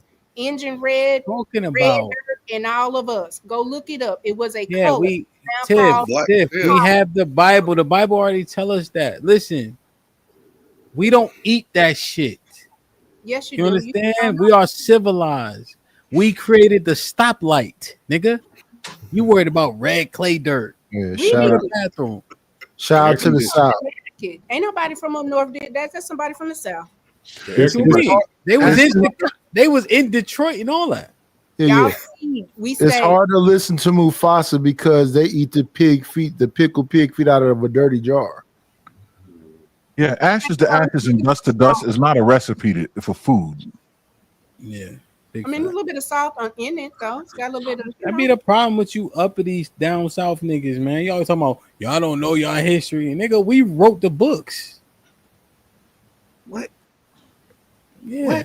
But y'all just started celebrating Juneteenth, and I've been celebrating Juneteenth my entire life. Cut it out. We don't need to celebrate Juneteenth. Yeah, we knew we was free before that. Yeah, we knew we was free before that. Y'all wanted to know. Then when June come on, y'all Northerners take our day. You hear? Yo, Sean. She mad at us because we knew we was free. Y'all wasn't free. We was free and civilized. You crazy? Picture servants and shit. They just started that shit 5-6 years ago. Hey, it's funny. Y'all said y'all won't free, but y'all was down here when all this was going on. Y'all weren't up there. Y'all was not up there. Y'all was down here. Mufasa, notice when you asked them where is people from, it went all the way to Florida. So what we do know is Northerners of the North, you get to them grandparents or great grandparents, nigga, you just a nigga that you citified, but your people is from here. No. My third cousin. Wait, my last name is Wormley. I'm a descendant of James Wormley. Look him up. Yeah. And we was the people that went along with Harriet Tubman. We wasn't the ones fighting with her. I can't wait to somebody look up James Wormley. I'm looking it up now. Y'all were the ones that ran. You the ones that couldn't take it. You the ones that didn't want to take hard work. We understand, Nightish. When you went to California. No. Respectfully, you said Massa doing us good. We didn't say that. No, what you said is I'm scared. Y'all the we sick. We sick, Massa. We cold, Massa. Yeah. 90. My grandma is 90. She was in Connecticut at 10 years old. So I'm not from down south. 1850, Virginia. Is that your people? James, we talking about James? Uh-huh. They're in the Library of Virginia. They're there, but go back to Massachusetts.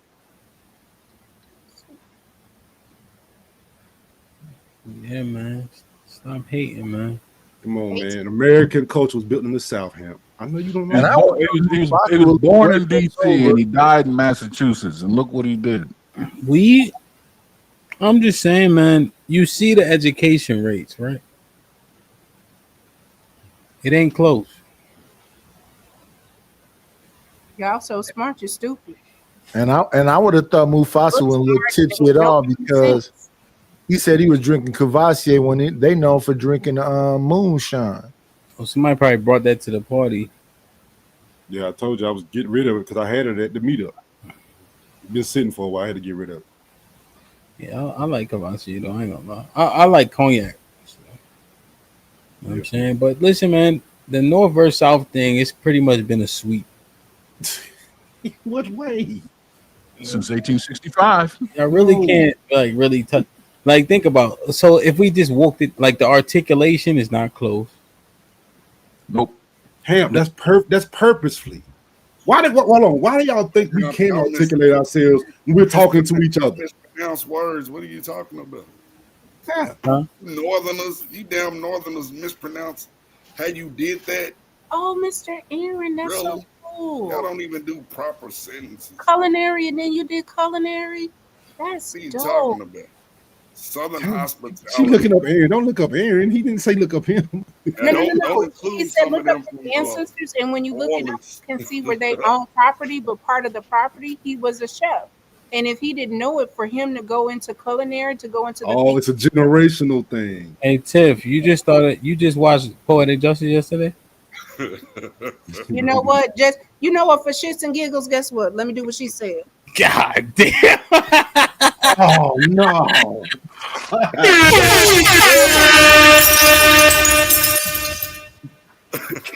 No.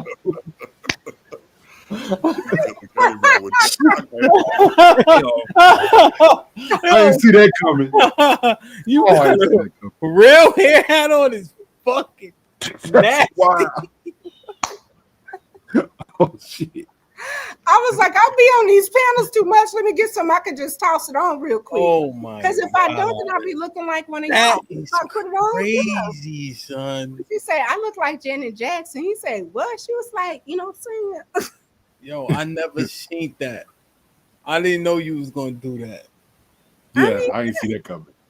I have a good time over here. It's a good time, a fun time. But why you keep moving this shit like you can feel that shit? You can't feel none of that shit. I can though. It's on my head. And yo, that shit always throw me off when y'all be playing with your hair that's not your hair. That shit crazy. Hey, did y'all see that meme? They always do it though. They be like that in the. Yo, they was hey, Mr. Williams. They was recording this. They was recording this lady right for her birthday and all that. And they like She's like, John, I don't want to get that smoke in my hair. He's like, well, take it off. Yeah. Yo. And they be doing like this though. Like, damn, Tiff, like, she that's all really I can just say, Chris pulled her Tucker. shit off. God damn. Man, I seen the pop the balloon challenge earlier where the girl was like, take your hat off, and he said, take your wig off. Now, Sean, did I not? And I even said, I'm finna tell my cousins that I care about in this Discord. I'm growing my hair out. Y'all finna see all kind of wigs. Y'all gonna see all kinds because I don't want to cut my hair. At this point, we have our 5-year wedding anniversary coming in March. And my goal is to grow it out before the next 5 years. This will be my husband's hair. I cut my hair because my mother had cancer.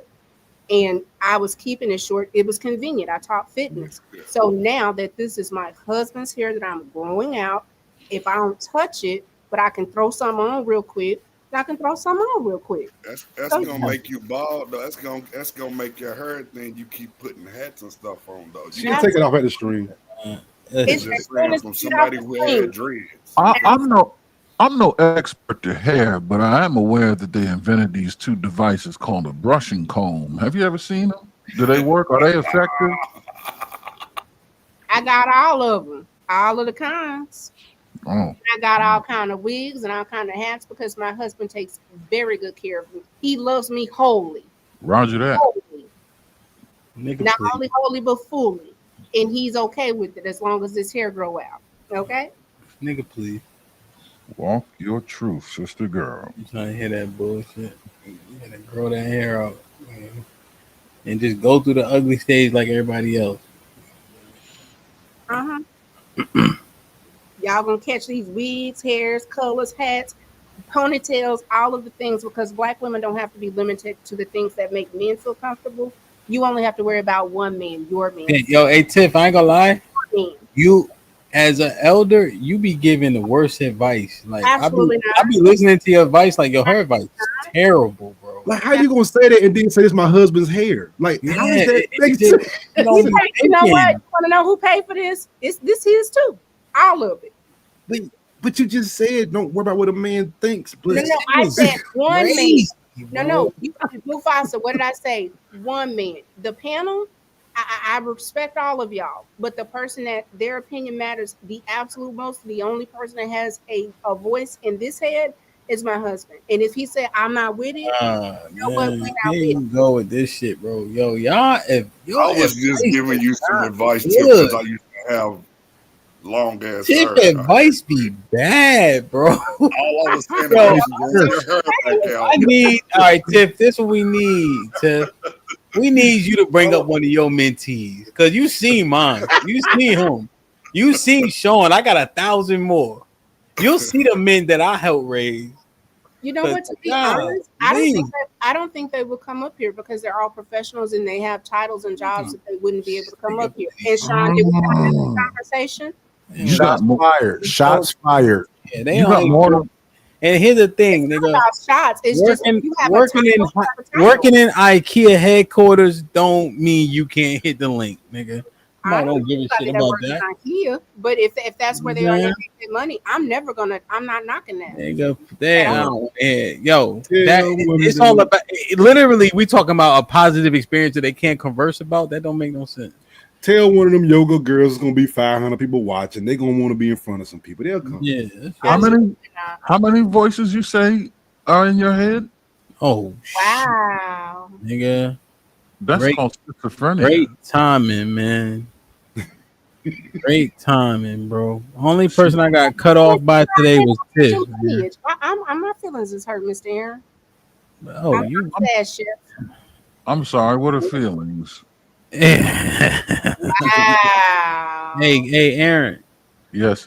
Fun fact: only person that cut me off today was Tiff. I'm a woman. I get to do that. I'm illogical. I'm emotional. I have bad. I'm not giving y'all, and you know I speak directly against y'all being as stupid as y'all act. That is not it. Y'all are not stupid. Y'all play stupid. I don't give that no credence. Nope. You know that. You know what I'll say? I'm stronger than most men in the chat and stronger than any other man that won't come up here. As a woman, I stand 10 toes down and I represent. You actually little as hell. I'm Yeah, still small. you're not physically powerful, no. Mm-mm. Come on. I don't have to be. My husband is 6'6". Well, that's not what you just said. But I don't have to be. Your husband ain't 6'6". He is. Mm-mm. Promise you he is. Mm-mm. He'll Don't try just to psych him out.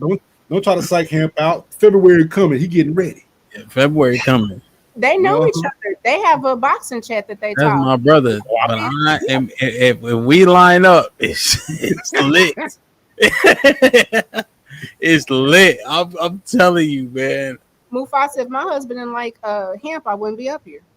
No. I We know. talking about I know. boxing. We talking about boxing. We talking about Other competition. You know they're gonna be going at it. They're Is he gonna a be hitting me basketball for player? 3 rounds. I don't want my husband to beat my big little cousin up like that. Hey, Is he my a shit, basketball I ain't gonna player? lie, Tiff. My shit's hurt, man. Good God Almighty. I bet you Tiff gonna have to go outside. She ain't gonna be able to watch it. She gonna be like, you know I'm not what? watching it. I'm not. Yeah, Chief, is he a basketball player? He was. He played professionally. Now what? I just was where asking. he played at? Why you think I'm trying to throw What time shots? played at? You be on me. He went to college. He played overseas, and he played shortly for the Mavericks. Wait a minute. Who be on who? Tiff, who be on who? I mean, I be seeing you go at other people next. So I just be ready night because you got a mouth. No, I love you, Tiff. I am never going at you. Never. It has never happened. No, but No. My husband he's played basketball since he was probably 14, 15. He was listening to the conversation and he actually gave credence to what Mr. Fantastic said about the kid that gets the attention and then the kid that needs it. He listens. Like if Hemp is on, the first thing he gonna say is Hemp on. Last night when he DJ'd, my husband's like Hemp is on. If some pop up, Hemp doing politics. So he's for all y'all. We locked in. We locked in. Shout out to him. Shout out to him because there's a bunch of big niggas that's useless. They ain't never played basketball or nothing. They're just tall for nothing. Oh, he's a good. He's a good. Tiff, hush. Let me talk. His name is Touch. He Tiff. Nah, he's a good athlete though. Still, even being older, like even when he be like sparring and hitting the bag, he got good fundamental. Like you could tell somebody athletic how they can transfer to a sport and it still resonates because he got fluid like movement. You know, that be the problem. People can't move, like their body don't agree with them. You know, so then they look rigid trying to learn something new. But his is more fluid because you could tell he an athlete. You know, back in the day. So. I definitely see that for sure, you know. But yeah, man, I went to the gym this morning. Is Sean asleep? Nah, Sean just be looking like that. Every time he wears cutoff shirt, he fake sleep. I gotta hold my phone up when I text so people won't think I be sleep all the time. You got like pinky eyes. You know what I'm saying? All right, one more shot for the road, then we out, man. God damn, man, this motherfucker Hemp, boy. Get down if you Drink like a Man, fish. I've been a rock star for a long time, Mufasa.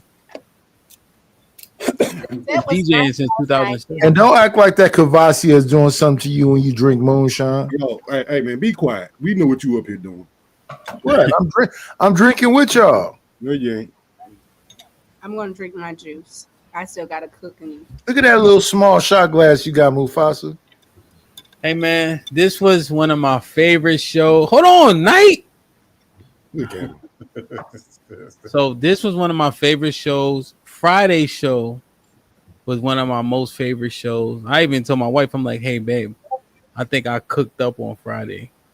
And then this show has been fun, amazing, real edification. We had the kids come up here, and I know they men, but they kid. Like Sean, know you have a nigga since he was 14. He a baby to you forever. Yeah. You know what I'm saying? You notice when I told Makai, I said, who you talking to? He knew exactly what I was talking about. He knew exactly not what I was talking about, you know? So, yeah, man. I love y'all. I appreciate y'all. Let's jump into Discord, continue the conversation. Me and Fo might DJ again tonight. Who knows, man? But y'all be safe and do the right thing, man. Let's take this shot for the hood.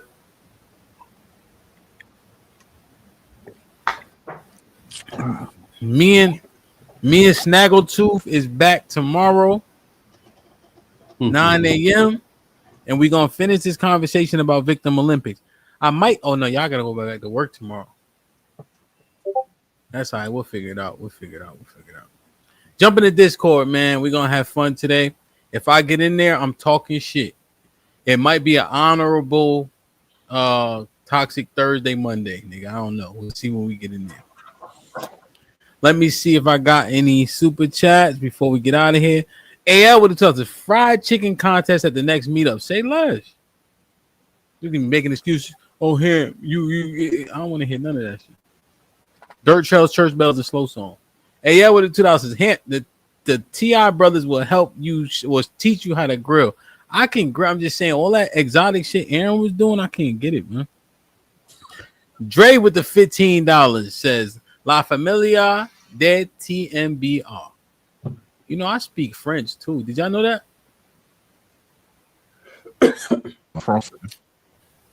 Yeah, she will play and do trois, cat saying she said wheat nerf beast. A B C D E F J H I G Kosh elemental pay. So Sherelle been teaching him. He a New Orleans guy now. Oh man, I've been speaking French since 4th grade. Man, he took one class in college and now he.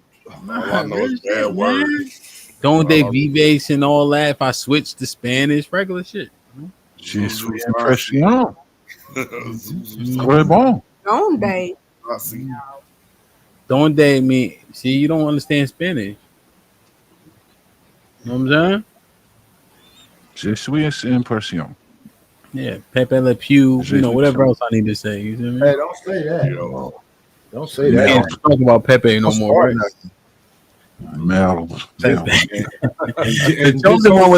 Trump extended security protection for all his kids. Oh, I read this one, right? Yeah. All right, we got Zeke. Salute. What up, buzzing, bird, flip a dozen. Holla at your boy, you thought your cousin. What up, buzzing, bird, flip a dozen. Holla at your boy, you thought your cousin was. What up, buzzing, bird, flip a dozen. Holla at your boy, you thought your cousin was. Thank you, Zeke. Thank you, dedicated to my children's future for gifting one. Oh, excuse me, Zeke gifted 2, dedicated gifted 1. Great. Yo, what's goody with the 2000s? Blessed family, great shows. I'm gonna see y'all tomorrow. Yeah, man. Hope all is well, man. This is one of my wife's cousin husband. Y'all seen him on the channel before, but you want to talk about an entrepreneur, man? Dondre, he ain't scared of shit. You know what I'm saying? Had a mobile tattoo bus. He had what's that shit? Turo, all types of shit, man. You know, getting it in, man. So. That's good, man. That's good, man. Any final thoughts? We good? Know what I'm saying? Yo, man, great conversation. And here, I just want to clarify one thing, right? I'm not saying that we can't have passion and emotion. I'm saying that when we exude too much emotion, it clouds our message, right? When people think you're emotional, they think they got you. See, that's the part that we got to understand. They think they got you. They think that the only reason why you're emotional is because you triggered trying to defend something you can't actually defend.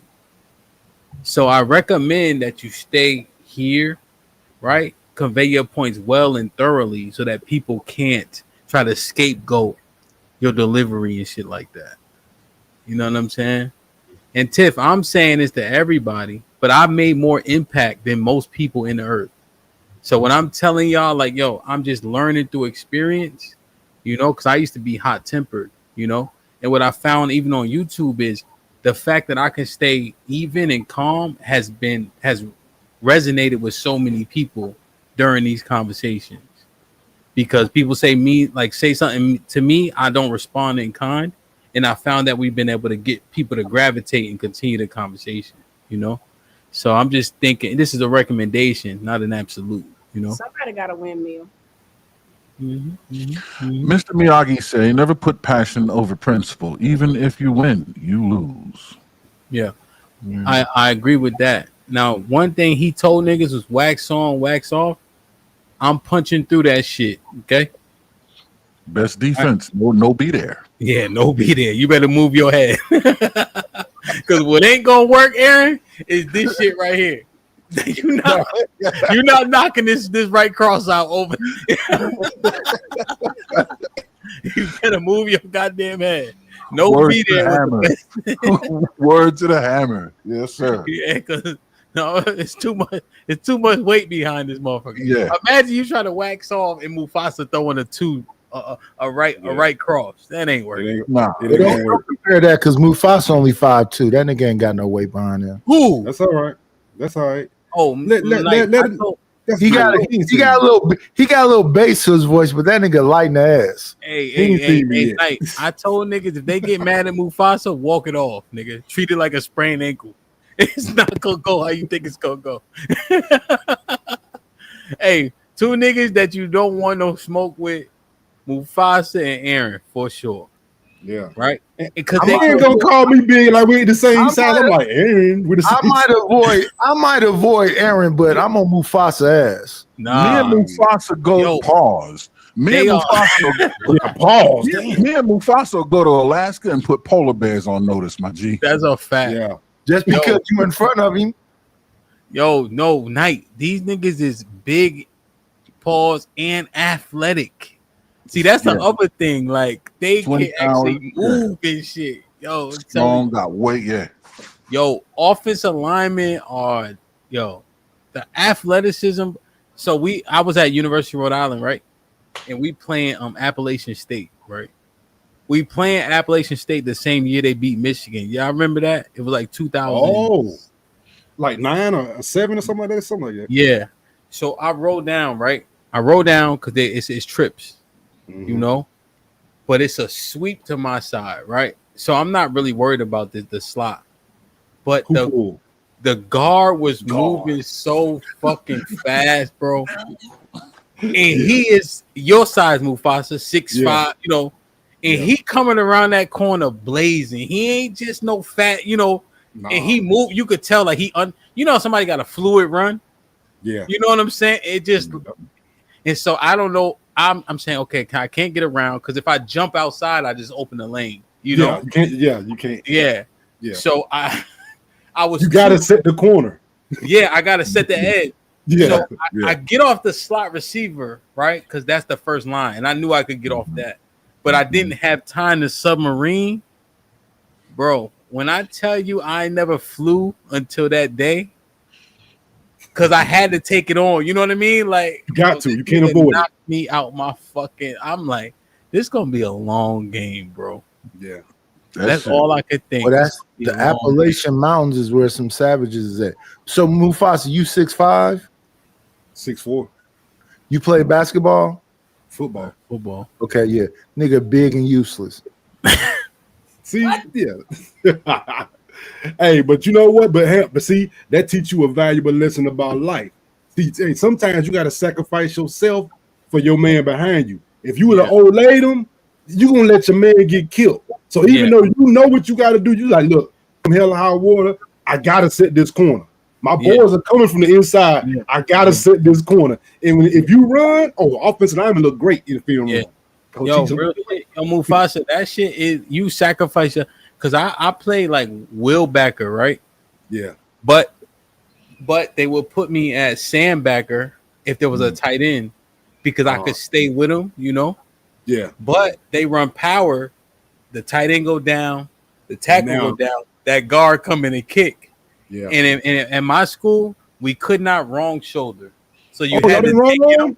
Hell no. Nah. So you try to get as low as you can and try not to get knocked out your sneakers. Yeah, you just gotta set it. I mean, we used to call that man. We used to call it the man position because I mean, you see it coming, like you almost see it coming on the football field.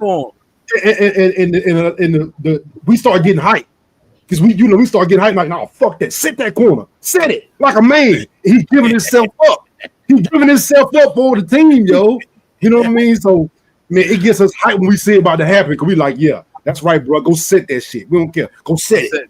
Shit, bro. Yo, and he don't see you coming. You coming down that line of scrimmage behind everybody, and that you smoking like a train.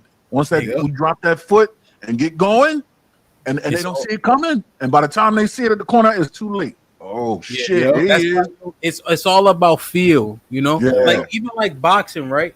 You know, I Mhm. know. Let's say I get let's say somebody throw a 3 to the body, right? So I know, even if I don't see it, if I block that 3, I know I gotta throw this 6 because I know that that hand is gone. Right. But it's Yep. all about like the touch point, you know. Yeah. So as soon as Yeah. they touch it, I know what I gotta come back with, you know. Yep. Like it has to be very fluid. If you thinking, you losing. If you thinking, you dying. Yeah. Yo, you know what's Yep. crazy? My best friend was a linebacker in college. You know why we so good friends? My two best friends were linebackers because them niggas weren't scared to sit that corner. We bonded over that shit. We was in practice and we just knew every time. I'm like, bro, you just not. He looking like you ain't gonna give up. I'm like, I'm not gonna give up. And it's like we respected each other behind that shit. Like, bro, you sit that corner. It don't matter how many times whether you didn't feel like it. And he was like, you was coming to get my ass every damn time. Every We time. became cool behind that. Yeah, that's balls. Pause. Yo, Just that's continue with that abuse. Yeah. You know, they think I'll be talking about football because I'm biased. I mean, obviously I'm biased, but the shit you gotta do while playing football for other people, like for instance, that down kick, right? Yeah. I have to get hands on that tight end so he don't blow my 5 technique up. You know what I mean? Yep. But then when I get a good hand on, now I'm kind of late, and so now that nigga really at full speed because I ain't shuffled down. Yeah. You know what I mean? And so, but you have to. Yep. Like, And you know what my coach used to say, Hamp, he used to be like, oh, you wouldn't sacrifice for your wife, would you? When you get you're not gonna sacrifice for your wife and kids because you won't run your ass in there and put your body on the line for something that's paying for your school that you say you love. Show me you the man that'll sacrifice for something you love. Yeah. And it's like, yo, and they used to play it to life. They say, don't tell me that you'll sacrifice for your family but you won't sacrifice now. And you be like, fuck that. I'm always gonna sacrifice for my family. Yeah. Even That if man, it's- that's a great is true, fucking though, line, because bro. Y'all, I do give y'all a lot of respect because I quit my sophomore year when I got horse collar, right? So it made my leg bend awkward and I tore my ligament, tore your right? ACL, yeah. So, but I still, once I healed, I still did basketball because I was doing both. My father was like, "Look, you need to make a decision." Being a quarterback and a wide receiver, and I got horse collar, they just. That's why it's a penalty now, Mr. Williams. That shit a penalty now because of that. Every snap of the ball is like a car accident or like jumping out the third floor window. Every snap. Yes, and I love it. You have to. Football made more basketball players than anybody. I'm gonna tell you. There's before the collision, right? So you see my right hand? Before the collision. Well, no. This is what I'm telling you. This is the difference. So this is the non-football player. Yeah. This is what non-football players do right before collision. Just a little bit. Flinch. They got a little flinch. Yeah, Football players, there is no flinch. Yeah, I never flinched. I wasn't worried about getting hit. I knew that. No, Mr. Wade, I'm not even talking shit. This is most people. I'm begging for the contact. I love the contact. I'm begging for it. I ain't flinching about shit, but you pay for it though. You know, you pay for you're it. gonna suffer. You know, coach called a play in the huddle. Boy, you be sitting there like, oh yeah, I get the pull this time. Yeah, you get the pull that time. Yeah. You know. But nah, football is beautiful, man. It really is, man. You know. But yeah, man. Salute. So Bill Belichick coaching tonight. We're gonna see what UNC does. Who they playing? Damn, I feel bad. But hold on there. If he lose, how much of that girl gonna be the fault? Oh Lord. What girl? What happened? Update me. He with a young girl now. A That baby. young girl. But yo, she stepped up one time and hit one of his interviews though. You heard her? Yeah, she stepped up. She handled it. Cause you know what it showed me, Hamp? Even the toughest motherfuckers on the football field, them niggas can be handpicked. I've seen it for years. You can be tough as hell on the football field, and you a bitch in your house. Jesus. Yep, I seen it. They bitch 500 pounds, but can't say nothing to their woman. Hey, yo, be quiet, sit down. Mufasa, did you see what Nick Saban said? No, what did he say? We in the ACC, so they in the ACC with us. I need them to lose. But Nick Saban said They're like, you've been married for 40 years. What's the secret? He's like, let her be right or something like that. Like something to that, he said. You know, and that's Nick Saban, to where one of the most strict programs in the world, you know? Well, yeah, it's just certain Anywho, shit you don't say. September the 4th, the NFL is back. Most of you, if you got a fantasy football league, you did your draft either this weekend or today. Good luck on your drafts. Good luck for the season. The real sport is back. Yo, Say a prayer for us cowboy lovers. the Cowboys. Hey, We listen. Bird gang. hey, Echo. Hey, you was right though. Boxing is thinking for sure, but you know that we have cues though, right? So you know where you feel the pressure, you fire, right? You know we have boxing 101. Not to say that it won't be like you don't make amendments, but you know you got to be very instinctual, right? Because like for instance, as an example, you don't move because they make you move. You move because you want to move, right? Because people hands are coming fast. There's a lot. There's sweat, you know. So a lot of the anticipation is you getting out the way before they, while kind of understanding what's the sequence of punches, you know. Yeah, Like I'm gonna say this. Like if you literally. got, hold on, I'm not done talking to. Go ahead, babe. Sorry. If you got 1, 2, 3, right? That's the second most prominent combination. So what is your switch up if you know if you like throwing that jab cross left hook, right? What is your switch up? Because that's the second most thrown combination. You know? So I've what? ran, I've swim, I've taught yoga, I've taught spin, I play basketball. I'm gonna honestly say boxing is the most exhausting thing I've ever done in my life. And I was just doing hitting bags and working with a trainer. I can't imagine what it's like to take a hit like that. So it takes a special kind of food to get into a ring. One that you love. Yeah, man. I like that. He liked it. I'm not a fan. He loves it. Have you been to his boxing matches? Are you able to sit through any of his stuff? I struggle watching his coach and his brother. They spar at like a professional amateur level, and I cry when they get hit. And their mom is there, the dad is there, and the family is so supportive. What I will say is, if you box, the family that comes with it and the people that support it, that to me is worth it. But just to watch somebody that you love get hit, it takes a certain type of person to understand that it's the love of the sport and the love of them, not the actual sport. It's very hard to watch somebody that you love be violently, viciously attacked. Yeah. It's hard to watch. It is. Mhm. But because I see how Hemp loves it, my husband loves it, I see the benefit. Like I said, I see the camaraderie and the family that these boxing gyms have.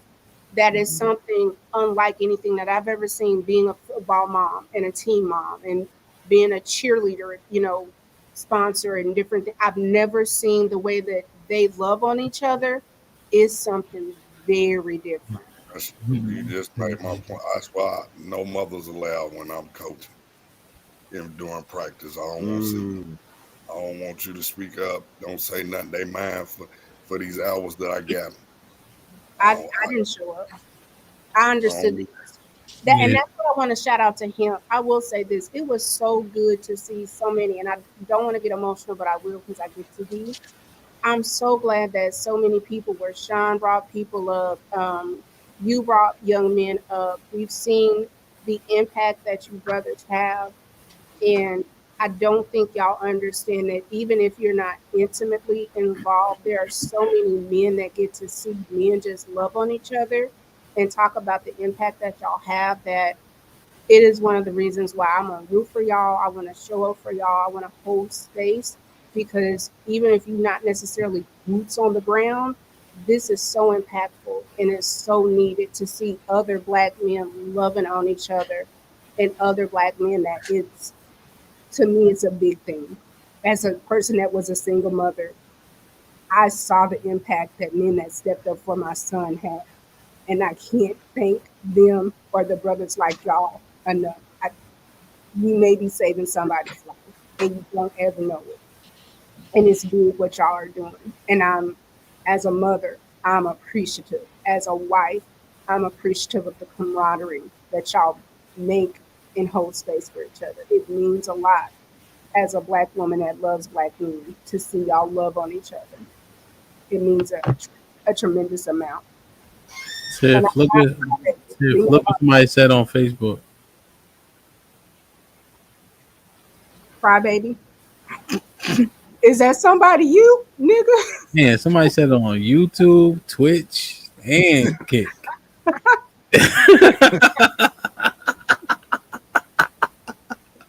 All the platforms, Tiff, whoever that is. Whatever. It's a big deal. It's a big deal. It's so many men that are getting impacted. And like I said, to have my husband say hemp is on, hemp is DJing, him getting into politics and feeling like he has a space and camaraderie, it means a lot to me as a wife. I thank all of y'all, and I do. Y'all get on my nerves, but I appreciate you very much, and I love you. No, man, it's real, man. I think, and the thing is, all of us, and Crybaby. The thing is, we all met for the most part. Yeah. Like real shit, like Sporties, Mufasa, everybody just come into the because, like when I first seen Sporties at the Houston meetup, it didn't register. Like when I seen him outside of the Airbnb, it didn't like register to me, because we hadn't had previous to that a whole lot of Well, no, I'm tripping in Philly, but when I seen him in Houston, right? Because when you get in ticket sales, you don't know everybody's name. You know what I'm saying? But obviously we met in Houston, Philly. We had a bunch of shots and stuff, but it didn't register. And then I was sitting back in Houston and I'm looking at the crowd. Y'all probably don't know this, right? Because I'm doing a whole bunch of shit talking in the ring. But I'm like, yo, I rented 50 chairs and we needed 50, 60 chairs. Curette, like so many people just out, RLC, what's it, RLC, the real, like so many people just pop out. You're like, damn, and we got to actually commune together. You know what I'm saying? So it's the impact is really significant. You know what I'm saying? For sure. So we're gonna keep grinding, man. And be in Las Vegas, I think the Las Vegas feels, and I'm saying feels like a meetup kind of. I'm not planning nothing though. I gotta focus on what I gotta focus on. But maybe we could tap in CJ or one of y'all to kind of make sure everybody's straight. Sure. Because CJ live out there and shit. So We'll make it happen. February 20, basically the 27th through the 1st. I would say the 27th through the 2nd, because that'd be Friday to Monday. So yeah, man, let's get it popping, man. So I've been training hard. I expect to win it. Just to be honest, I expect to win it, and I'm gonna try my best. But I tell you what, if I lose on the first day, we partying. If I win on the third day, we partying. So it don't make no difference. I'm gonna be in good enough shape to where, you know what I mean? We can smell the roses. You feel me? Well, this episode, it became apparent to me that I can tell the future because it just happened about an hour and a half ago. So I'm seeing you gonna win and we gonna party. Indeed. What up, buzzin'?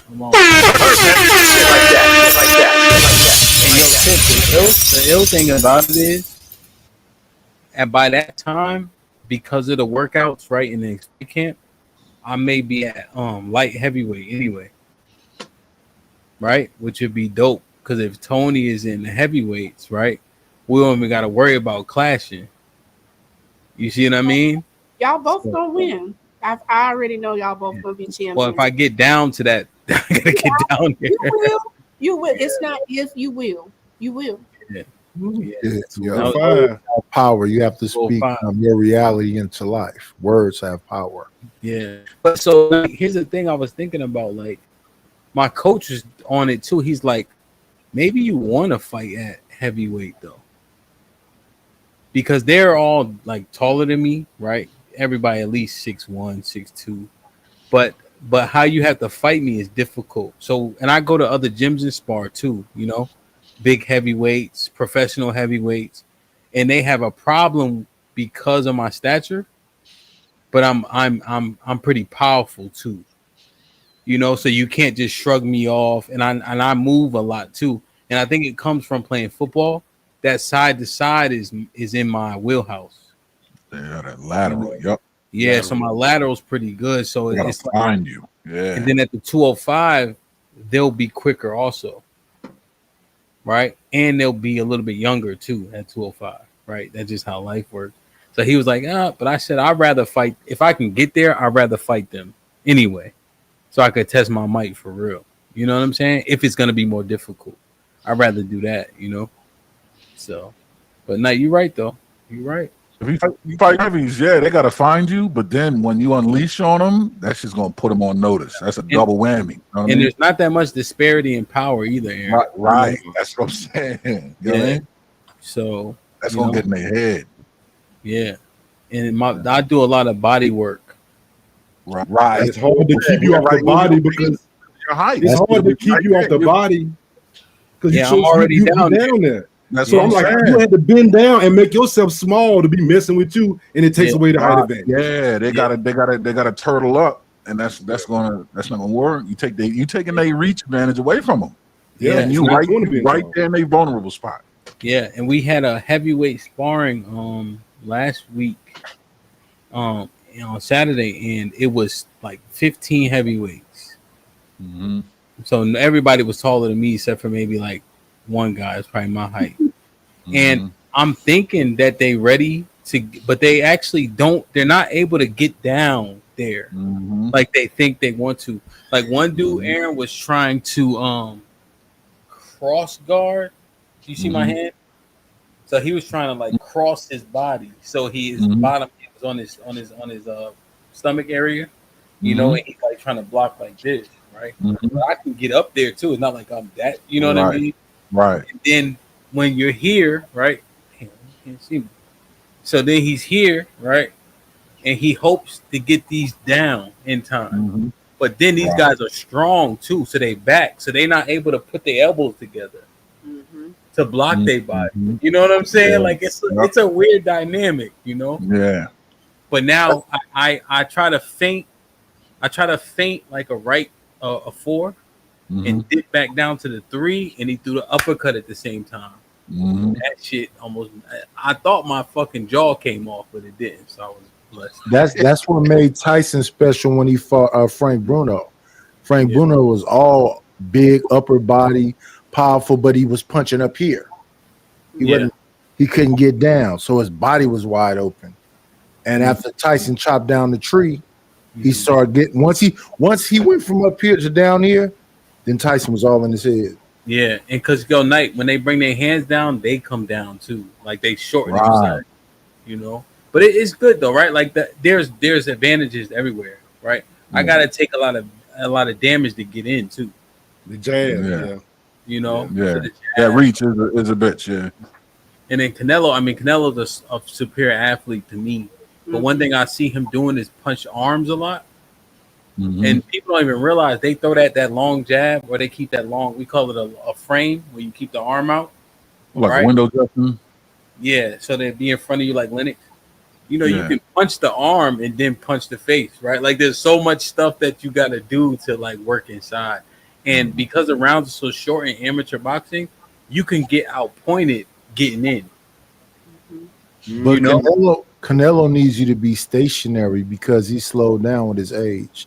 He's I fast think though, Knight. He's fast though. no, he's fast, but he slowed down with his age, and he punches like one punch at a time. So that's why I think that this Terrence Crawford fight is going to be more competitive because Terrence he can move from both sides, and he's not going to be in front of you. So you're gonna have to be trying to find him and cutting off the ring. Yeah, yo, you're right, Knight. Because he can fight southpaw orthodox, his jab is a power jab, especially when he goes southpaw. And one thing Crawford does well, if y'all look at him, he throws his jab off the line. I don't know if everybody knows that terminology. You know, so like let's say I'm throwing like this jab hand, I can get out the way while throwing it, right? Like different trajectories, up jab, you know what I mean? Power jab, right? I can slip it and throw the jab. I can L step and throw the jab. So he does a lot of great things, you know. But I And think kind of like a fade in basketball, right? You fade away from it. He's never where you think he's supposed to be. Yeah. That's why Earl and Earl's great too, but that's why Earl, he didn't even see him. He wasn't where he wanted him to be because every time he thought he's right here, he wasn't there. And Earl was getting hit more than he was able to hit him. Yeah. Earl. Yeah. No, that's a good synopsis. I don't even need to say nothing. But it is fun though. It's fun, right? And we just trying to do our best in that shit. You know what I'm saying? But it's a violent thing, so you want to be as skilled as you could possibly make yourself, right? You know. My coach he's a. Yeah, one thing is like when we look at Evander and Riddick Bowe, that was rock'em sock'em. They were just hitting each other. Yeah. It's another thing when you understand the science where you hit and don't be hit. Yeah. Yeah, 100%. The art of boxing. It's an art. The Yeah. art of boxing. There's a hard-headed thing too, Tiff. If you can take punches, you get lost in taking punches too. You know? You hit me in the face, I'm just winning. Yeah, you think your chin is so strong that you can take any punch. I can see how that can happen. And you gotta give one to take one, and I see. So that's my problem too. I'll sacrifice. Like if I get mad, if you hit me with some shit, now we gonna see who gonna stand in this pocket. You know, but you can you lose like Tyson, You be chasing motherfuckers around the ring anyway, though. You what happened, man. I'm all pressure, Aaron. I know. Hey, if you look at Tyson's fight, though, he didn't get hit as much as you think he did. Like his defense was really, really good. Yeah, normally he didn't get hit that much. No, I'm But saying when he started getting hit, he started losing. Yeah, Yeah. Later on, in general, if you watch him, hey, it was hard to hit him. Evander hitting too much. What's the English black dude name? Lennox Lewis. Lennox hitting too much. Most of the time, Tyson wasn't really getting hit because but once he got rid of his trainers, Kevin Rooney and all of them, he was getting hit too much. Yeah, I think Tyson, when you look at his defense, it is great, right? You know, but it's not variable to Knight's point, right? You know, he throwing them big hooks, right? And he gonna try to get under your punches, right? But there's a whole lot more defensive techniques that you can employ, you know? And Tyson's feet were fast going straight forward. But side to side, it was more like steps to angle punches, not to get out the way. And I think you saw that start to get exposed when he was trying to get around jabs. Yes. Because he didn't do a lot for the jab. Like I was sparring one heavyweight, his jab was good, but he leave it out there, if you know what I mean. So you know, like out there too long. he don't snap it back, he'll like throw it and drop it. So I caught it one time with both gloves.